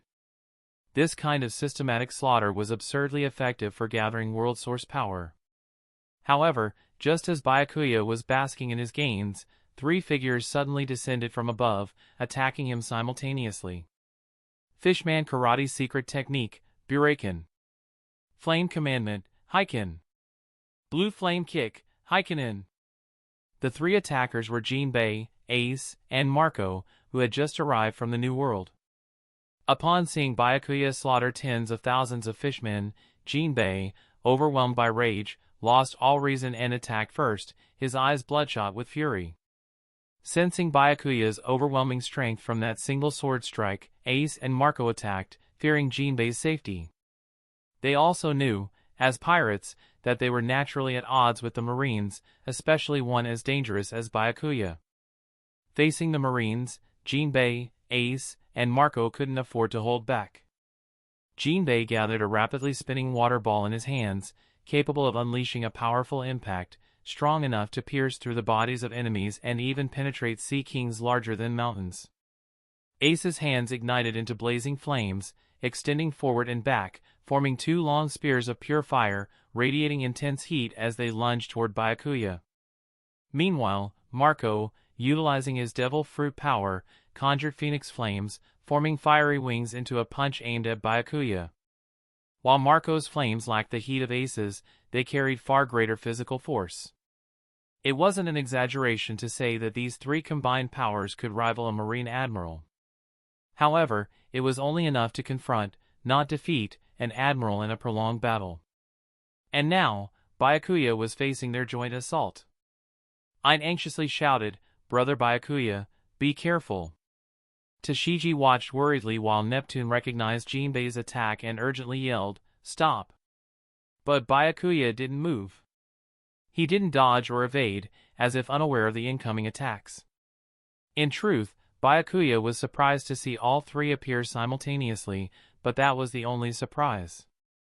The gap in strength between them was something they couldn't bridge. Byakuya unleashed his observation haki, calmly sensing their attacks.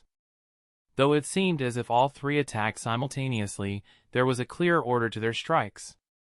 Marco was the fastest, and his attack arrived first despite being launched later. Ace followed, and Jinbei, the first to attack, was the slowest due to his large frame. Byakuya targeted Marco first, throwing a punch into the air. Armament haki surged from his fist, solidifying into an invisible iron strike that dispersed Marco's pale blue flames, which sparkled alongside Byakuya's faint pink haki, creating a strangely beautiful display. However, when the punch hit Marco, his face twisted in shock as a crisp crack echoed, the sound of bones breaking. Marco was sent flying backwards even faster than he had arrived. Simultaneously, Byakuya's sword, Kazunari, flew from its sheath. A sharp, piercing sound filled the air as a blinding white light flashed, cutting through Ace's flame spear and striking his chest. The blow left a blood red mark the size of a walnut on Ace's chest, causing him to collapse to the ground, coughing up blood. By this time, Jinbei's attack had reached Byakuya. But there was no panic on Byakuya's face, as Jinbei had expected. Jinbei felt his right hand, holding the water ball, suddenly caught in Byakuya's grip. He was overwhelmed by an immense, terrifying force and unable to move an inch forward. In the next moment, Byakuya slammed Jinbei and his water ball into the ground, creating a shockwave that shattered the earth in a 100-meter radius. Cracks spiderwebbed across the ground, spreading outwards in every direction. Byakuya stood in the center of the deep crater, casually dusting himself off as if he had done nothing more than a simple task. Ferguson watched in shock, furiously rubbing his eyes as if trying to confirm that what he saw was real. This was simply unbelievable. The captain of the Whitebeard Pirates' 1st Division, Phoenix Marco, the 2nd Division captain, Firefist Ace. One of the 7 warlords of the sea, Knight of the Sea Jinbei, had attacked Byakuya together. Yet, Byakuya had neutralized their assault in an instant, leaving them severely injured. Ferguson knew Byakuya was strong, but this was beyond anything he had imagined. Even if a Marine admiral were in the same situation, the result would be the same at best. As Byakuya looked at Ace and Marco, he felt a sudden surge of murderous intent. These two were key figures in the story, especially Ace, whose capture triggered the epic Marineford War, the pinnacle moment in the series. That battle made Byakuya's blood boil when he first watched the anime. Byakuya wondered if he could recreate the Marineford War from the anime by capturing Ace and Marco and bringing them back to Marine headquarters. A version where he would be the catalyst? Or perhaps he could use his alter ego, Knight, to leak Blackbeard's information to Ace and Marco and watch as events unfolded. Either way, he would gain immense world source power, probably as much as the points he earned from defeating tens of thousands of fishmen today. Ultimately, Byakuya found the second and third options to be more interesting. Marco, meanwhile, struggled to his feet, using his blue flames to heal his injuries. As he glanced at Byakuya, who seemed to be contemplating how to deal with him and Ace, Marco couldn't help but feel a deep sense of sadness. He had taken Byakuya seriously, so he had come to Fishman Island with Jinbei and Ace. Yet, he hadn't expected Byakuya's power to be so overwhelming, far beyond his imagination. At that moment, Marco saw a reflection of a younger Whitebeard in Byakuya. Both were impossibly strong, utterly unbeatable. Chapter 142, Fishman Island Turning Point. Marco quickly treated his injuries using the powerful regenerative abilities of his devil fruit and soon regained his mobility. Seeing that Byakuya had no intention of attacking again, Marco walked over to Ace, his expression grave. The blue flames in his hands landed on the red mark on Ace's chest. Whether they could defeat Byakuya or not, they had to recover some of their strength quickly.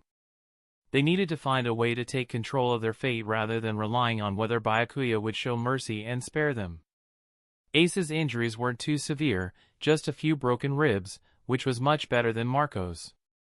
Ace opened his eyes and looked at the heavily injured Marco, offering a bitter smile. He said weakly, Big Brother Marco, this time it's all my fault. If it weren't for me, you wouldn't have come to Fishman Island, and you wouldn't have ended up in such danger." Marco shook his head and said, "We're brothers. There's no need to talk like that. Besides, I came with you willingly. This has nothing to do with you." Hearing Marco's comforting words, Ace smiled faintly and turned to look at Byakuya, who stood deep in thought. This marine looked about the same age as him, but their strength differed like night and day. Ace felt deeply ashamed, remembering how confident he had been when he had left and the arrogant words he had said to Jinbe. Now, Marco had been dragged into this mess as well. In Ace's heart, if something happened to Marco, not even dying 1,000 times would be enough to atone. Seeing that Byakuya had not continued his assault, Neptune mustered his courage and approached. Looking at Jinbe, unconscious at Byakuya's feet, Neptune pleaded, "Vice Admiral Byakuya, I'm sure Jinbe attacking you must have been a misunderstanding." He then explained Shirahoshi's prediction and how he had relayed the message to Jinbe. When they returned and saw you attacking and killing so many fishmen, they must have misunderstood and acted rashly. Could you give them a chance and pretend this never happened? Neptune was out of options. Jinbe had joined the 7 warlords of the sea to protect Fishman Island and worked hard for peace between humans and fishmen. Neptune couldn't stand by and watch Jinbe die at Byakuya's hands. Marco and Ace were also high-ranking officers in the Whitebeard pirates. With Fishman Island still flying Whitebeard's flag, if these two were captured by Byakuya here, it could provoke Whitebeard's wrath. If that happened, Fishman Island would be doomed. So, Neptune had no choice but to plead with Byakuya. Byakuya, interrupted by Neptune's words, looked at him with some surprise. "King Neptune, do you understand the consequences of what you're asking?" Byakuya said coldly. "You want me to let go of 2 high-ranking officers of the Whitebeard pirates and a warlord of the sea who actively attacked a marine vice-admiral?" Hearing the coldness in Byakuya's words, Neptune felt a chill in his heart, and sweat began to form on his forehead. He had no choice, this man was far too powerful. With a single strike, Byakuya had killed nearly 50,000 fishmen. He had also quickly defeated Marco, Ace, and Jinbe. Either of these feats would be terrifying on their own, enough to prove his overwhelming strength. But both had occurred within a span of fewer than 5 minutes. How could Neptune not be afraid? In truth, Byakuya didn't want to kill Marco and Ace so easily. During the brief pause, he had formed an idea in his mind. While it might not bring him the most power in the world, he was curious to see how the story would develop if he went through with his plan. Seeing Neptune's troubled expression, Byakuya finally spoke, "Considering how well you've treated us these past few days, I'll give you this favor." Byakuya pointed to Ace and Marco. "I'll act like I didn't see these 2 Whitebeard pirates and let them go. I won't even hold Jinbe's attack against me. But there's a condition." Neptune knew better than to think Byakuya was acting out of kindness. Marco and Ace, who had been listening intently, perked up their ears, curious to hear what Byakuya's condition would be. "I'm about to head to the New World to become the base commander of Marine G5. So, I want your promise that the Whitebeard pirates will never attack the G5 base in exchange for your lives." Such a promise was something only the Whitebeard pirates or the red-haired pirates among the 4 emperors would keep. The other 2 wouldn't take such a promise seriously. You could let them go today, and they'd come with their entire crew to attack you the next day. Hearing Byakuya's condition, Marco and Ace were somewhat surprised. They hadn't expected this to be his demand. For the Whitebeard pirates, this was a very easy promise to keep. The Marine G5 base bordered the territories of the Beasts pirates and Big Mom pirates, far from Whitebeard's domain. In the New World, they rarely crossed paths. Making such a promise wouldn't harm the Whitebeard pirates at all. It would hurt Marco and Ace's pride, as the story of making such a humiliating agreement with the Marines would spread. But losing face was better than losing their lives. Without a second thought, Marco agreed to Byakuya's terms. Byakuya nodded, "Very well, then. You 2 can leave." Ace frowned, looking at Jinbe, unconscious at Byakuya's feet. "I want to take Jinbe with us." The man before him was too dangerous, and Ace couldn't bear to leave Jinbe behind. Byakuya chuckled, either you all stay, or you two leave now without him. Don't wait until I change my mind. By then, you won't have to leave at all. You! Ace's fiery temper flared, but he couldn't abandon a brother. Marco remained silent, his blue flames igniting again, signaling his decision. Well, you're pretty loyal, aren't you? Byakuya cracked his knuckles as he spoke. Then let's see if your bones are as tough as your words. Seeing that Marco and Ace were about to attack Byakuya again, Neptune stood between them in a panic and reopened his recently healed wounds. He quickly blocked the three and said to Marco and Ace, "You two can leave with peace of mind. I swear I won't let Jinbe die at the hands of Vice Admiral Byakuya. Leave this to me." Despite Neptune's assurance, Ace was still uneasy. However, Marco understood that they would not escape this situation if they continued fighting, and Byakuya changed his mind. Also, it was clear from Byakuya's attitude that he treated Neptune with more respect. Staying would only cause more trouble, so leaving seemed the best choice. Ace, trust King Neptune. If we stay, things will only get worse, Marco urged. Though worried about his comrade, Ace wasn't ignorant of the situation. He understood Marco's reasoning. All right, Ace said reluctantly. Before leaving, he turned to Byakuya seriously and said, "Today, I'm no match for you, but one day, I'll surpass you. When that day comes, I'll spare you, just like you spared me today. But the next time we meet, it'll be a fight to the death." Is this the typical fiery speech of a shonen protagonist? Byakuya scratched his ear, not taking Ace's words seriously. Surpass me? You'd be lucky if you didn't get captured by Blackbeard and handed over to the world government. Such naive thinking. Besides, my strength will grow exponentially with the power I've just obtained from the world source. How could someone training normally even compare to someone like me, who practically has cheat codes? What a joke! But speaking of Blackbeard, Byakuya's eyes lit up as he came up with an idea. He sneered, "You think you can surpass me? The only thing you'll surpass me in is how soon you'll die. Be careful not to die too early." You! Ace gritted his teeth in anger, faint flames flickering around him as he struggled to control his temper. "Oh, and when you hurry back, send my regards to Blackbeard. In my eyes, he's the only one with the potential to surpass me. As for you, you don't even stand a chance. And let Blackbeard know I'm close to finding the Yami Yami no Mi, so he should stop wasting his time. It's truly pathetic for someone as strong as him to stay hidden as an ordinary crew member."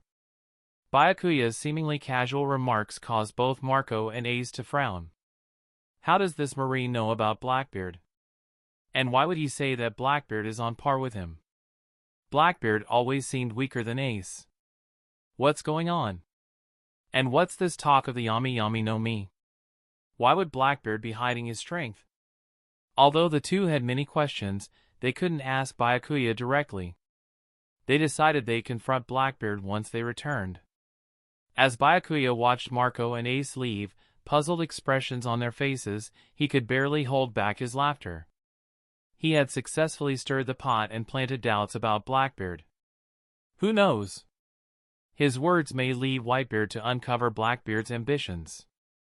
Although Blackbeard was incredibly cunning, Byakuya's remarks would undoubtedly cause trouble for him.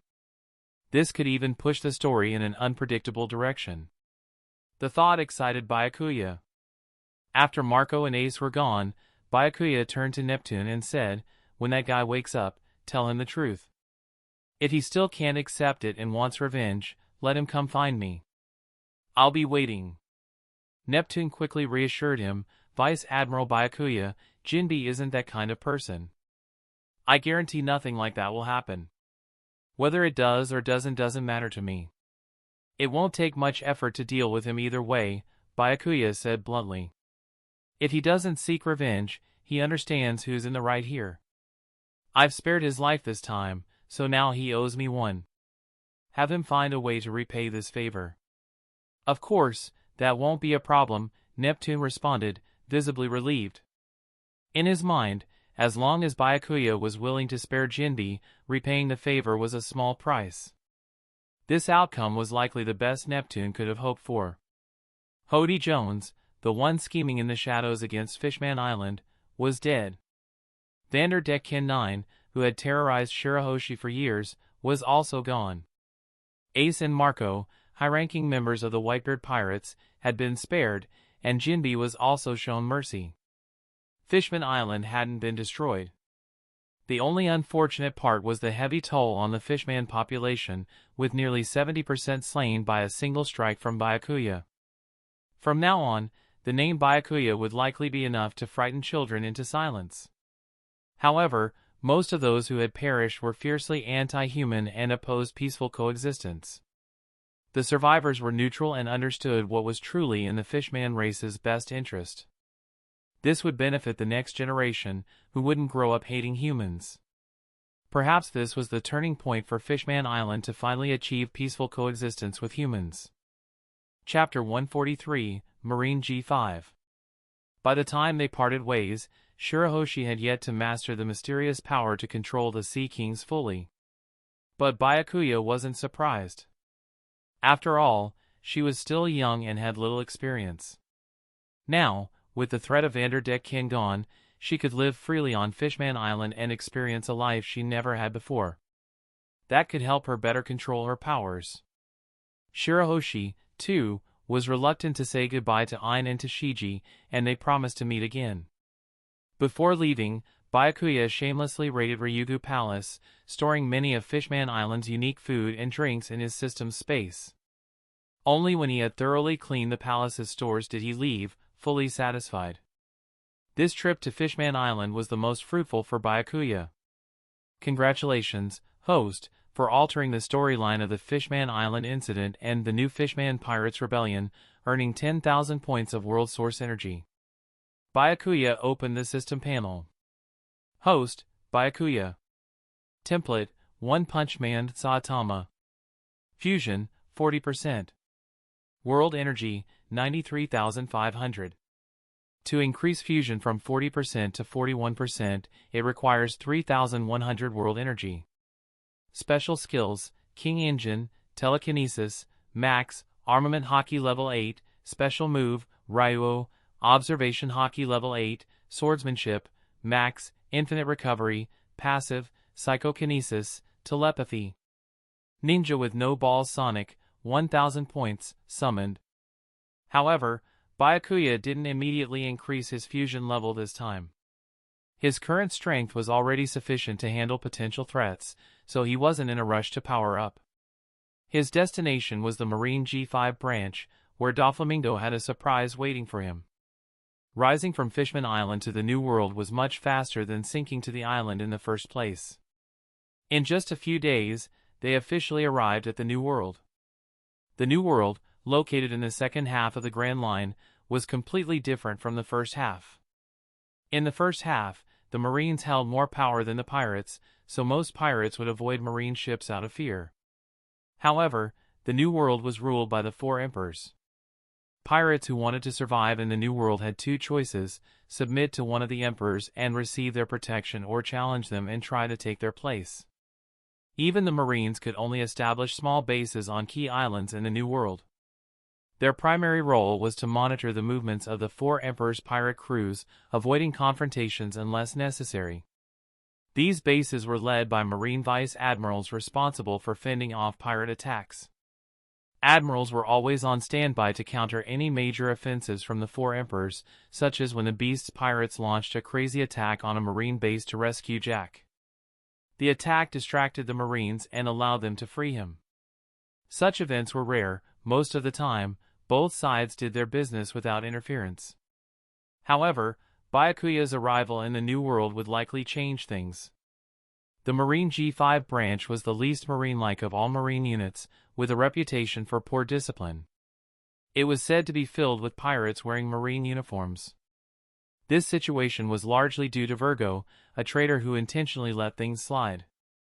After all, a stricter environment would make it difficult for Virgo to carry out his treacherous plans. In the G5 base commander's office, a man's deep voice echoed in the quiet room. I understand. I'll look for the right opportunity to execute the plan. Don't worry, I won't expose my identity. And when he arrives, I'll ensure he knows I haven't been idle all these years at G5.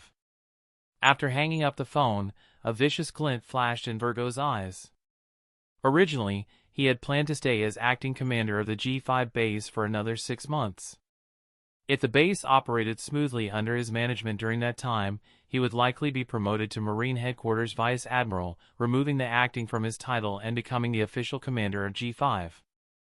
But who would have thought that Byakuya would swoop in out of nowhere, taking the position of G5 base commander for himself? This sudden development put Virgo's plans to become a Vice Admiral on indefinite hold. What angered Virgo the most was that this was all part of Doflamingo's scheme. However, there was some relief that Doflamingo held a grudge against Byakuya and shared his revenge plan with Virgo.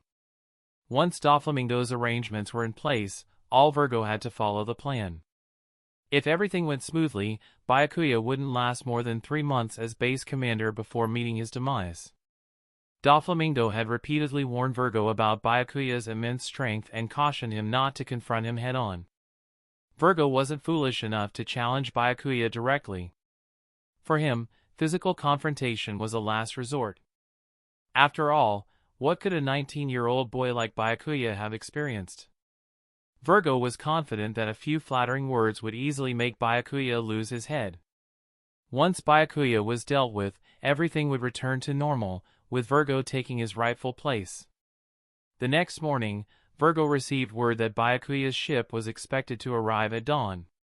He gathered all the soldiers at the base early, preparing to welcome their new commander. Of course, his intentions were far from kind. Most of the soldiers at the G5 base usually slept until they woke up naturally and were not used to rising so early. When they learned that they were being woken up early to greet the new base commander, many grumbled. Some even turned around and went back to their barracks to sleep, not caring at all about the incoming commander. This was exactly what Virgo wanted. When Byakuya arrived, he would see a scattered and disorganized group of soldiers, hearing their discontented complaints. How would Byakuya, the new base commander, react to such a display of insubordination? If Byakuya got angry, Virgo's plans would be perfectly suited. Thanks to Virgo's efforts, most of the soldiers at G5 were rebellious and unruly. Even if Byakuya was powerful, he couldn't simply discard an entire base of soldiers. If he decided to crack down on discipline, he would alienate the entire base and turn them against him. On the other hand, if he did nothing, it would be a slap in the face, showing that even the new commander was powerless against the disorder. Virgo couldn't imagine Byakuya successfully managing the G5 base under these circumstances. While Virgo was lost in thought, he spotted the Polar Day, Byakuya's ship, approaching from the horizon. It was rare to see a personal ship fly the Marine flag, and in fact, Byakuya's vessel was unique among Marines. The Niko docked, and Byakuya was the first to disembark, followed closely by Fergus, Tashigi, and Ein. When Virgo saw Byakuya's extremely youthful appearance, it was as if he had just tasted something sour, his heart filled with jealousy. However, Virgo knew what he had to do. He immediately commanded the soldiers with a loud, firm voice, "Welcome to our new G5 base commander, Vice Admiral Byakuya." But the soldiers below barely responded. Over 100 people sounded quieter than Virgo's single voice. "Welcome, Vice Admiral." They mumbled, sounding half asleep, making it difficult for anyone to stay alert. Fergus and the others behind Byakuya frowned upon hearing the soldiers. Before arriving, they had been told that the G5 branch had a poor atmosphere, with its soldiers acting more like pirates than Marines. At first, they thought this might be an exaggeration, but seeing it with their eyes, they realized it wasn't. Even though all the soldiers were supposed to be present, less than 10% had shown up. The ones who did attend were disheveled, their uniforms stained and dirty, far below the Marine standards. The only consolation was that Marine Rear Admiral Virgo, the former acting commander of G5, looked the part. His appearance and demeanor matched that of a true Marine, and he had personally welcomed Byakuya upon arrival, making him seem like the only true Marine in the entire G5 base. Noticing Fergus and the others' dissatisfaction with the soldiers, Virgo feigned embarrassment and explained to Byakuya. Apologies, Vice Admiral Byakuya. The soldiers here have gotten used to laziness, which is why they're like this. Starting tomorrow, I'll intensify their training and whip them into shape, giving them a new look. Byakuya looked at Virgo with a knowing smile and said, "It's fine. You've been training them for years, and they still look like this. I'm not blaming you." Virgo, who usually prided himself on being clever and calculating, was taken aback by Byakuya's response. What did he mean by that? Feigning concern, Byakuya asked, "Is this all the G5 soldiers?" Virgo sighed, "What you see here is less than 1/10 of the total number. I gave the order, but most didn't show up. Some came and then left. There's nothing I can do." Virgo didn't mind playing the fool in front of Byakuya. This way, Byakuya wouldn't suspect him of anything. If something happened to Byakuya later, no one would ever connect it to Virgo. Watching Virgo's convincing act, Byakuya almost felt like applauding, thinking to himself, what a performance. He deserves an award. If Byakuya hadn't known that Virgo was a traitor, he might have been fooled into venting all his anger on the soldiers below. But since he was fully aware of Virgo's true identity, Byakuya wasn't concerned. "Let them sleep if they want to," Byakuya said indifferently. "We'll meet in the afternoon and gather everyone on the training grounds." Virgo was surprised, staring at Byakuya. Isn't he supposed to be hot-blooded? He's so young and already a Marine Vice Admiral. Where's that fiery temperament? His subordinates don't respect him, yet he's unbothered, just brushing it off like that. Virgo couldn't figure out what Byakuya was up to. "Did you not hear me, Rear Admiral Virgo?" Byakuya asked, raising an eyebrow. "I heard you." "I'll have everyone gathered in the afternoon," Virgo quickly replied. His shock had almost made him slip up in front of Byakuya. "Oh, and from now on, you'll handle all the base affairs together with Fergus. Only report to me if something major happens," Byakuya added. Fergus smiled and gave Virgo a friendly nod. After all, Virgo outranked him, and Fergus respected him for keeping things in order in such a chaotic environment. Virgo responded with a smile, glancing at Fergus meaningfully. So, Fergus must be Byakuya's trusted subordinate. Even though Byakuya hadn't directly promoted Ferguson, assigning him to handle the base's affairs was a subtle signal. This made Virgo more determined to eliminate Byakuya as soon as possible. Chapter 144, The Pirate Way. In the late afternoon, nearing dusk, the meeting that Byakuya had ordered finally occurred 2 hours later than planned. This delay alone showed how bad the discipline at the G5 Marine branch was. Byakuya even thought these soldiers could easily form a strong pirate crew if they removed their uniforms. As Byakuya and the base officers stood on the platform, looking down at the nearly 3,000 soldiers, they couldn't help but sigh. Although they had some idea of what to expect after seeing the situation at the dock, seeing the whole group in person made them realize how rotten the G5 Marine branch was. The soldiers sat on the ground with no regard for discipline, casually cursing and shouting insults, often involving someone's entire family. There were even drunks, still clutching half-empty bottles, reeking of alcohol and looking like they might pass out any second. Seeing this chaos, Byakuya casually remarked, "I didn't expect the G5 Marine branch to have fallen this far. Rear Admiral Virgo must have had a hard time managing this. To get the Marine stationed in the New World into such a state must have taken quite some effort on Virgo's part. Truly, it had been hard work for him." Virgo, unaware that Byakuya already knew his true identity, mistook the comment for genuine concern. Gratefully, he said, "Thank you for your understanding, Base Commander." Byakuya shook his head and didn't say anything further. Originally, Byakuya had come to the New World ready to take on the Four Emperors pirate cruise. But looking at the soldiers in front of him now, he figured that if they heard they were going to fight the Four Emperors, they might strip off their Marine uniforms and join them instead. Fixing the situation in the G5 Marine branch wouldn't be an easy task. The only way would be to strictly enforce Marine regulations and punish anyone who didn't comply. But doing so would cause a mutiny, reflecting poorly on Byakuya as the new base commander. To outsiders, he lacked leadership. Byakuya had his sights set on becoming the Marine Fleet Admiral, so he couldn't allow that to happen. In this way, Virgo had handed him a difficult problem right from the start. Standing on the platform, Byakuya addressed the soldiers below. "My name is Byakuya, your new G5 Marine Base Commander." As he spoke, Byakuya used armament hockey to amplify his voice, making sure it reached every one of the nearly 3,000 soldiers. After he finished speaking, most of the soldiers' attention turned to him. However, instead of settling down, they started whispering, not bothering to hide their conversations. "So this young pretty boy is our new base commander? Doesn't seem as good as Rear Admiral Virgo. You don't get it. This Byakuya guy is the one who defeated Drought Jack, a serious powerhouse." "Really? Weren't the Beast's pirates attacking marine bases left and right to rescue Jack? Now that he's taken over as base commander, the Beast's pirates will come after us?" "Probably. Sounds like trouble.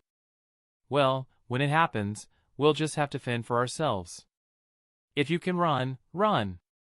Some of the soldiers, consumed by lust, looked greedily at Ain and Tashigi behind Byakuya, saying things like, "Look at those two female officers behind Byakuya. They're hot, and what great bodies. If I could just touch one of them, I wouldn't even mind dying on the spot." "Heh, keep dreaming. Those two are Byakuya's women. You think you can get close? You'll probably be dead before you can even lay a finger on them. Come on, can't a man at least dream?" The soldiers weren't even trying to lower their voices, so for people like Byakuya, Ain, and Tashigi, whose senses were highly attuned, it was easy to hear everything. Ain and Tashigi were already uncomfortable with the way the soldiers had been eyeing them, and when they overheard those vulgar comments, they were ready to draw their swords and cut them down on the spot. But when they heard the soldiers mention they were Byakuya's women, their faces instantly turned red. They exchanged a glance, then shyly looked down at the ground, sneaking glances at Byakuya's strong, upright figure standing in front of them. Though annoyed by the soldiers' behavior, they couldn't help but find the comments somewhat flattering. Byakuya didn't interrupt the soldiers' chatter, instead waiting for them to finish before speaking again. "Before I came here, I was told that the G5 branch had a poor reputation, that its soldiers behaved more like pirates than marines," he said. "They told me to prepare myself in case the reality was too much to handle. I didn't take it too seriously back then. I thought, Marines are Marines. No matter how bad their discipline is, they couldn't possibly be as bad as pirates. But now, after seeing you all in person, I realize just how naive I was. What do they mean, like pirates? You're more like pirates than actual pirates." When Byakuya said this, the entire crowd of soldiers burst into laughter. In truth, the G5 soldiers had heard such remarks before. Nearly everyone from other branches who had contacted them would threaten to report their behavior. The higher-ups had attempted to curb it, like reducing their pay or cutting down their supply of resources. But the G5 soldiers didn't care. If their pay were reduced, they'd go out and steal. They could easily steal more than what was cut. After a few rounds of this, the higher-ups realized they couldn't control the G5 branch, so they stopped bothering. As long as G5 didn't betray the Marines, the higher-ups turned a blind eye. This only encouraged the toxic culture to spread more within the G5 branch. After Byakuya's speech, most of the G5 soldiers began to feel somewhat positive toward him. At least, unlike previous base commanders, he wasn't demanding strict discipline right off the bat, turning their lives into a living hell to the point where they wished they could ditch their marine uniforms and become carefree pirates. Byakuya continued, "To be honest, I don't want to change how things are around here. I think it's fine, as long as you're willing to put your lives on the line when facing pirates. That's all that matters." Then, his tone shifted, expressing displeasure. "But what bothers me is that you don't follow orders." The soldiers below showed a hint of impatience. It seemed that, despite his words, the new base commander was still trying to mold them into obedient soldiers, unlike the previous commanders. Meanwhile, Virgo, standing behind Byakuya, had a faint smile.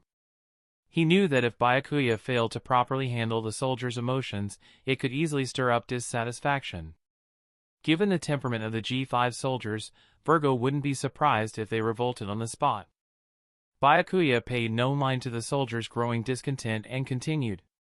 Since you all consider yourselves Marines who act more like pirates, let's settle this the pirate way to solve the issue of disobedience today. This piqued the soldiers' curiosity. The pirate way? What does he mean by that? Seeing their confusion, Byakuya deliberately said, Rear Admiral Virgo, why don't you explain to the soldiers what the pirate way means? Virgo hesitated momentarily before cautiously answering, Base Commander Byakuya is referring to the idea that, in a pirate crew, strength rules? Byakuya smiled and nodded, exactly right. Rear Admiral Virgo sure knows his pirates well. Virgo's heart skipped a beat. He wasn't sure what Byakuya meant by that remark but forced a smile. Well, we Marines spend much time dealing with pirates. It's natural to learn a few things over the years. Byakuya chuckled and turned his attention back to the soldiers. As Rear Admiral Virgo said, in pirate crews, the strongest leads. Today, we'll settle the leadership of the G5 branch by pirate rules. Why should anyone without strength be allowed to act arrogant? In the G5 branch, only those with real strength can ignore orders and do as they please. Byakuya's provocative words fired up the G5 soldiers. Finally, a system that spoke to their values, one based on strength. This was exactly what they had always wanted. Seeing the excitement in their eyes, Byakuya smirked and continued in a calm tone. I am Byakuya, a Marine Vice Admiral and your new G5 branch base commander. I'm still a few months shy of turning 19. If any of you think you can beat me, step forward. If you defeat me, the G5 branch will be yours to command. Hearing this, some soldiers were eager to challenge him, already imagining themselves in charge of the G5 branch. Of course, only those unaware of Byakuya's true strength were this excited. The soldiers who knew that Byakuya had once defeated Drought Jack instead glanced at the other officers, including the 3 colonels standing behind Byakuya. Challenging these people seemed like a better idea if they wanted to rise quickly in rank. One colonel, gathering his courage, shouted, Base Commander Byakuya. My name is Bill, and I'd like to challenge you. Byakuya smiled. Good. I admire your courage. Chapter 145, Acknowledge. A large space was cleared in the courtyard, transforming into a sparring ground. Colonel Bill, who was also a swordsman, was visibly excited. Base Commander Byakuya, if I defeat you, will I become the base commander of the G5 branch? That's right, Byakuya confirmed. But even then, you'll only have control within the G5 branch. Outside, I'll still be the official base commander. That's more than enough. Bill exclaimed as he swiftly drew his sword and lunged forward, hoping to catch Byakuya off guard. However, against Byakuya, such tricks could have been more useful. Byakuya calmly pulled out a small knife, no more than 20 centimeters long. It looked perfect for cutting fruit but utterly ridiculous for combat. Yet today, Byakuya had deliberately chosen to fight with a fruit knife. If Dracul Mihawk could make a spectacle of fighting with a small sword, so could Byakuya. He didn't believe his swordsmanship was any weaker than Mihawk's. Seeing Byakuya take out such a tiny knife, Bill's eyes lit up with delight, thinking this was his opportunity. He didn't have the slightest complaint. From Bill's perspective, the more Byakuya underestimated him, the greater his chances of victory. As he approached Byakuya, his long sword flashed several times, creating multiple blade shadows that made it hard to tell which strike was real. Bill, filled with excitement, shouted, Base Commander Byakuya, forgive me. In an instant, several blade shadows lunged toward Byakuya at high speed, each aimed at a vital point. But Byakuya didn't seem to mind. After all, Bill was the weaker one in this fight, so he had no choice but to go all out, otherwise, he was certain to lose. Bill was fast, but Byakuya was faster. Though Byakuya's small knife appeared motionless, it shattered Bill's attacks in the blink of an eye. Before Bill could even react, the blade was already at his throat. The cold steel sent a chill down his spine, causing his hair to stand on end. Bill's life would be over with just a flick of Byakuya's wrist. In a panic, Bill pleaded, "Base Commander Byakuya, I was wrong. Please, don't slip." The surrounding soldiers, familiar with Bill, began to laugh. "Bill, didn't you claim to be the best swordsman in the G5 branch? Why did you crumble so easily?" "Base Commander Byakuya, Bill dared to challenge you. He didn't take you seriously. For a traitor like him, you should finish him with one strike." Hearing his comrades teasing him, Bill angrily cursed, "You bastards. I swear I'll cut you all down later." He turned back to Byakuya, begging, "Base Commander Byakuya, I promise to behave from now on. Please, let me off this time." If he had known Byakuya was this strong, he wouldn't have been the first to step up and challenge him. Not only had he failed to make an impression, but he'd also lost face completely. Now, he wasn't even sure if he'd survive.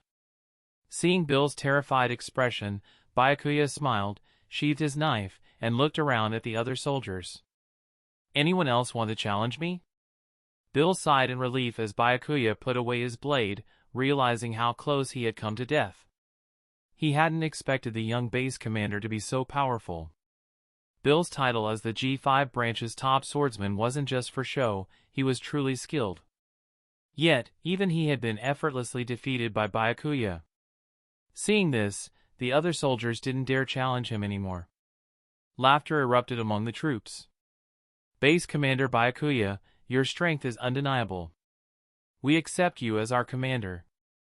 "That's right. From now on, whatever you say, we'll follow." For them, nothing was more convincing than sheer strength. They reasoned that if they were ever faced with an attack by a Yonko's crew, the stronger their base commander was, the better their chances of survival would be. They understood this clearly. Seeing that everyone had accepted him, Byakuya smiled and said, "All right, I've secured my place as base commander. As for the rest of the positions, feel free to decide among yourselves. But remember, don't kill anyone. As long as you take this medicine, you'll survive." Byakuya, now well equipped, had just redeemed 1,000 healing potions from the system store. The soldiers' fighting spirits were reignited with Byakuya's permission and the assurance of the healing potions. Especially after seeing one severely injured soldier recover most of his wounds in just a short time, they gained even more confidence. The fact that their young, strong, and generous base commander was willing to share such valuable healing items with them made them even more loyal to Byakuya. Byakuya returned to the high platform, leisurely watching as the soldiers fought amongst themselves. By observing their battles, he realized that while the G5 branch had a bad reputation, their combat skills were far superior to those of soldiers from other branches. Perhaps this was the source of their defiance and arrogance. Virgo, standing nearby, gave Byakuya a surprised look. He never expected Byakuya to use such a method to tame these unruly soldiers. The approach was simple and brutal but quickly subdued these fearless men. However, for a Marine officer to use such a method was quite unconventional. Byakuya's tactics seemed more in line with pirate behavior than Marine discipline. The soldiers had plenty of energy from sleeping all day because they fought from the afternoon until late into the night. Nearly everyone participated in at least one fight. Since Ain and Tashigi were women, many assumed they were weaker than the other colonels and eagerly challenged them. However, those who fought them soon realized that Ain and Tashigi were not only beautiful but also incredibly strong. As the G5 branch's so-called top swordsman, Bill couldn't resist the urge to challenge Ain and Tashigi, both swordswomen. However, after being trained by a master swordsman like Byakuya, Ain and Tashigi's swordsmanship was far beyond what Bill, who had honed his skills on his own, could compete with. Naturally, he was thoroughly defeated. Bill felt utterly defeated. In just one day, the title of the G5 branch's top swordsman had slipped from his grasp, leaving him as the fourth best swordsman. To make matters worse, the 3 swordsmen ranked above him were now Ein, Tashigi, and Byakuya, 2 women. This was particularly humiliating for Bill, as female swordsmen were generally considered physically weaker than their male counterparts. His defeat left him feeling deeply ashamed. Bill contemplated whether he should start working harder and try to impress Base Commander Byakuya. Perhaps if Byakuya saw that Bill was diligent and serious, he might give him a few tips, which could greatly benefit Bill's swordsmanship. If Byakuya knew what Bill was thinking, he would probably sigh and think, no matter where I go, there's always someone willing to be my lackey. What a dilemma! A week passed uneventfully at the G5 branch, leaving Byakuya somewhat bored. He had expected that after arriving at G5, Doflamingo and Virgo would have some plan for him. But now, it seemed like they had no plan at all. Virgo behaved like a subservient lackey at the base, and even when working with Fergus, he was extremely polite. There was no sign that Virgo intended to harm Byakuya. Even Fergus frequently praised Virgo in front of Byakuya. Something didn't seem right. Could it be that Doflamingo wasn't behind the decision to transfer me to the G5 branch? Did I misjudge him? While Byakuya was puzzling over this, Doflamingo and Virgo were actually in a state of panic. According to Doflamingo's plan, Virgo was supposed to use some random excuse to lure Byakuya out of the G5 branch and bring him to a predetermined ambush location. This would prevent the Marine admirals from arriving in time to rescue him. Then, they would team up with the Beast's pirates to kill Byakuya. The plan was simple and direct, with Virgo, a high-ranking officer inside G5, acting as an inside man. It should have been easy to execute. The key element of the plan was to collaborate with the Beast's pirates to kill Byakuya. In Doflamingo's mind, this would be no problem. Knowing Kaido's personality, he figured that since Kaido's subordinate had been captured and a great deal of effort was spent rescuing him, Kaido must harbor a deep hatred for the Marines who captured his man. Given the opportunity to kill that same Marine, Kaido would certainly take action. However, when Doflamingo contacted the Beast's pirates and suggested the plan to kill Byakuya, he realized that he had oversimplified things. Kaido wasn't as easily enraged or manipulated as he appeared to outsiders. He flatly refused Doflamingo's plan and demanded that Doflamingo quickly send another batch of smile fruits. Because the last transaction had failed, Kaido wouldn't pay Berry for this new batch, drawing the Marines' attention. If Doflamingo refused, Kaido wouldn't mind killing him for the trouble. After saying this, Kaido hung up with a mocking laugh. During their last effort to rescue Jack, Kaido had launched an assault on a Marine base in the New World. The plan succeeded. They rescued Jack and even managed to kill a Marine vice admiral and severely injure another. However, the Marines retaliated by sending an admiral after the Beast's pirates.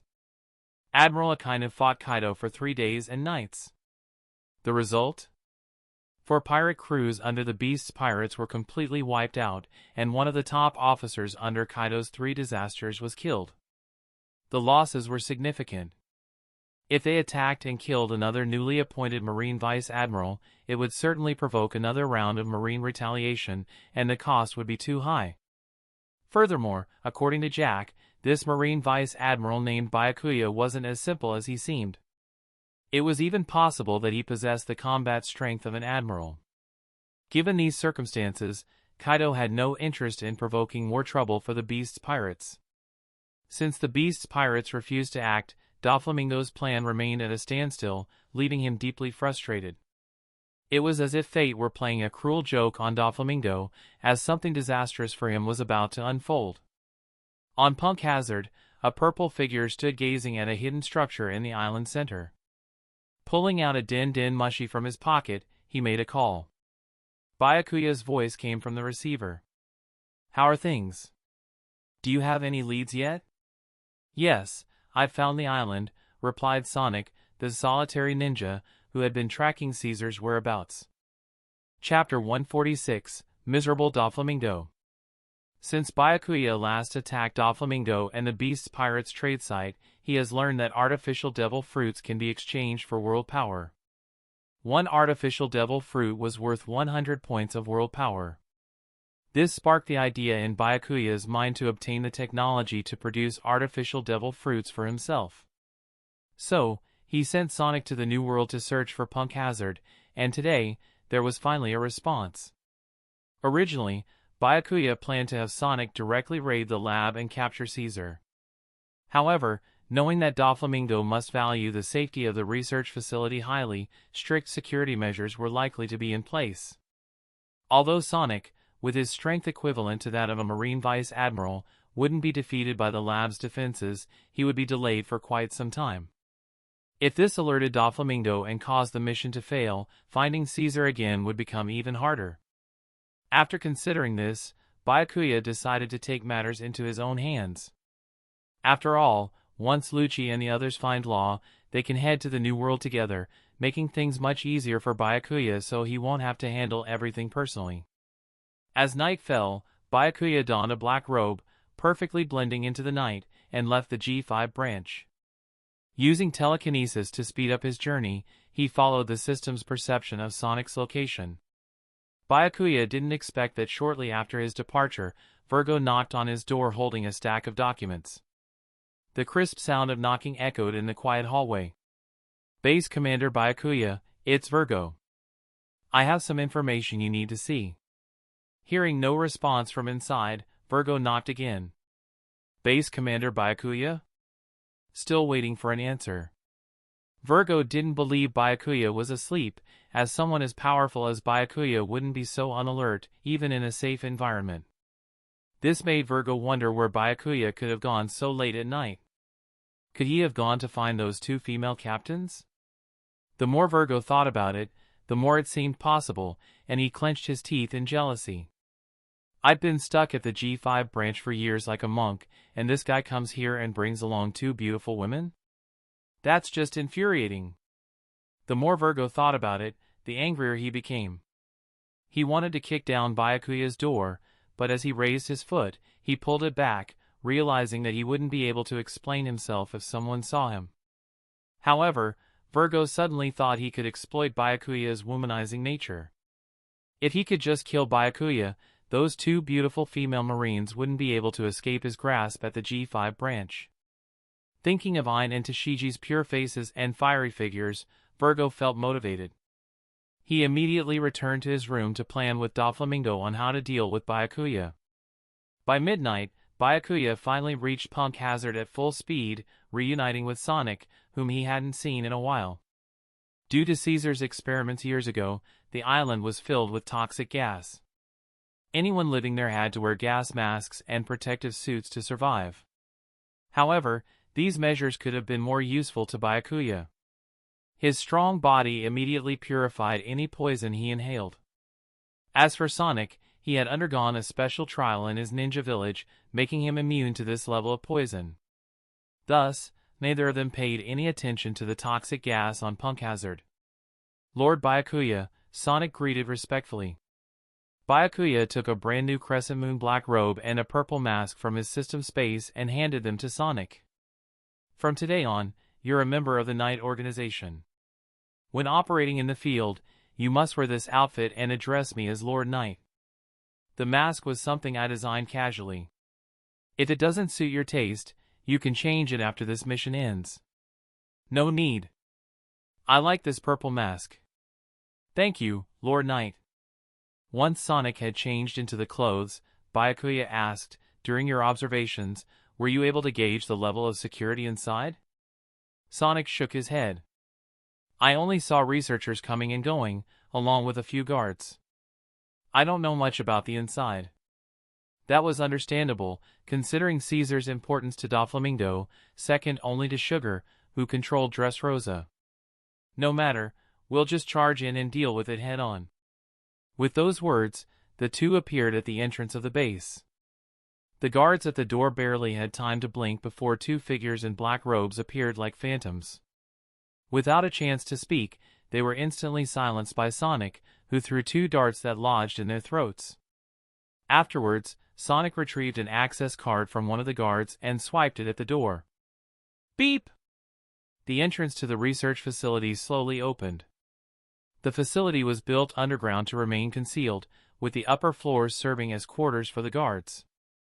The moment they entered, they caught the attention of all the guards on the first floor. Raising their guns, the guards shouted at Byakuya and Sonic, "Who are you?" Sonic ignored the question, turning instead to Byakuya for instructions. "Kill them all. No one in this base is to survive except those we must take." Byakuya's cold tone sent a shiver down the guards' spines. Sonic hurled an explosive shuriken as they fired a shot, reducing them to pieces. However, before dying, one of the guards managed to trigger the red alert for intruders. It was their final act. "Alert! Alert! Intruder detected." The research facility was filled with blaring sirens and flashing red warning lights. Steel plates nearly 2 meters thick sealed off all access between floors. On the first basement level, Caesar froze in the middle of an experiment as he heard the alarm. His hand trembled, causing the artificial devil fruit he was working on to turn into a waste pile. Enraged, Caesar yelled toward the door, "Guards!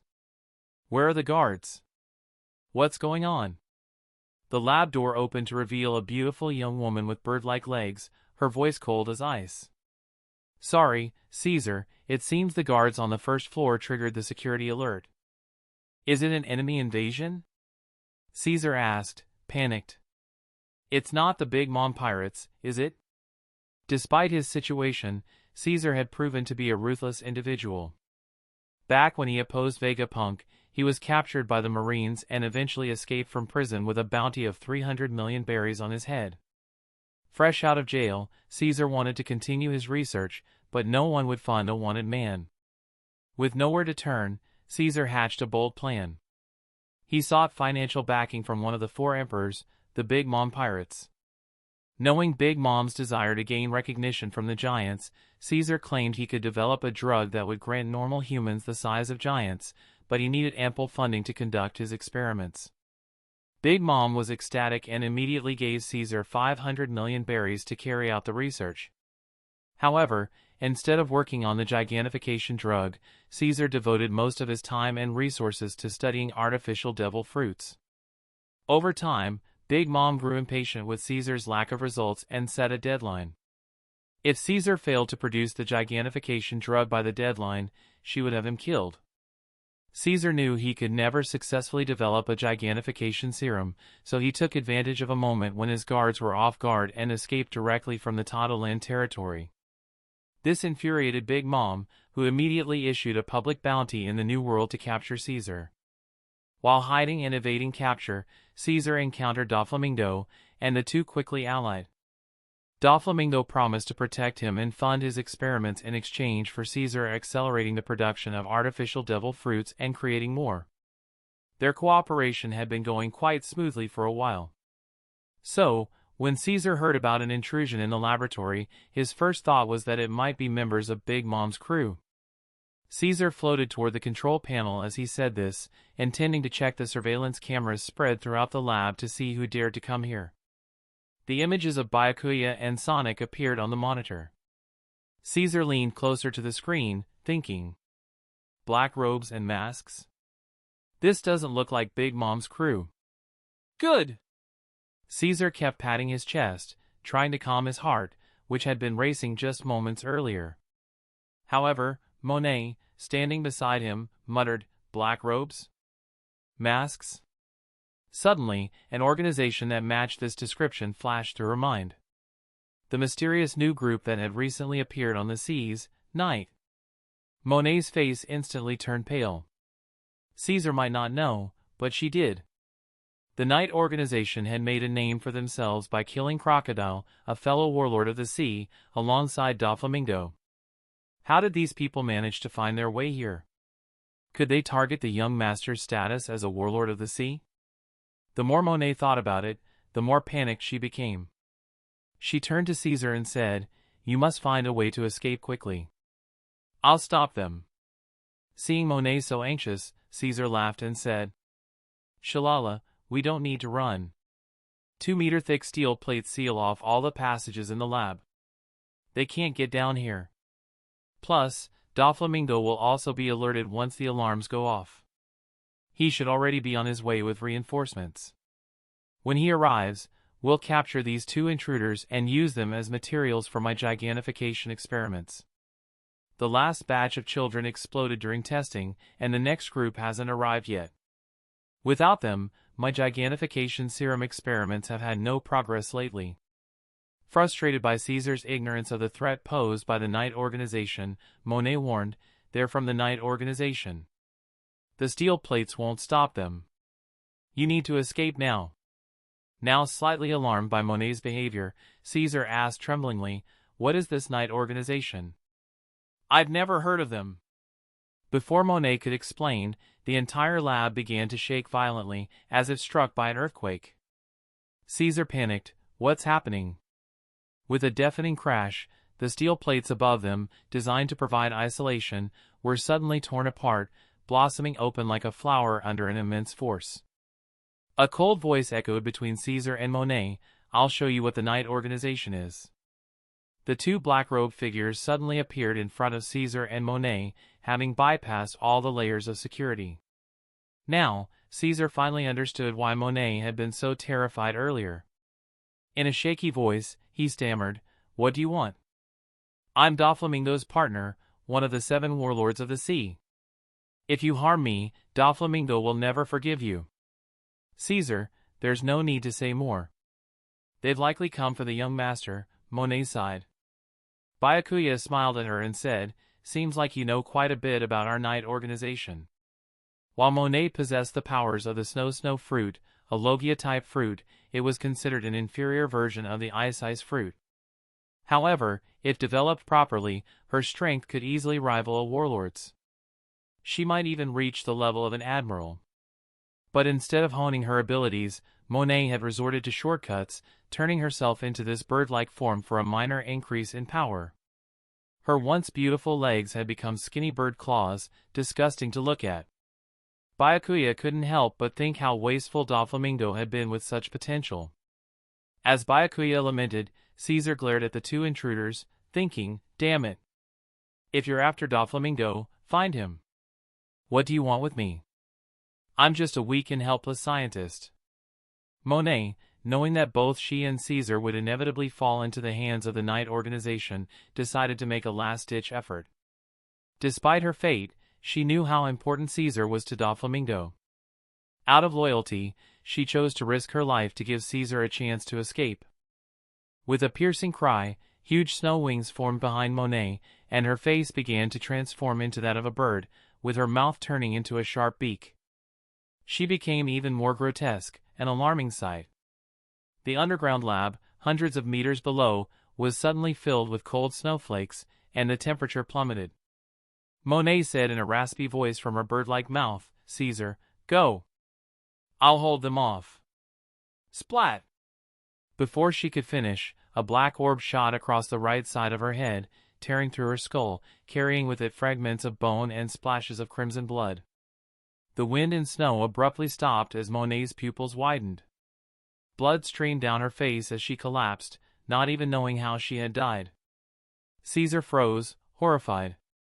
"I haven't even run yet, and she's already dead?" His eyes darted to the black orb floating beside Byakuya. Suddenly, he understood what had happened. In a calm voice, Byakuya said, "Too annoying and weak. No reason to let her live." His gaze then shifted to Caesar, the black orb quivering ominously. Cold sweat poured down Caesar's back as he stammered, "Please, don't kill me. I'm useful. I can provide you with the technology for smile fruits, and I'm also developing a gigantification serum. I've also made some powerful biochemical agents. Just one vial can wipe out an entire town. Surely, that could be useful to your organization." Terrified of meeting the same fate as Monet, Caesar spilt all his secrets like beans from a jar. Byakuya smirked, "Seems like you are useful after all." Caesar nodded desperately, "Yes, yes. As long as you don't kill me, I'll serve you loyally. From now on, I'll be a member of the Night Organization." Byakuya scoffed, "You're not worthy of joining the Night Organization." Undeterred by the insult, Caesar smiled obsequiously, "You're right. I'll work twice as hard to earn my place in the organization. Byakuya, uninterested in wasting more time, asked, "Is there anything here worth taking? If not, we can leave now." Eager to show his value, Caesar quickly responded, "These things here aren't important. The real valuable stuff is in my head. As long as we have money, I can replicate everything elsewhere." He was trying to make it clear that if they killed him, they'd lose all the knowledge and research stored in his brain. Byakuya, seeing through Caesar's ploy but choosing not to call him out, asked, "Are there any smile or artificial devil fruits here that haven't been shipped out yet? If so, where are they?" Hearing this, Caesar immediately realized that the Knight organization knew quite a lot about the artificial devil fruits, perhaps even Doflamingo's deals with the beast's pirates. He thought to himself that they were probably here because of him. It seemed he wouldn't be able to stall until Doflamingo arrived. As Caesar was deep in thought, a flash of black light suddenly streaked before him.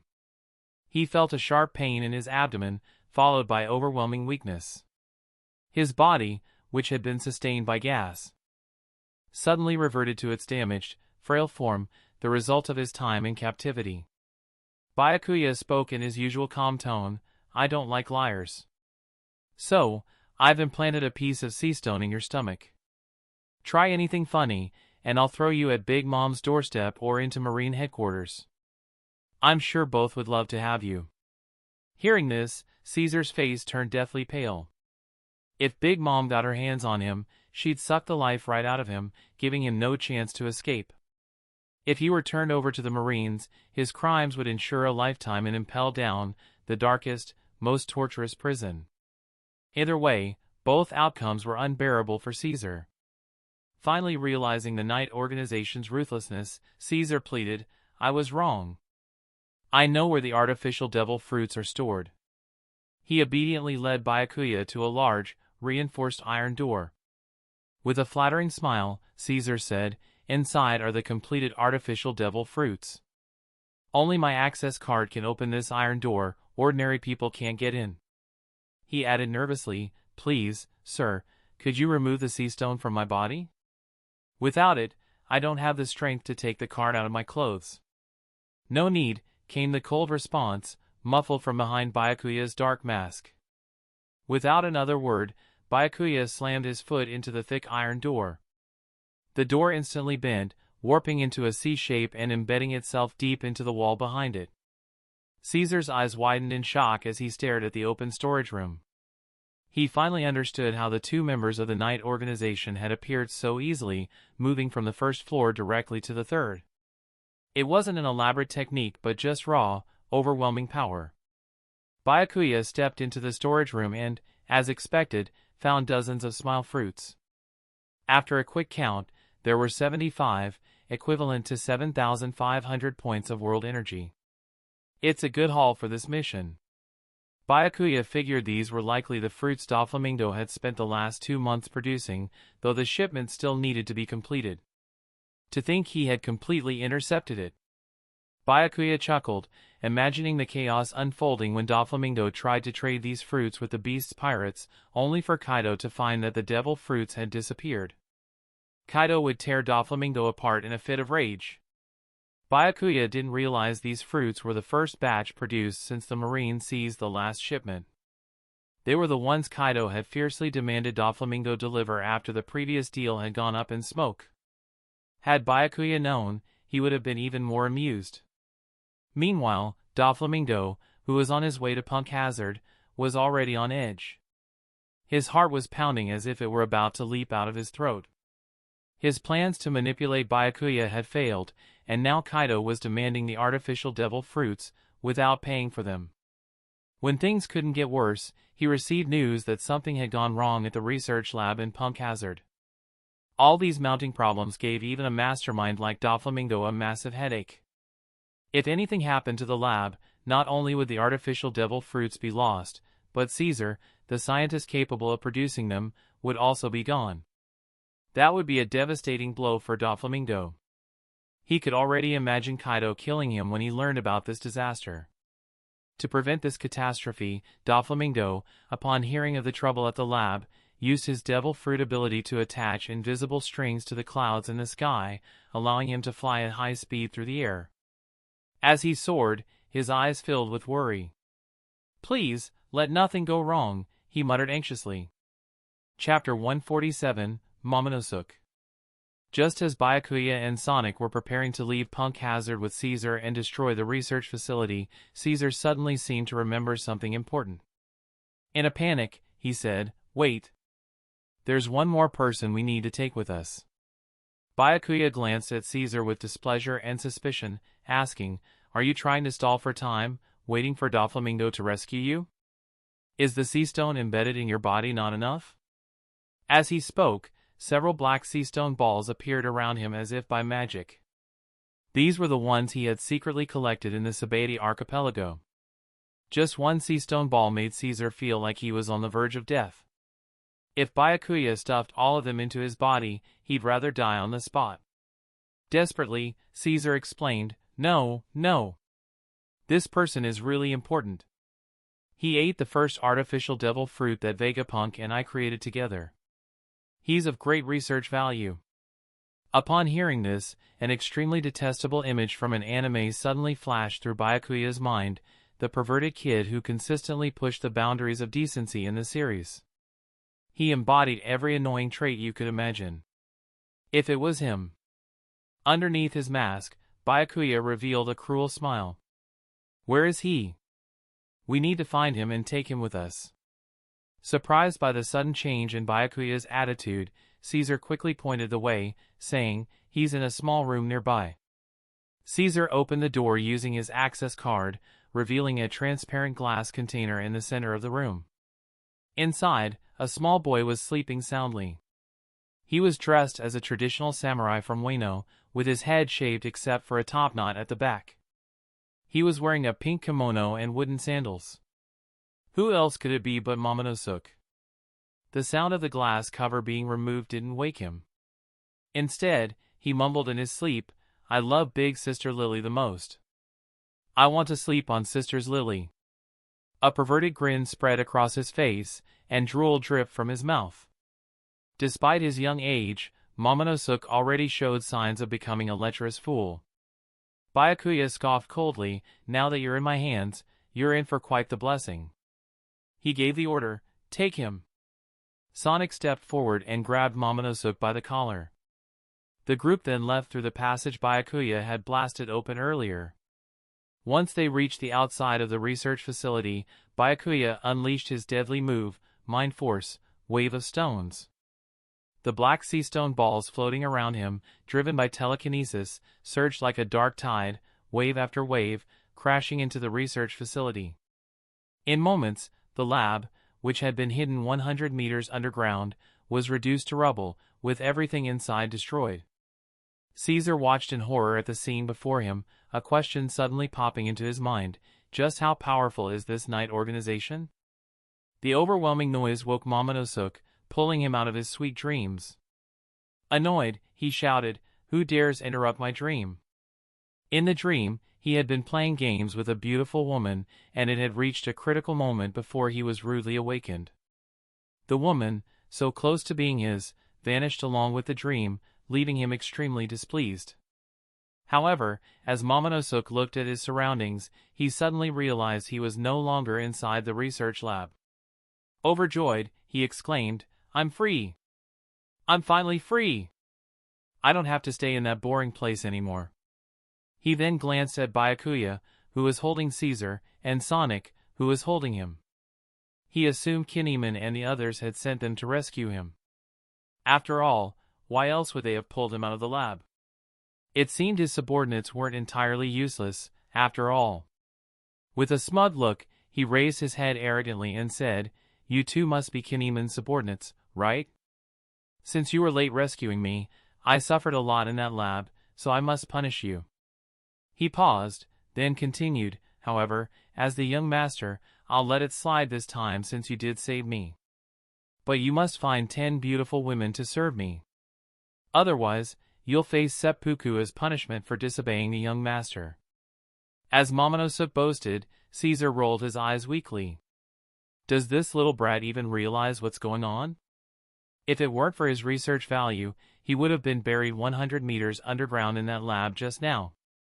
These people weren't here to save him. And yet here he was, being so arrogant with members of the Knight organization, he practically deserved to be killed. Caesar hoped that when the Knight organization finally decided to deal with Momonosuke, they wouldn't take their anger out on him. Momonosuke, noticing that neither of his subordinates was responding, snapped impatiently, "Are you too deaf? Didn't you hear your young master? And you, the guy in the purple mask, put me down. It's uncomfortable being held like this." He started squirming in Sonic's grip. Byakuya stared at Momonosuke. No wonder he was voted the most hated character among One Piece fans. Just that one sentence alone made Byakuya feel the urge to crush him. But killing him outright would be too easy. Byakuya had plans to give Momonosuke some special care for a long time. As Momonosuke continued to struggle, a sudden bad feeling crept over him. Wait, could it be that these two aren't Kinemon's men here to rescue me? If that's the case, didn't I just make them furious with what I said? What are they going to do to me now? Byakuya coldly commanded, "Sonic, teach him a lesson to quiet him down." "Understood." Sonic swiftly punched Momonosuke in the stomach. The punch was calculated. It wasn't hard enough to kill him but painful enough to make him suffer. Sonic, frustrated by Momonosuke's behavior, took the opportunity to vent his irritation. Momonosuke let out a scream, his eyes bulging in agony. It felt like his insides had shattered. The intense pain overwhelmed his undeveloped brain, and as a reflex for self-preservation, he passed out immediately. T/N, some of you may have triggered. So bear with it, I don't know why the Chinese people hated so much about Momo. "Let's go," Byakuya ordered, and he and Sonic, carrying Caesar and the unconscious Momonosuke, vanished into the night. Half an hour later, Don Quixote Doflamingo arrived at Punk Hazard, having rushed there from Dressrosa. When he saw the research facility reduced to ruins, rage and panic overwhelmed him, causing him to cough up blood. The killing intent in his heart was so intense that it seemed almost tangible. He roared furiously into the night sky, "Who did this? I'll kill you!" His conqueror's haki unleashed a destructive force across the barren land of Punk Hazard, pressing the ground down by more than an inch. His immense pressure scattered the clouds in the sky, leaving nothing but a faint crescent moon and a few dim stars, reflecting the desolation in Doflamingo's heart. He knew there were only 2 weeks left before the deadline set by Kaido for the delivery of 100 artificial devil fruits. With the research facility destroyed and Caesar missing, possibly dead, he could not produce more fruits. How could he possibly explain this to Kaido? When Kaido learned of this, he would surely kill him. For a moment, Doflamingo even considered taking the Don Quixote family and hiding in Impel Down to avoid Kaido's wrath. After a long while, Doflamingo managed to calm his turbulent emotions. Blood still dripped from the corner of his mouth, and his body trembled with anger as he muttered a single name, Byakuya. He didn't believe Byakuya had caused this disaster, but nothing had gone smoothly for him since encountering Byakuya. It was as if an invisible cloud of bad luck had followed him, causing every plan to fail, something he had never experienced before. "No, I can't just wait for death," Doflamingo murmured, regaining his usual cunning. "There must be a way. Byakuya. Byakuya." As dawn approached, Byakuya needed to return to the G5 Marine base, so he ordered Sonic to take Caesar and Momonosuke to an island in the New World to lie low. They would stay there until the rest of their group, led by Rob Lucci, arrived to establish a hidden base for the Knight organization. In the North Blue, widely regarded as the strongest of the four seas, a rumor was spreading rapidly. The mysterious and powerful Knight organization, which had previously killed one of the 7 warlords of the sea, Crocodile, was now searching for a pirate crew known as the Heart Pirates. This news quickly caught the attention of everyone in the North Blue, as the Knight organization had recently risen to fame across the Grand Line. Its goals and true strength remained shrouded in mystery, fueling people's curiosity and anxiety. The patrons discussed the Knight organization's pursuit of the Heart Pirates in a tavern on an unknown island. One patron asked, "Hey, Why do you think the night organization is after the heart pirates? Who knows, another replied. But I bet the heart pirates must have angered them somehow.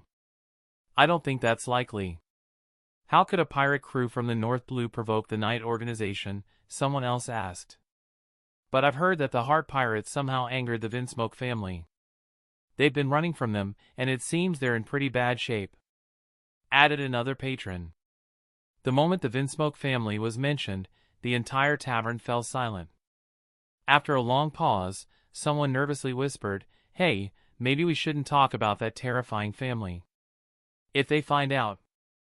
The Vinsmoke family, royalty of the North Blue, was the most feared in the region. With their military might, they controlled the North Blue and were the only kingdom without any land that could still attend the reverie. Even the Marines and the world government feared them. That's why the mere mention of their name had silenced the entire tavern. After a while, the patrons resumed their chatter, but this time, no one dared to mention the Vinsmokes again, instead returning to their lively discussion about the night organization. In a dim tavern, two hooded figures quietly ate as if they hadn't eaten in days. One of them, a bit anxious, whispered, "Captain, why do you think the night organization is suddenly after us? Could they be working with the Vinsmokes?" The man next to him, wearing a furry winter hat with leopard spots, replied in a low voice, "No matter the reason, we can't reveal our identities now. We must find a way to leave the North Blue and escape the Vinsmoke family's control as soon as possible." These two were none other than Trafalgar Law, the captain of the Heart Pirates, and Beepo, the crew's mink navigator. A few days ago, they had been resupplying in a kingdom when the Vinsmoke family invaded. To protect themselves, Law had killed hundreds of Vinsmoke soldiers and even defeated Vinsmoke Niji, the second son of the Vinsmoke family. This led to the Vinsmokes relentlessly hunting them down, with Ichiji and Niji leading 500 soldiers in pursuit. Law and Beepo were the only surviving members of the Heart Pirates within just a week. Now, they were constantly on the run, hiding from the Vinsmokes and terrified of being found. To make matters worse, they had just learned that the Night Organization was also looking for them. Chapter 148, Law joined the Night. Faced with mounting pressure, Trafalgar Law and Beepo felt the weight of their circumstances.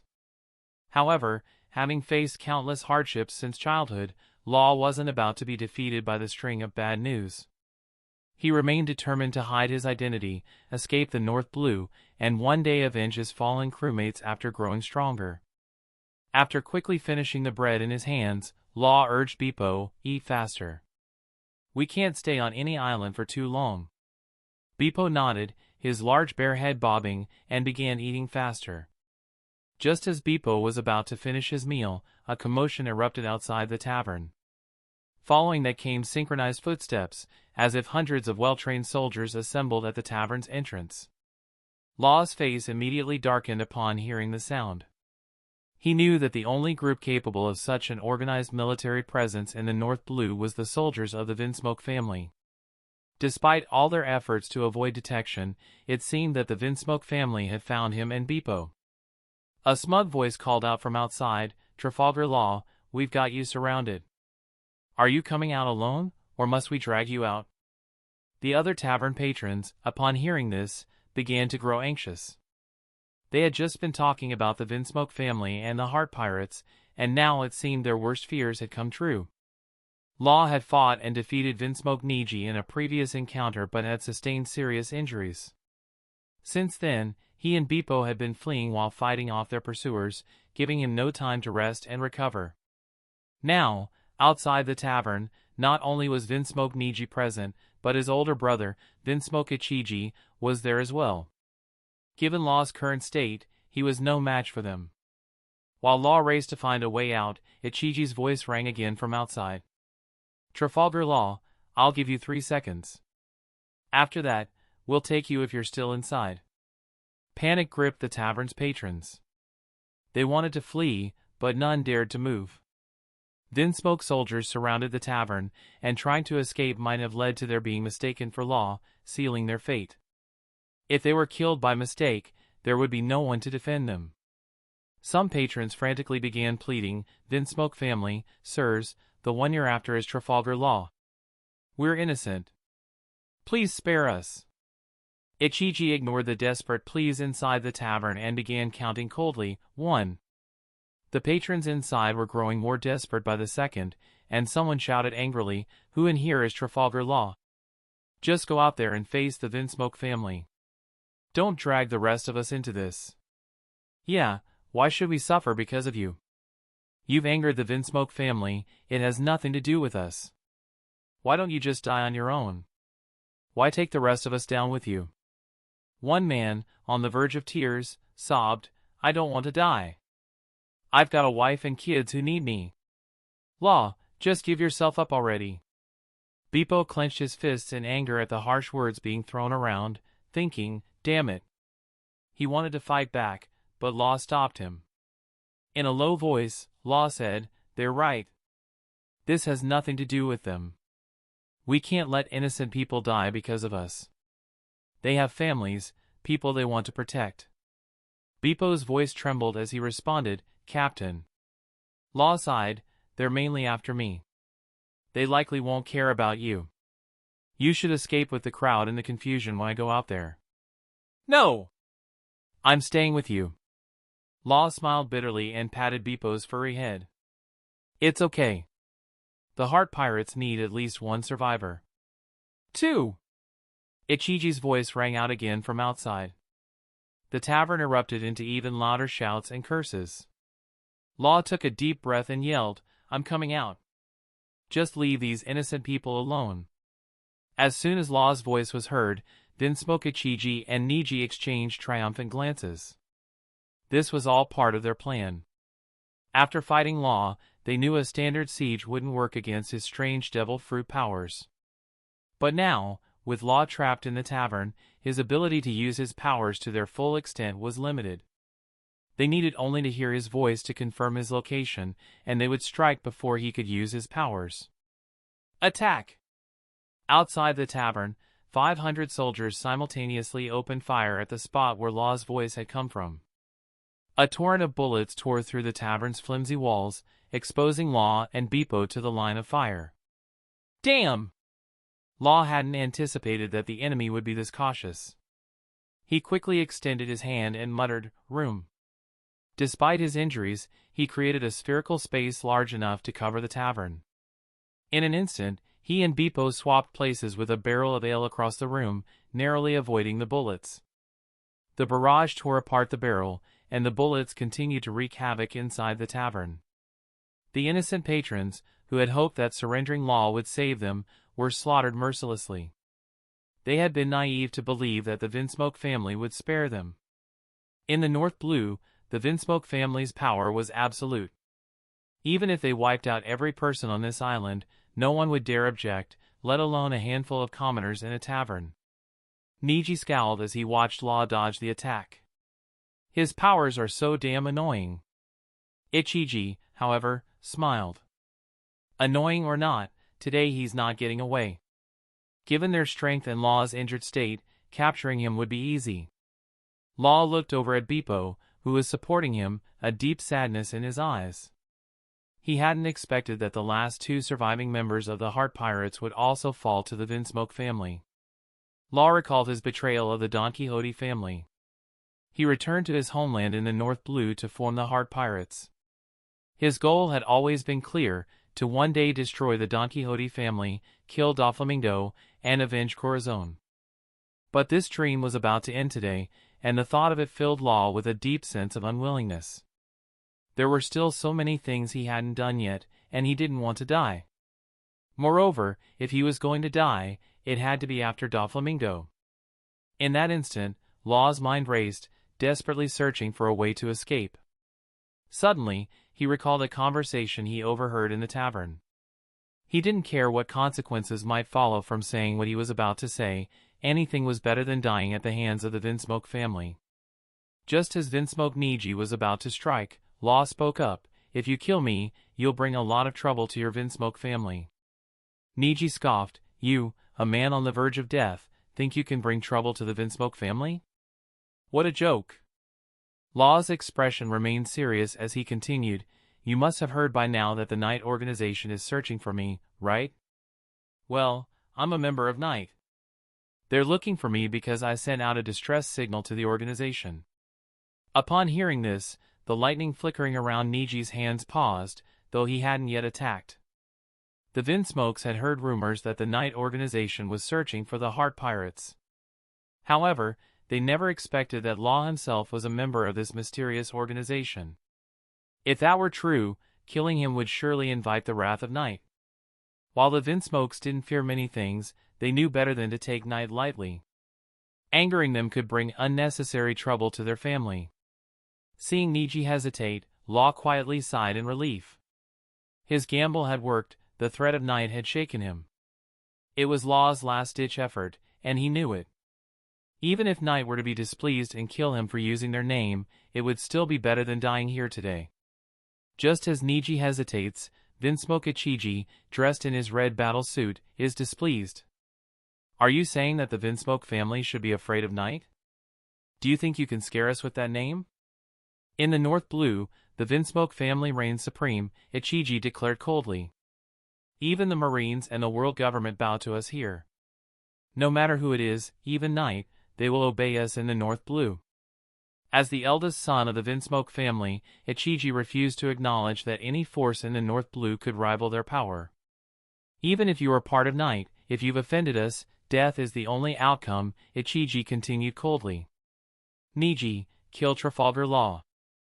At that moment, in the far corner of the tavern, two figures dressed in black cloaks adorned with crescent moon symbols stood silently. One wore a white pigeon mask, while the other had a black mask split by a striking purple lightning bolt, almost like it cleaved the mask in two. These two were Enel and Rob Lucci, members of the Night organization, who had been tasked with finding the Heart Pirates. The two have a good relationship.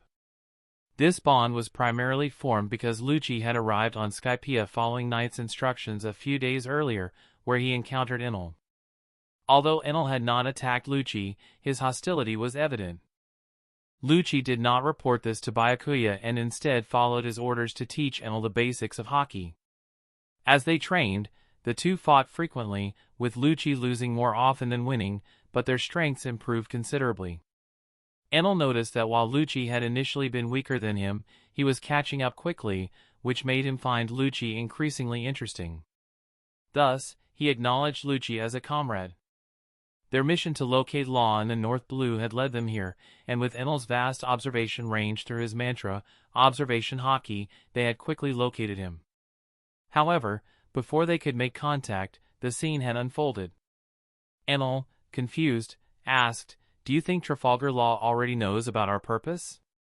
Otherwise, why would he claim to be part of Night?" While strong, Enel was inexperienced in certain matters and often sought advice from Lucci, whom he respected as a comrade. Lucci calmly explained, "Law only says that because he's cornered. He's trying to use the name Night to scare the Vinsmokes away." Enel smirked. "But it looks like they're not taking us seriously." "Let's go," Lucci said. "It's time to teach the Vinsmokes a lesson about what it means to defy Night. Besides, if Law dies at their hands, our mission will fail." Upon hearing his brother's order, Niji wasted no time. The lightning around his hand flickered again, wrapping around his fist like a coiling serpent, making a crackling noise. Law's heart sank. It seemed that invoking the name of Night hadn't worked. Today, he really might die here. In his final moments, Law couldn't help but wonder why Night was searching for him. But it seemed he would never know the answer. "Die!" Electric fist. Niji roared, launching his lightning-covered fist toward Law. Law, too weak to dodge, could only brace himself. Suddenly, a teasing voice echoed, "Young man, that's not how you use lightning." A massive thunder dragon appeared before Law, claws of pure electricity blocking Niji's punch. Two cloaked figures appeared between Law and Niji. "Is that?" The crowd gasped, wide-eyed. "The Night organization." Law rubbed his eyes in disbelief. He never thought that Night would show up and save him at the last second. Enel sneered, "Let me show you how to use lightning properly." Thunder Dragon. With a wave of Enel's hand, the massive thunder dragon that had shielded Law came to life, twisting and coiling through the air. In the face of Enel's overwhelming lightning power, Niji's electrical abilities looked like a child's play. The Thunder Dragon struck Niji, engulfing him in its body as countless bolts of lightning ravaged him. If not for his specialized combat suit, which activated a protective shield in emergencies, Niji would have been reduced to a charred corpse. Niji! Ichiji yelled in panic, watching his brother suffer. He turned toward Lucci and demanded, "Are you Knight members willing to oppose the Vinsmoke family in the North Blue?" Lucci smirked. "Didn't I just hear you say that even Knight has to listen to the Vinsmokes in the North Blue? I'd like to see how you plan to make us obey." Ichiji's face darkened. He had never imagined that his earlier boastful words would draw out members of Knight. Seeing his brother on the verge of collapse, he clenched his teeth and lowered his head. "I apologize for my earlier words. On behalf of the Vinsmoke family, I offer my sincerest apologies. Please forgive my rudeness." Lucci pointed at Law, still standing not far away, and said calmly, "It's not me you should apologize to. It's him." Ichiji was shocked. "Trafalgar Law? That's right. He's a member of Knight, and you attacked him. The only outcome for that is death." Chapter 149, Revenge. Iji had never imagined that what Law said could be true. He was a member of the Knight organization. If that was the case, things were about to get complicated. At the very least, whether he and Niji could leave this place alive today was a big concern. On a larger scale, this would mean that the Vinsmoke family had provoked the Knight organization, potentially sparking a war between the two factions. Before today, Iji hadn't truly seen the strength of the Knight organization and had underestimated it. But after witnessing the lightning-wielding guy defeat his brother Niji in a single blow, Iji now had a deeper understanding of their terrifying power. If they tried to fight head-on, the Vinsmoke family could not win. If things weren't handled properly today, this could be disastrous for the Vinsmoke family. Iji hesitated and said, "We didn't know that Trafalgar Law was a member of the Knight organization, which is why we were hunting the Heart Pirates. Trafalgar Law is still alive, so things haven't reached the worst point yet. If you're willing to let us go today, the Vinsmoke family will offer you generous compensation."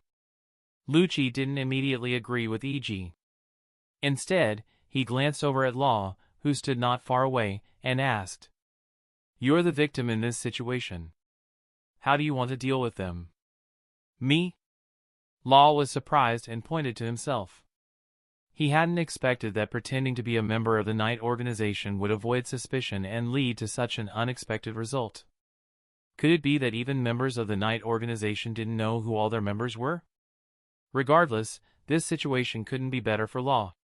His and Beepo's lives had been saved, and now he held the fate of the Vinsmoke family, who had killed his crew members, in his hands. This was a strange feeling for Law. Iji, on the other hand, was filled with dread. He hadn't imagined their positions with Law would be completely reversed in just a few minutes. Now, Law had the power to decide their fate with a single word. What Law said next, however, surprised everyone. "If possible, let them go," Law said. Lucci raised an eyebrow, a bit surprised. "Are you sure? If I recall correctly, they killed all your crewmates." Law's voice was calm but resolute. "I know. And that's exactly why I want to let them go. When I become strong enough, I want to take revenge for my crewmates with my own hands." Law knew he wasn't truly a Knight organization member. Even if they wiped out the Vinsmoke family on his behalf, it wouldn't have the same meaning as his action. Lucci chuckled. "All right, since that's what you want, we'll let them go for now. But remember, when you're strong enough, settle the score yourself." Lucci didn't doubt Law's potential to seek revenge in the future. From his perspective, Law was someone Byakuya had personally requested to recruit into the Knight organization. There must be something special about Law that Byakuya valued, and destroying a regional power like the Vinsmoke family was surely within Law's future capabilities. Hearing this, Iji sighed in relief, but the worry in his heart did not lessen. Though they had survived for now, they would still have to face the looming threats of the Knight organization and Law in the future. "Enel, stop," Lucci commanded. Enel pouted but complied, and with a thought, the massive thunder dragon dissolved into the air as if it had never been there. Niji, scorched black and unconscious, fell from the sky. Iji rushed forward and caught him, examining his brother's condition. Seeing Niji's burned body, Iji wondered if Niji was even still alive. But this wasn't the time to worry about that. They needed to return quickly to treat Niji and report what had happened to their father. The Vinsmoke family had to prepare for what lay ahead. Holding Niji, Iji fled the island at top speed. Only the two Night Organization members and the disguised Law and Beeple remained. Lucci turned to Law and said, "Since this matter is settled, come with us to the headquarters." Law knew that if he went to the headquarters and they found out he wasn't a Night Organization member, he would jump out of the frying pan and into the fire.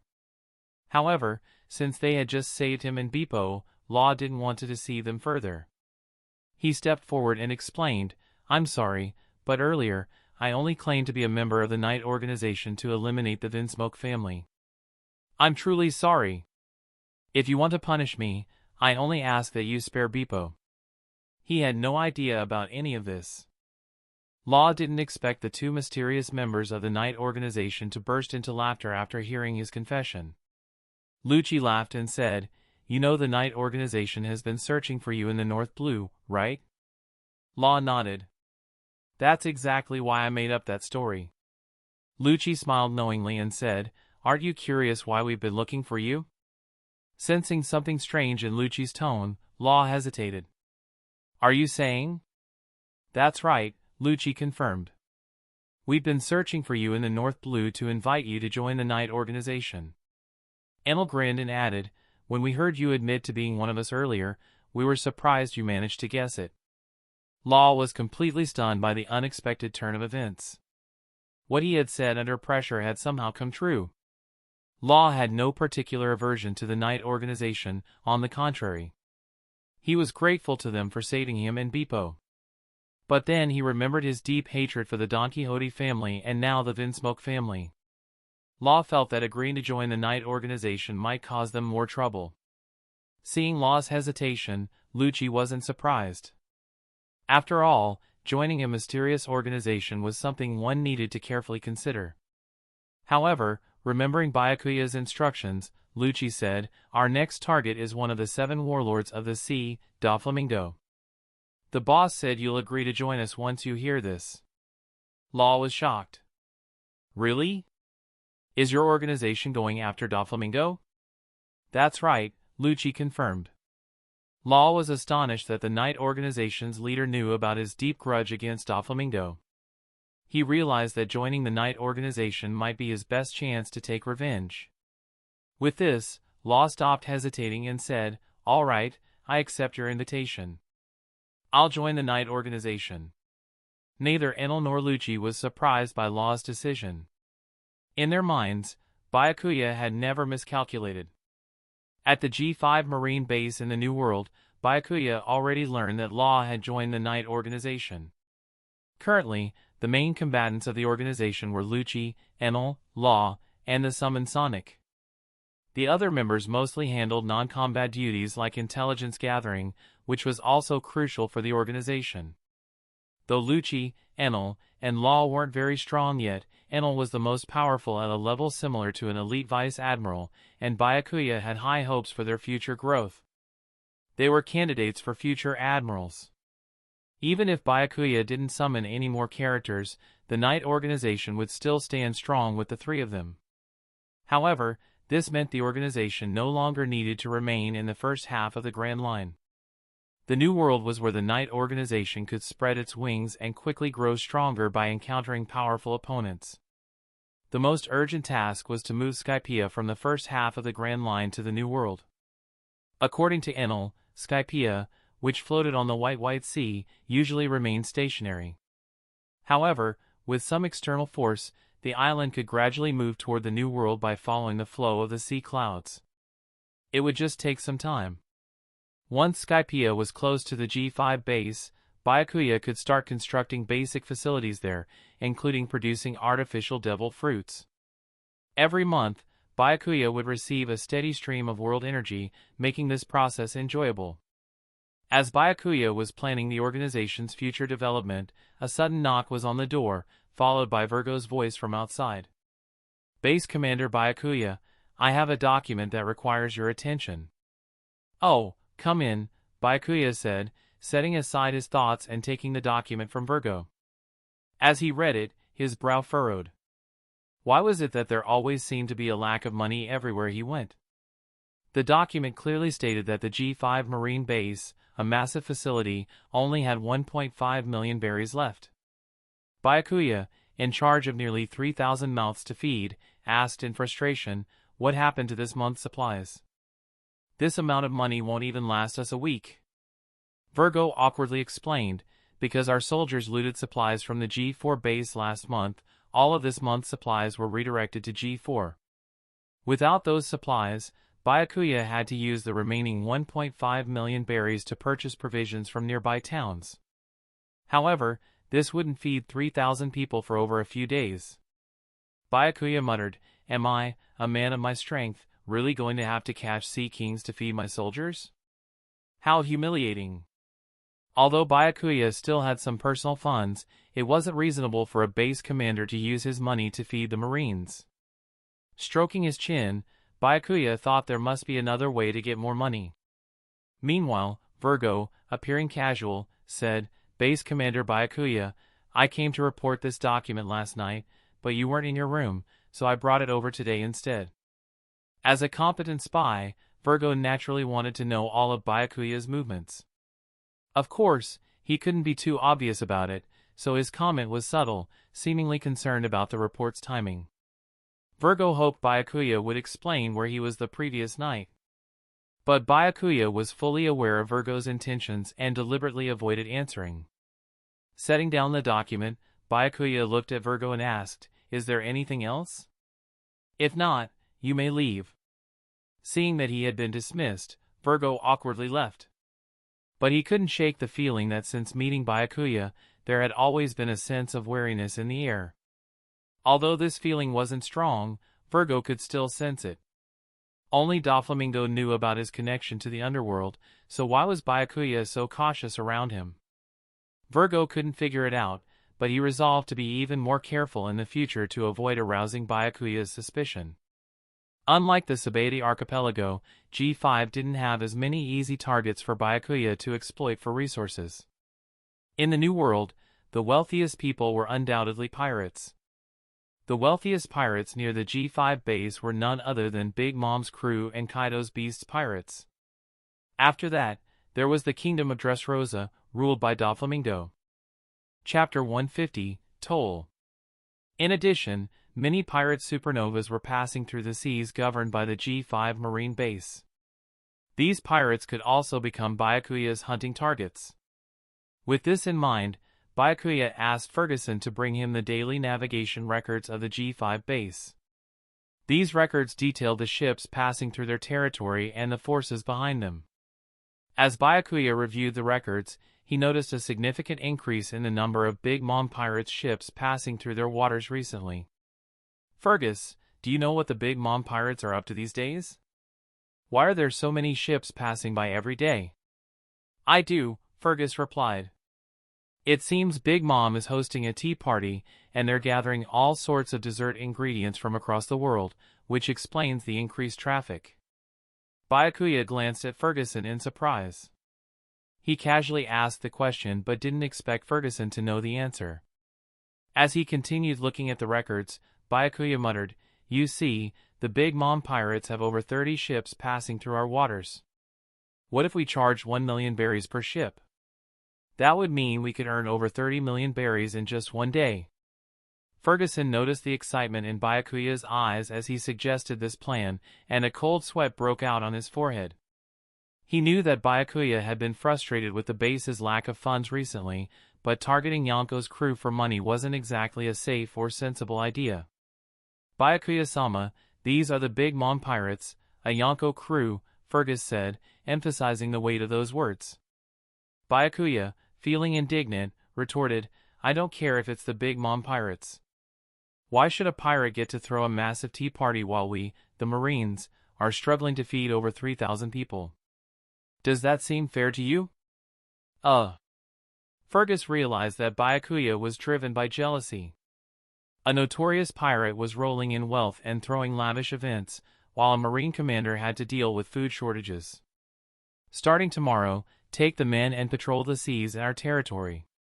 When you spot one of Big Mom's ships, intercept it. If they don't pay, don't let them pass. If the officers aboard are too strong to handle, report back immediately, and if needed, I'll step in. Fergus hesitated. Won't this cause problems with Fleet Admiral Sengoku? Byakuya waved off his concerns. I don't care. Let the old man be unhappy. If we had enough supplies, I wouldn't need to resort to this. Besides, this can be seen as us easing the Marines' burden by taking on the Big Mom pirates. Sengoku should be grateful, not upset. The next day, every Marine at the G5 base was dispatched to patrol their waters in a massive search operation. Byakuya remained at the base while Virgo, Ferguson, and other high-ranking officers took charge of a designated area. If they encountered forces too powerful to handle, they were to immediately report to Byakuya, who could reach them quickly and prevent unnecessary casualties. This also served as a training exercise for the Marines. Besides the Big Mom pirates, any other pirate ship passing through would be treated the same way. The toll was 1 million berries per ship, and if the passengers didn't pay, they would be captured along with their money. If no one came to pay 10 times the ransom to free them, they would be sent straight to Impel Down. Far from being afraid, the G5 Marines were thrilled when they received Byakuya's orders. This felt like the kind of action they were meant to take. After all, they knew how strong Byakuya was. If things got tough, their powerful commander would handle it.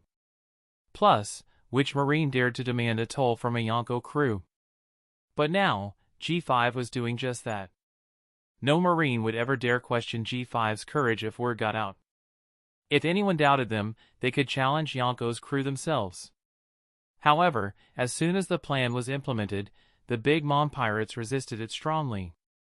In their eyes, they were the ones who bullied the Marines, not the other way around. However, the officers responsible for the shipments were relatively weak. Under the combined might of Virgo, Fergus, Hein, and Tashigi, they had no chance to resist and were easily captured along with their ships. Everyone started wondering what had gotten into the G5 Marines. How dare they provoke the Big Mom pirates? Was this a signal that the Marines planned to go to war with the Big Mom pirates?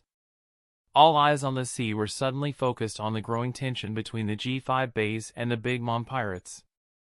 People began to sense that something unusual was brewing, thinking this could begin a war between the Marines and Big Mom.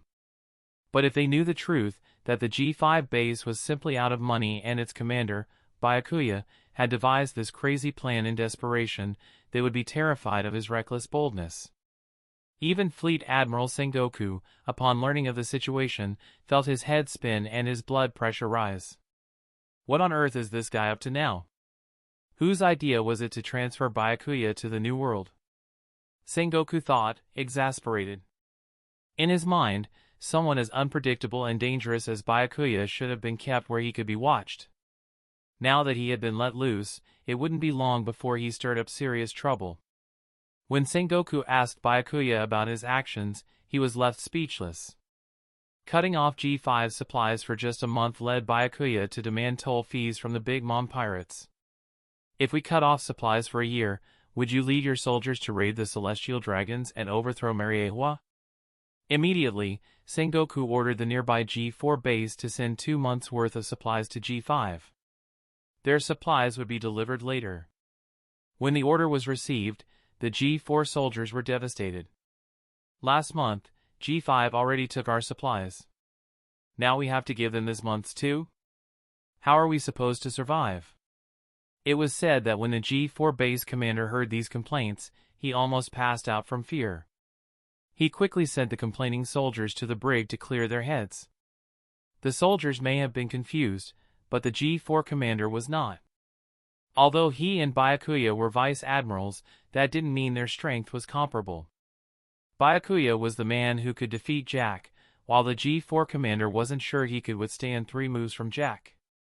Byakuya had the guts to extort the Big Mom pirates, while the G4 commander could only sit in his base and wait for supplies from Marine HQ. The gap in strength was just too great. Even though Marine HQ had sent supplies, Byakuya and his soldiers seemed to have developed a love for extorting pirates. They had no intention of stopping. On the first day, they captured 37 ships from the Big Mom pirates.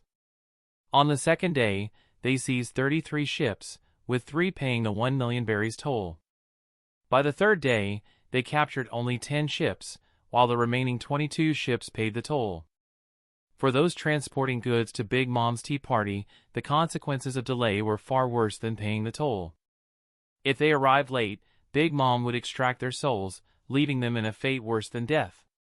Paying 1 million berries seemed a small price to avoid that disaster. The Big Mom pirates knew that whatever the Marines took, Big Mom would make them pay back tenfold. But it wasn't just the Big Mom pirates being extorted. Other supernovas that had just entered the New World contributed to G5's growing wealth. Even Doflamingo, one of the 7 warlords of the sea, couldn't escape the tolls. If he refused to pay, Byakuya's men would detain his cargo, claiming it contained dangerous goods, and wouldn't release it until the toll was paid. Doflamingo, already troubled by how to deal with the beast's pirates, had no intention of provoking the unpredictable Byakuya. In just 3 days, Byakuya had collected nearly 40 million berries in tolls. This made both Byakuya and his soldiers ecstatic, believing they had embarked on a grand venture. They were determined to expand their toll-collecting business. Soon, the name of G5 and its daring commander, Byakuya, who cared more about money than his life, spread throughout the New World. That's the end of this tale for now. Thank you for watching, and I'll see you in part 6. Peace.